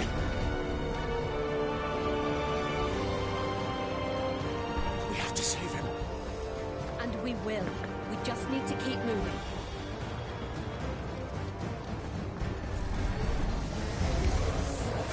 Never again.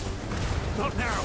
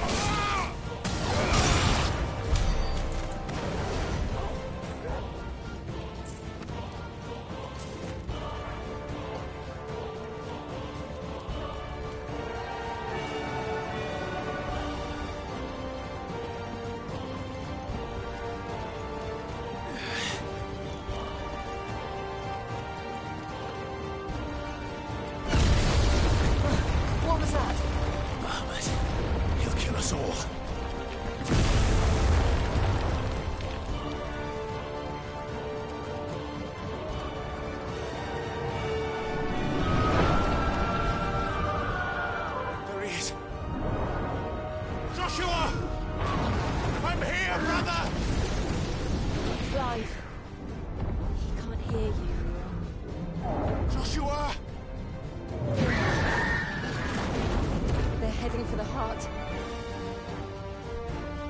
Then so should we.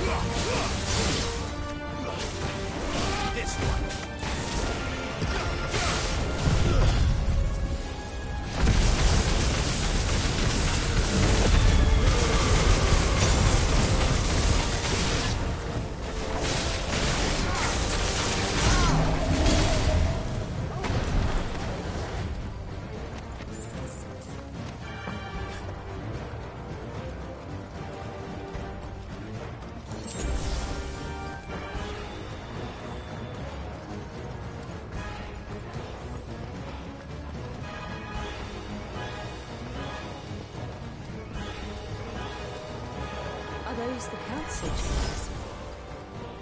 How are they still standing? I don't know.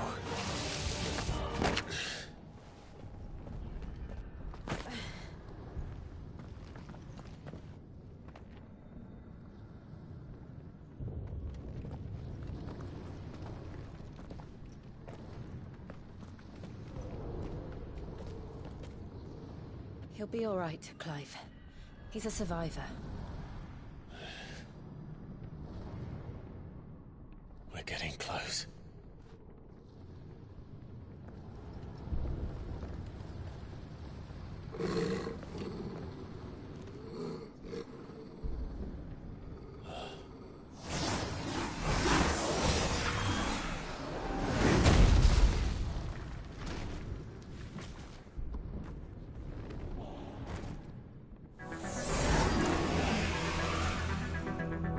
It looks like somebody doesn't want us getting any closer. I don't care what it wants.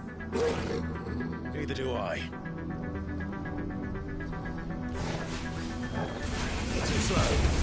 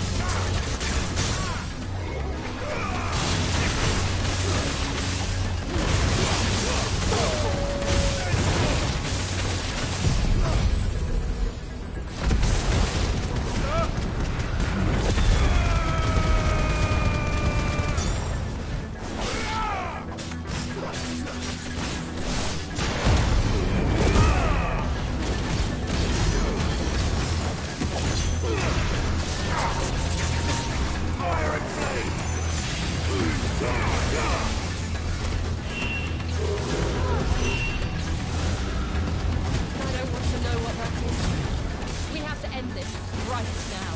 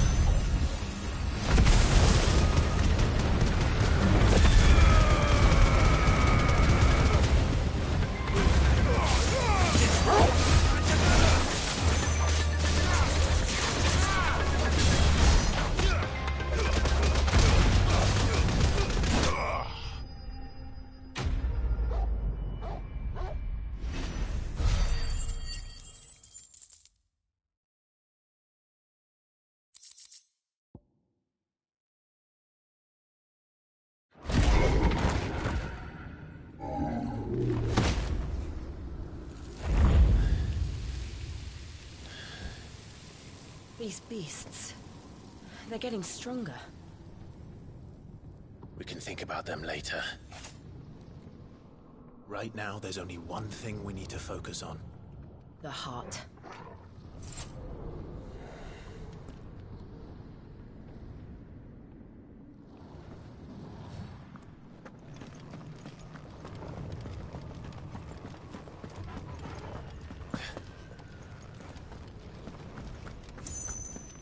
We might be able to get up through the building. It's worth a try.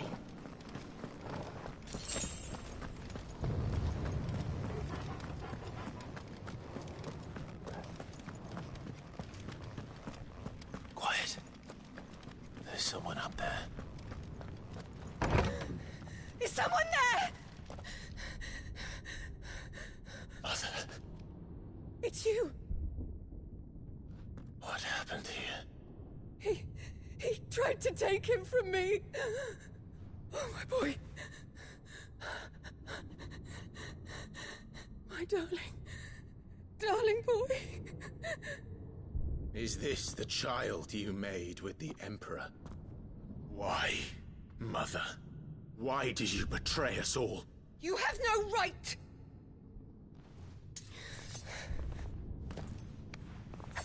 Answer him. We took you in, savage. Show some respect for those who raised you.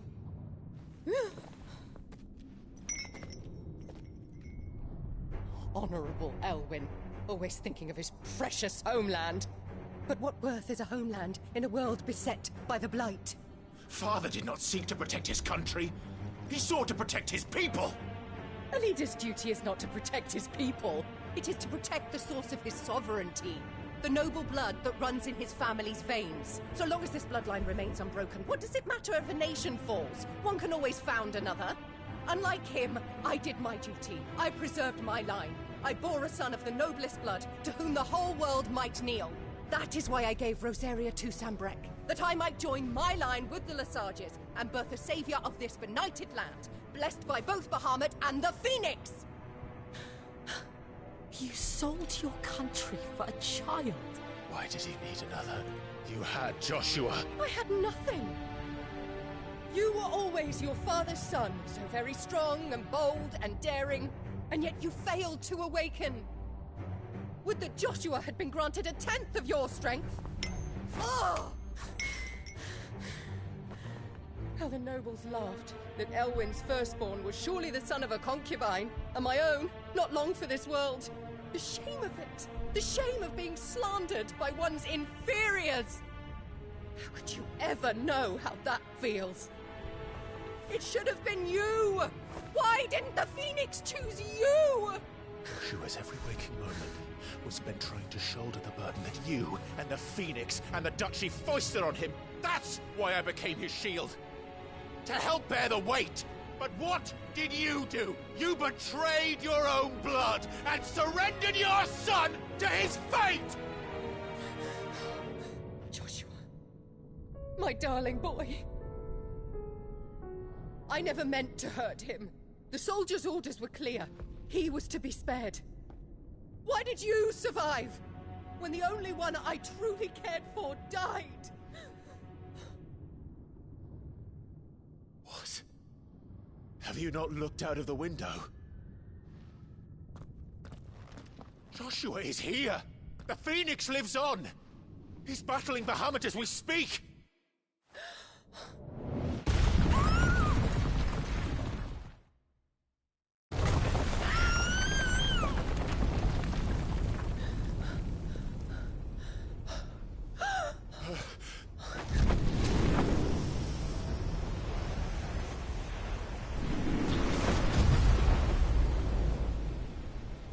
Joshua! Wake up!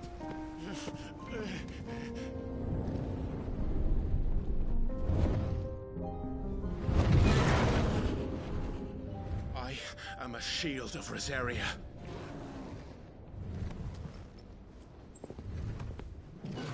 And I will do my duty. What are you...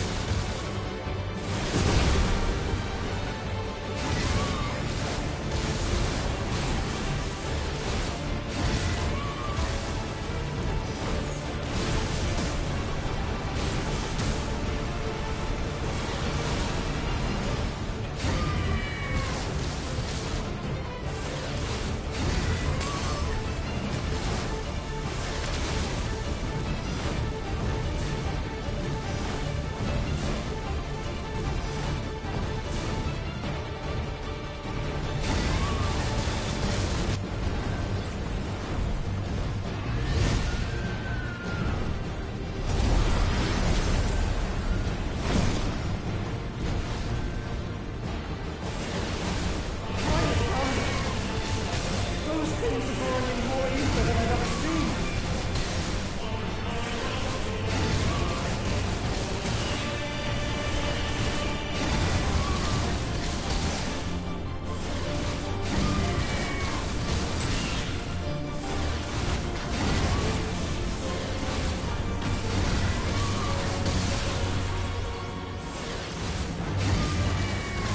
I have to stop them.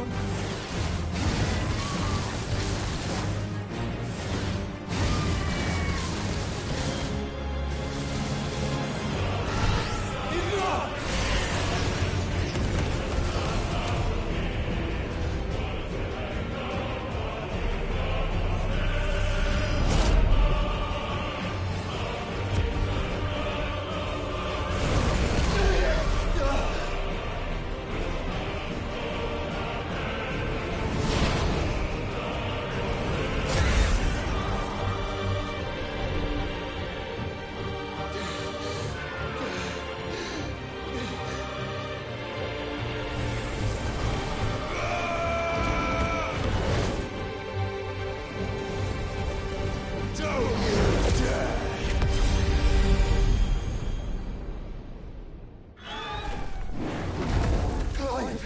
Thank the Founder!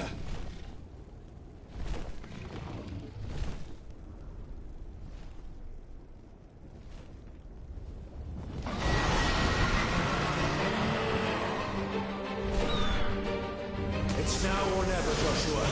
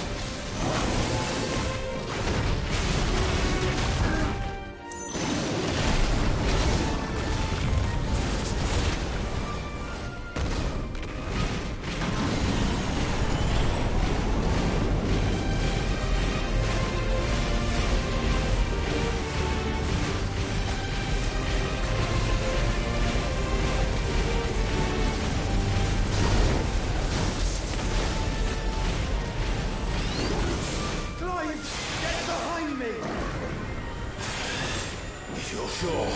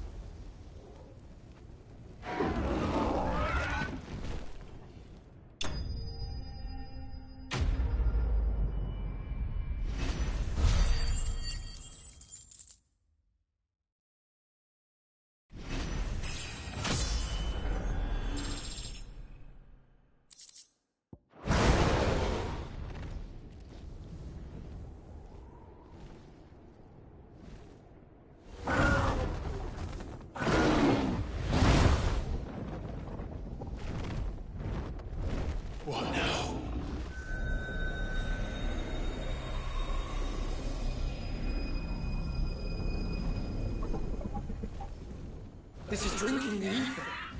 We have to stop him.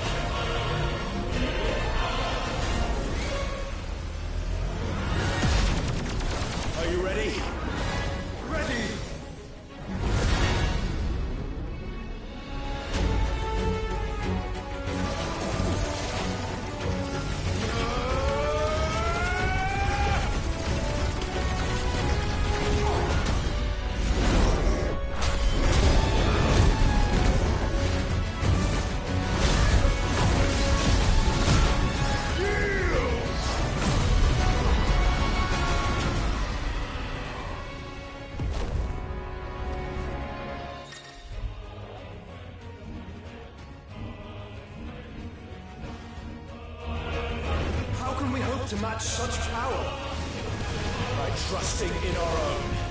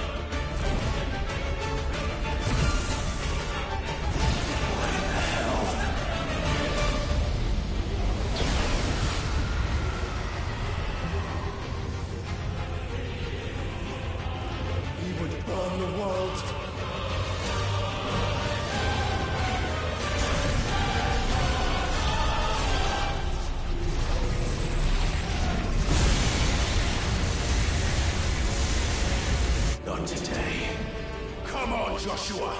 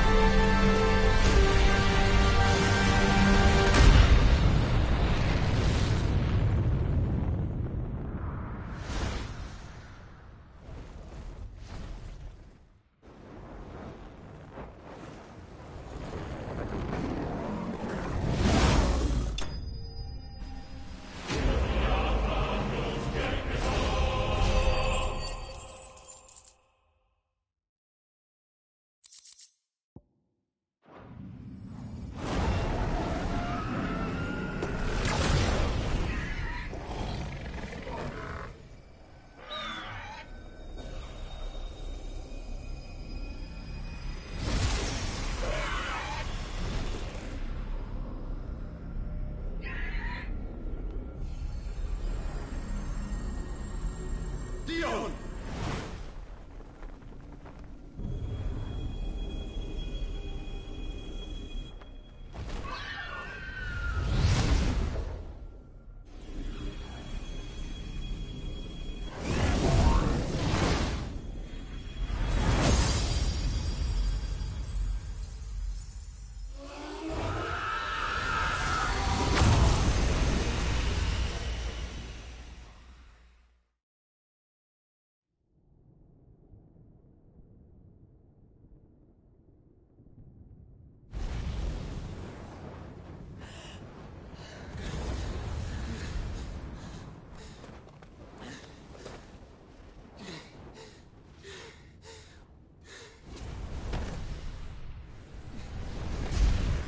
Joshua! Clive!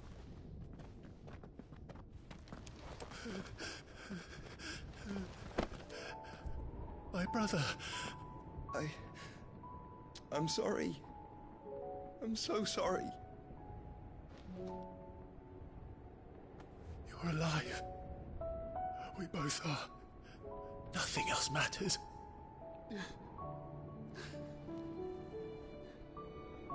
I never dared hope that I would see this day.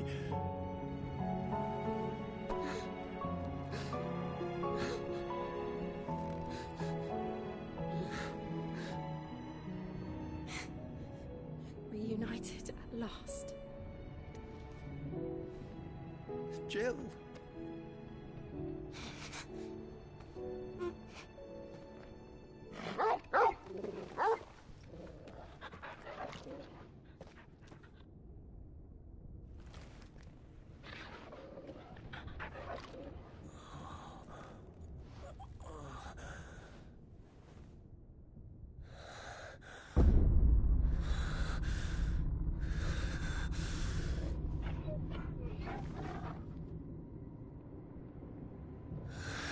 This is for my father!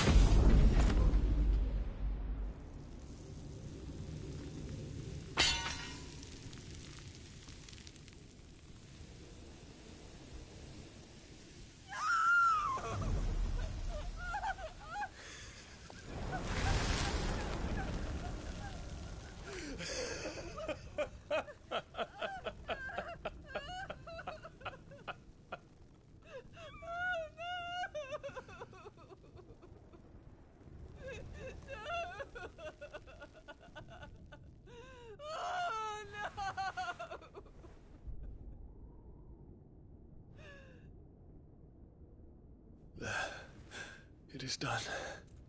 The demon that would tear our house apart is no more. Father.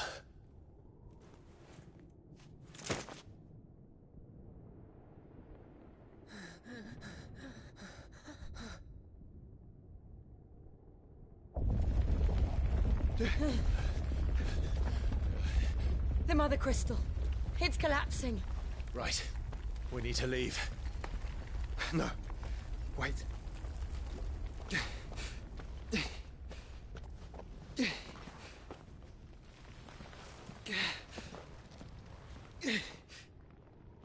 I owe him a debt.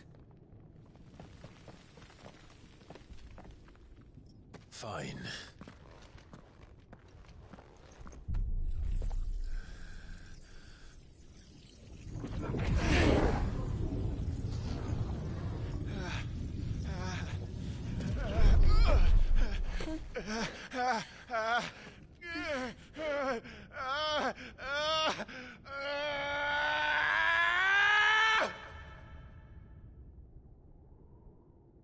You there. Tell me what section. Don't reinforce the walls. What is our situation? Report, Captain. Can nothing be done to call them off? I regret not, Your Radiance. The Dragoons answer to none but His Imperial Highness. The Council is powerless to intervene. We're hearing reports of rebel Madness is this, Dion. throughout the neighboring districts. Focus all efforts on extinguishing the fires around the capital. The city can wait. Don't you dally, man! Go! Your Radiance.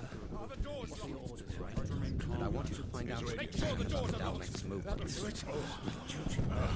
By the light! Dion, have you taken leave of your senses? Call off the Dragoons at once! Fear not. The populace will come to no harm at their hands.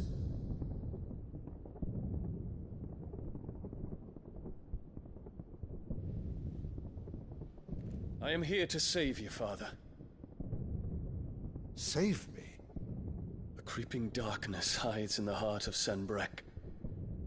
It stems from your wife, the traitorous Annabella.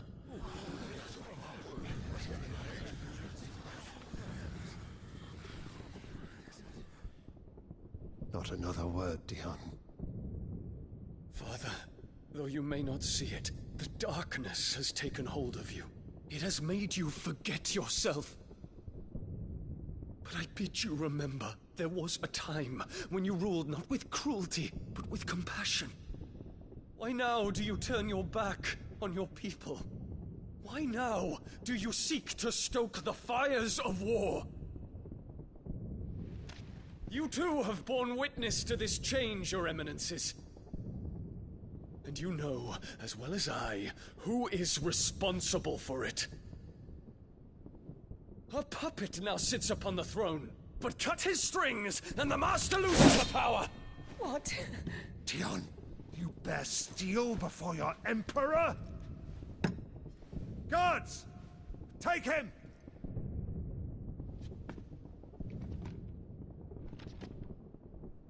For every citizen who falls, another can be bred. For every home that burns, another can be built. Those were your words. But when the last of your citizens has fallen, and all of their homes have been reduced to ash, what will become of your empire, of its rulers, of your god? As the Mother Crystals crumble one by one, and the Blight sweeps in to claim all that we hold dear, our people look to their Emperor for protection. Yet he labors not to secure their futures, but to seize what is left of the twins for himself! Even if it should come at the cost of everything his loyal citizens have labored to build! Dion, you must understand. A small price to pay, is it not? You've been blessed with great power, Dion. Enough to win me the world. So go, claim Valisthea for me, brother.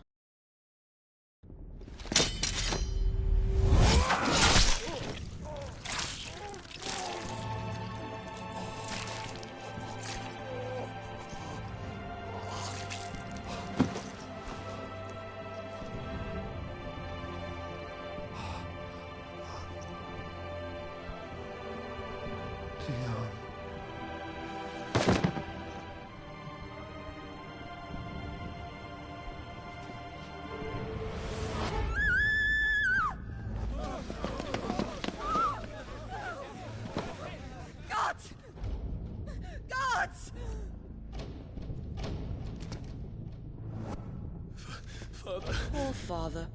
How he doted on his children. That he would die to protect me was plain. It was but a matter of when. You planned this?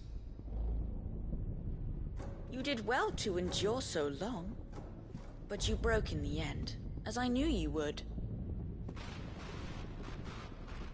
And now Muthos approaches. Put him to the proof. I would see if he breaks. Go, Bahamut. Kinslayer.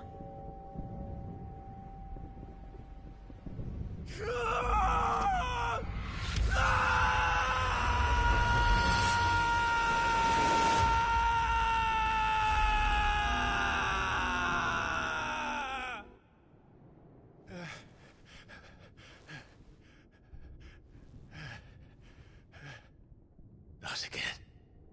Brother? It's a long story.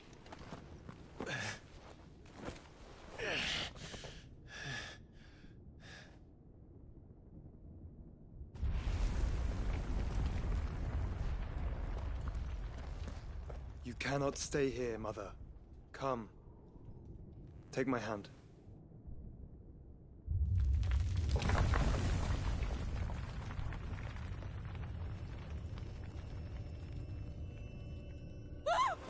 Get away from me!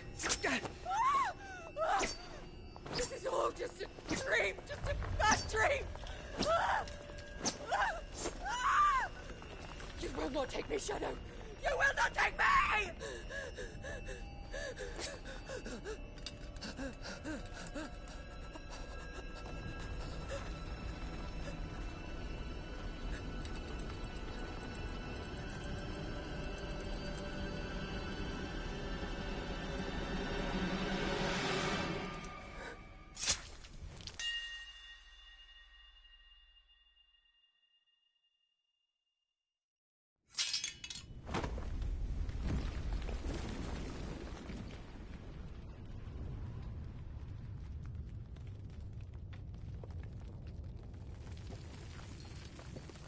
Mother.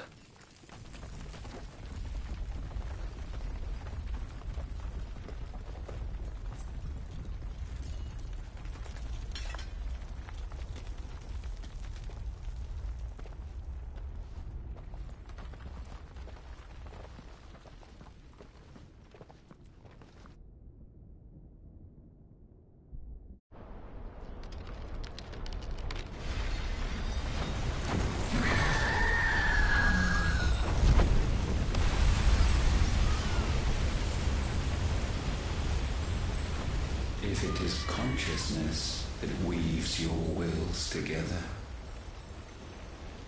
consciousness that blurs the boundary between your own will and that of others,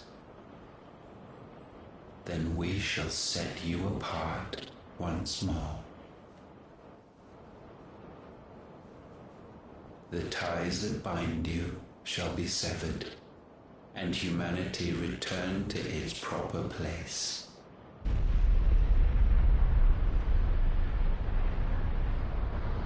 By primogenesis shall a new age of reason begin.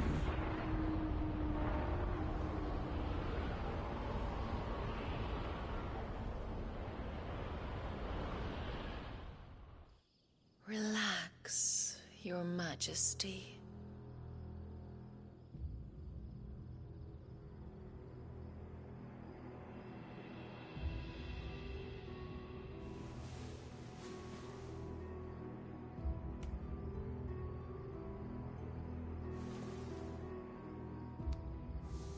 Don't you want to play?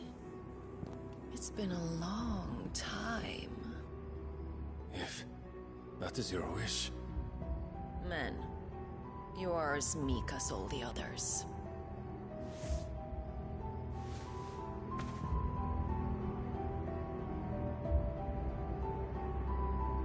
Such feeble creatures.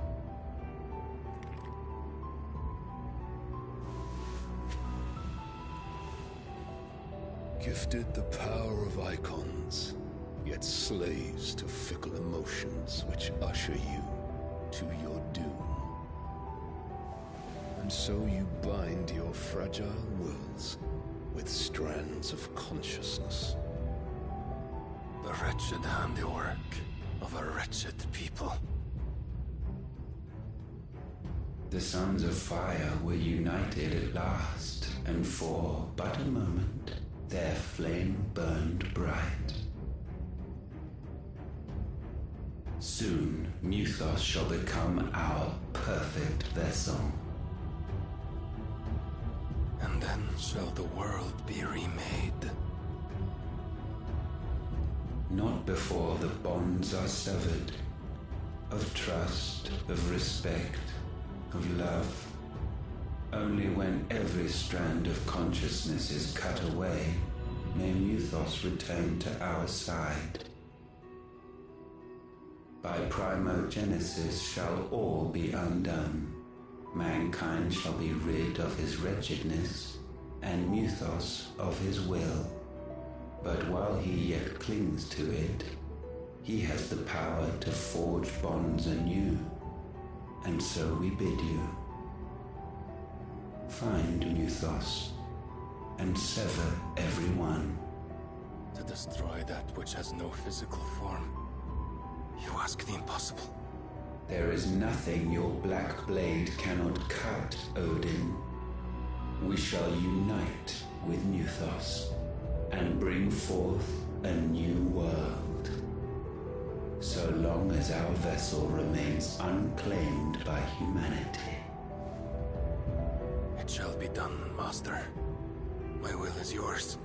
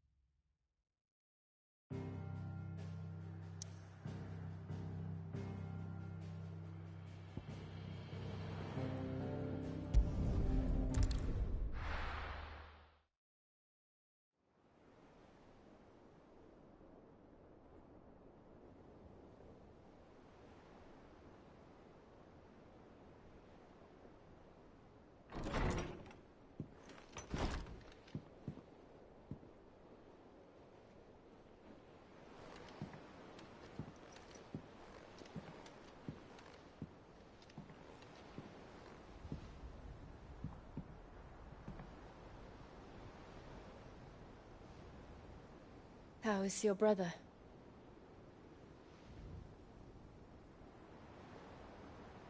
Asleep since I returned from the Dominion. Taya says he should be back on his feet soon enough. For a while, at least. She discovered something on his chest. A swelling, circled in stone. The curse.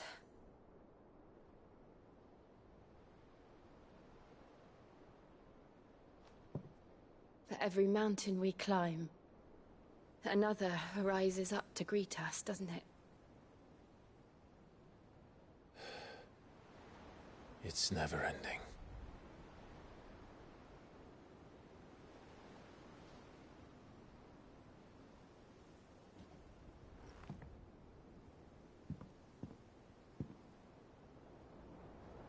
Even the sky seems to have grown tired of it all.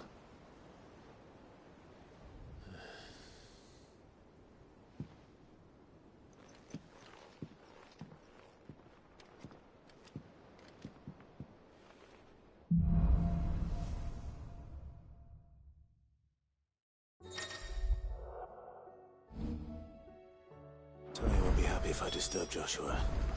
While he rests, I might as well see what Otter has to say.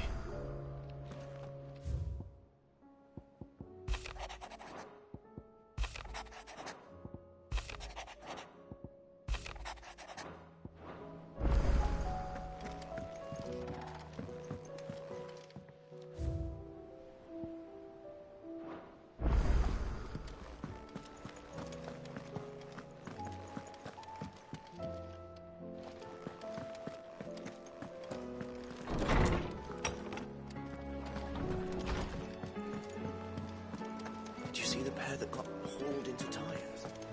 Aye. Still alive, are ya?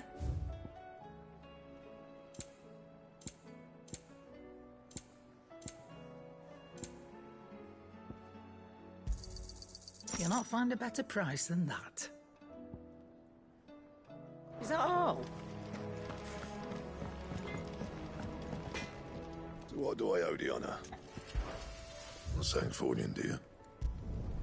No scratches, right?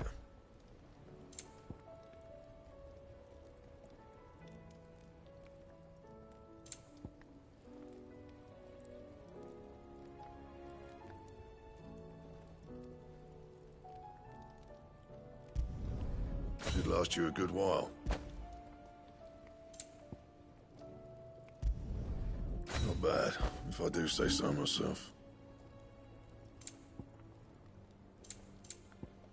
That it?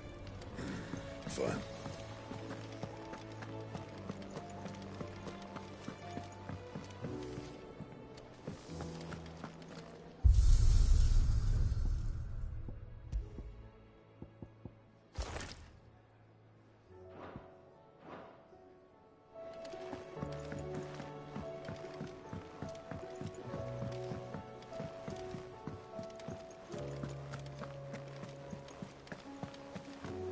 Did you see that? Tell me you saw that.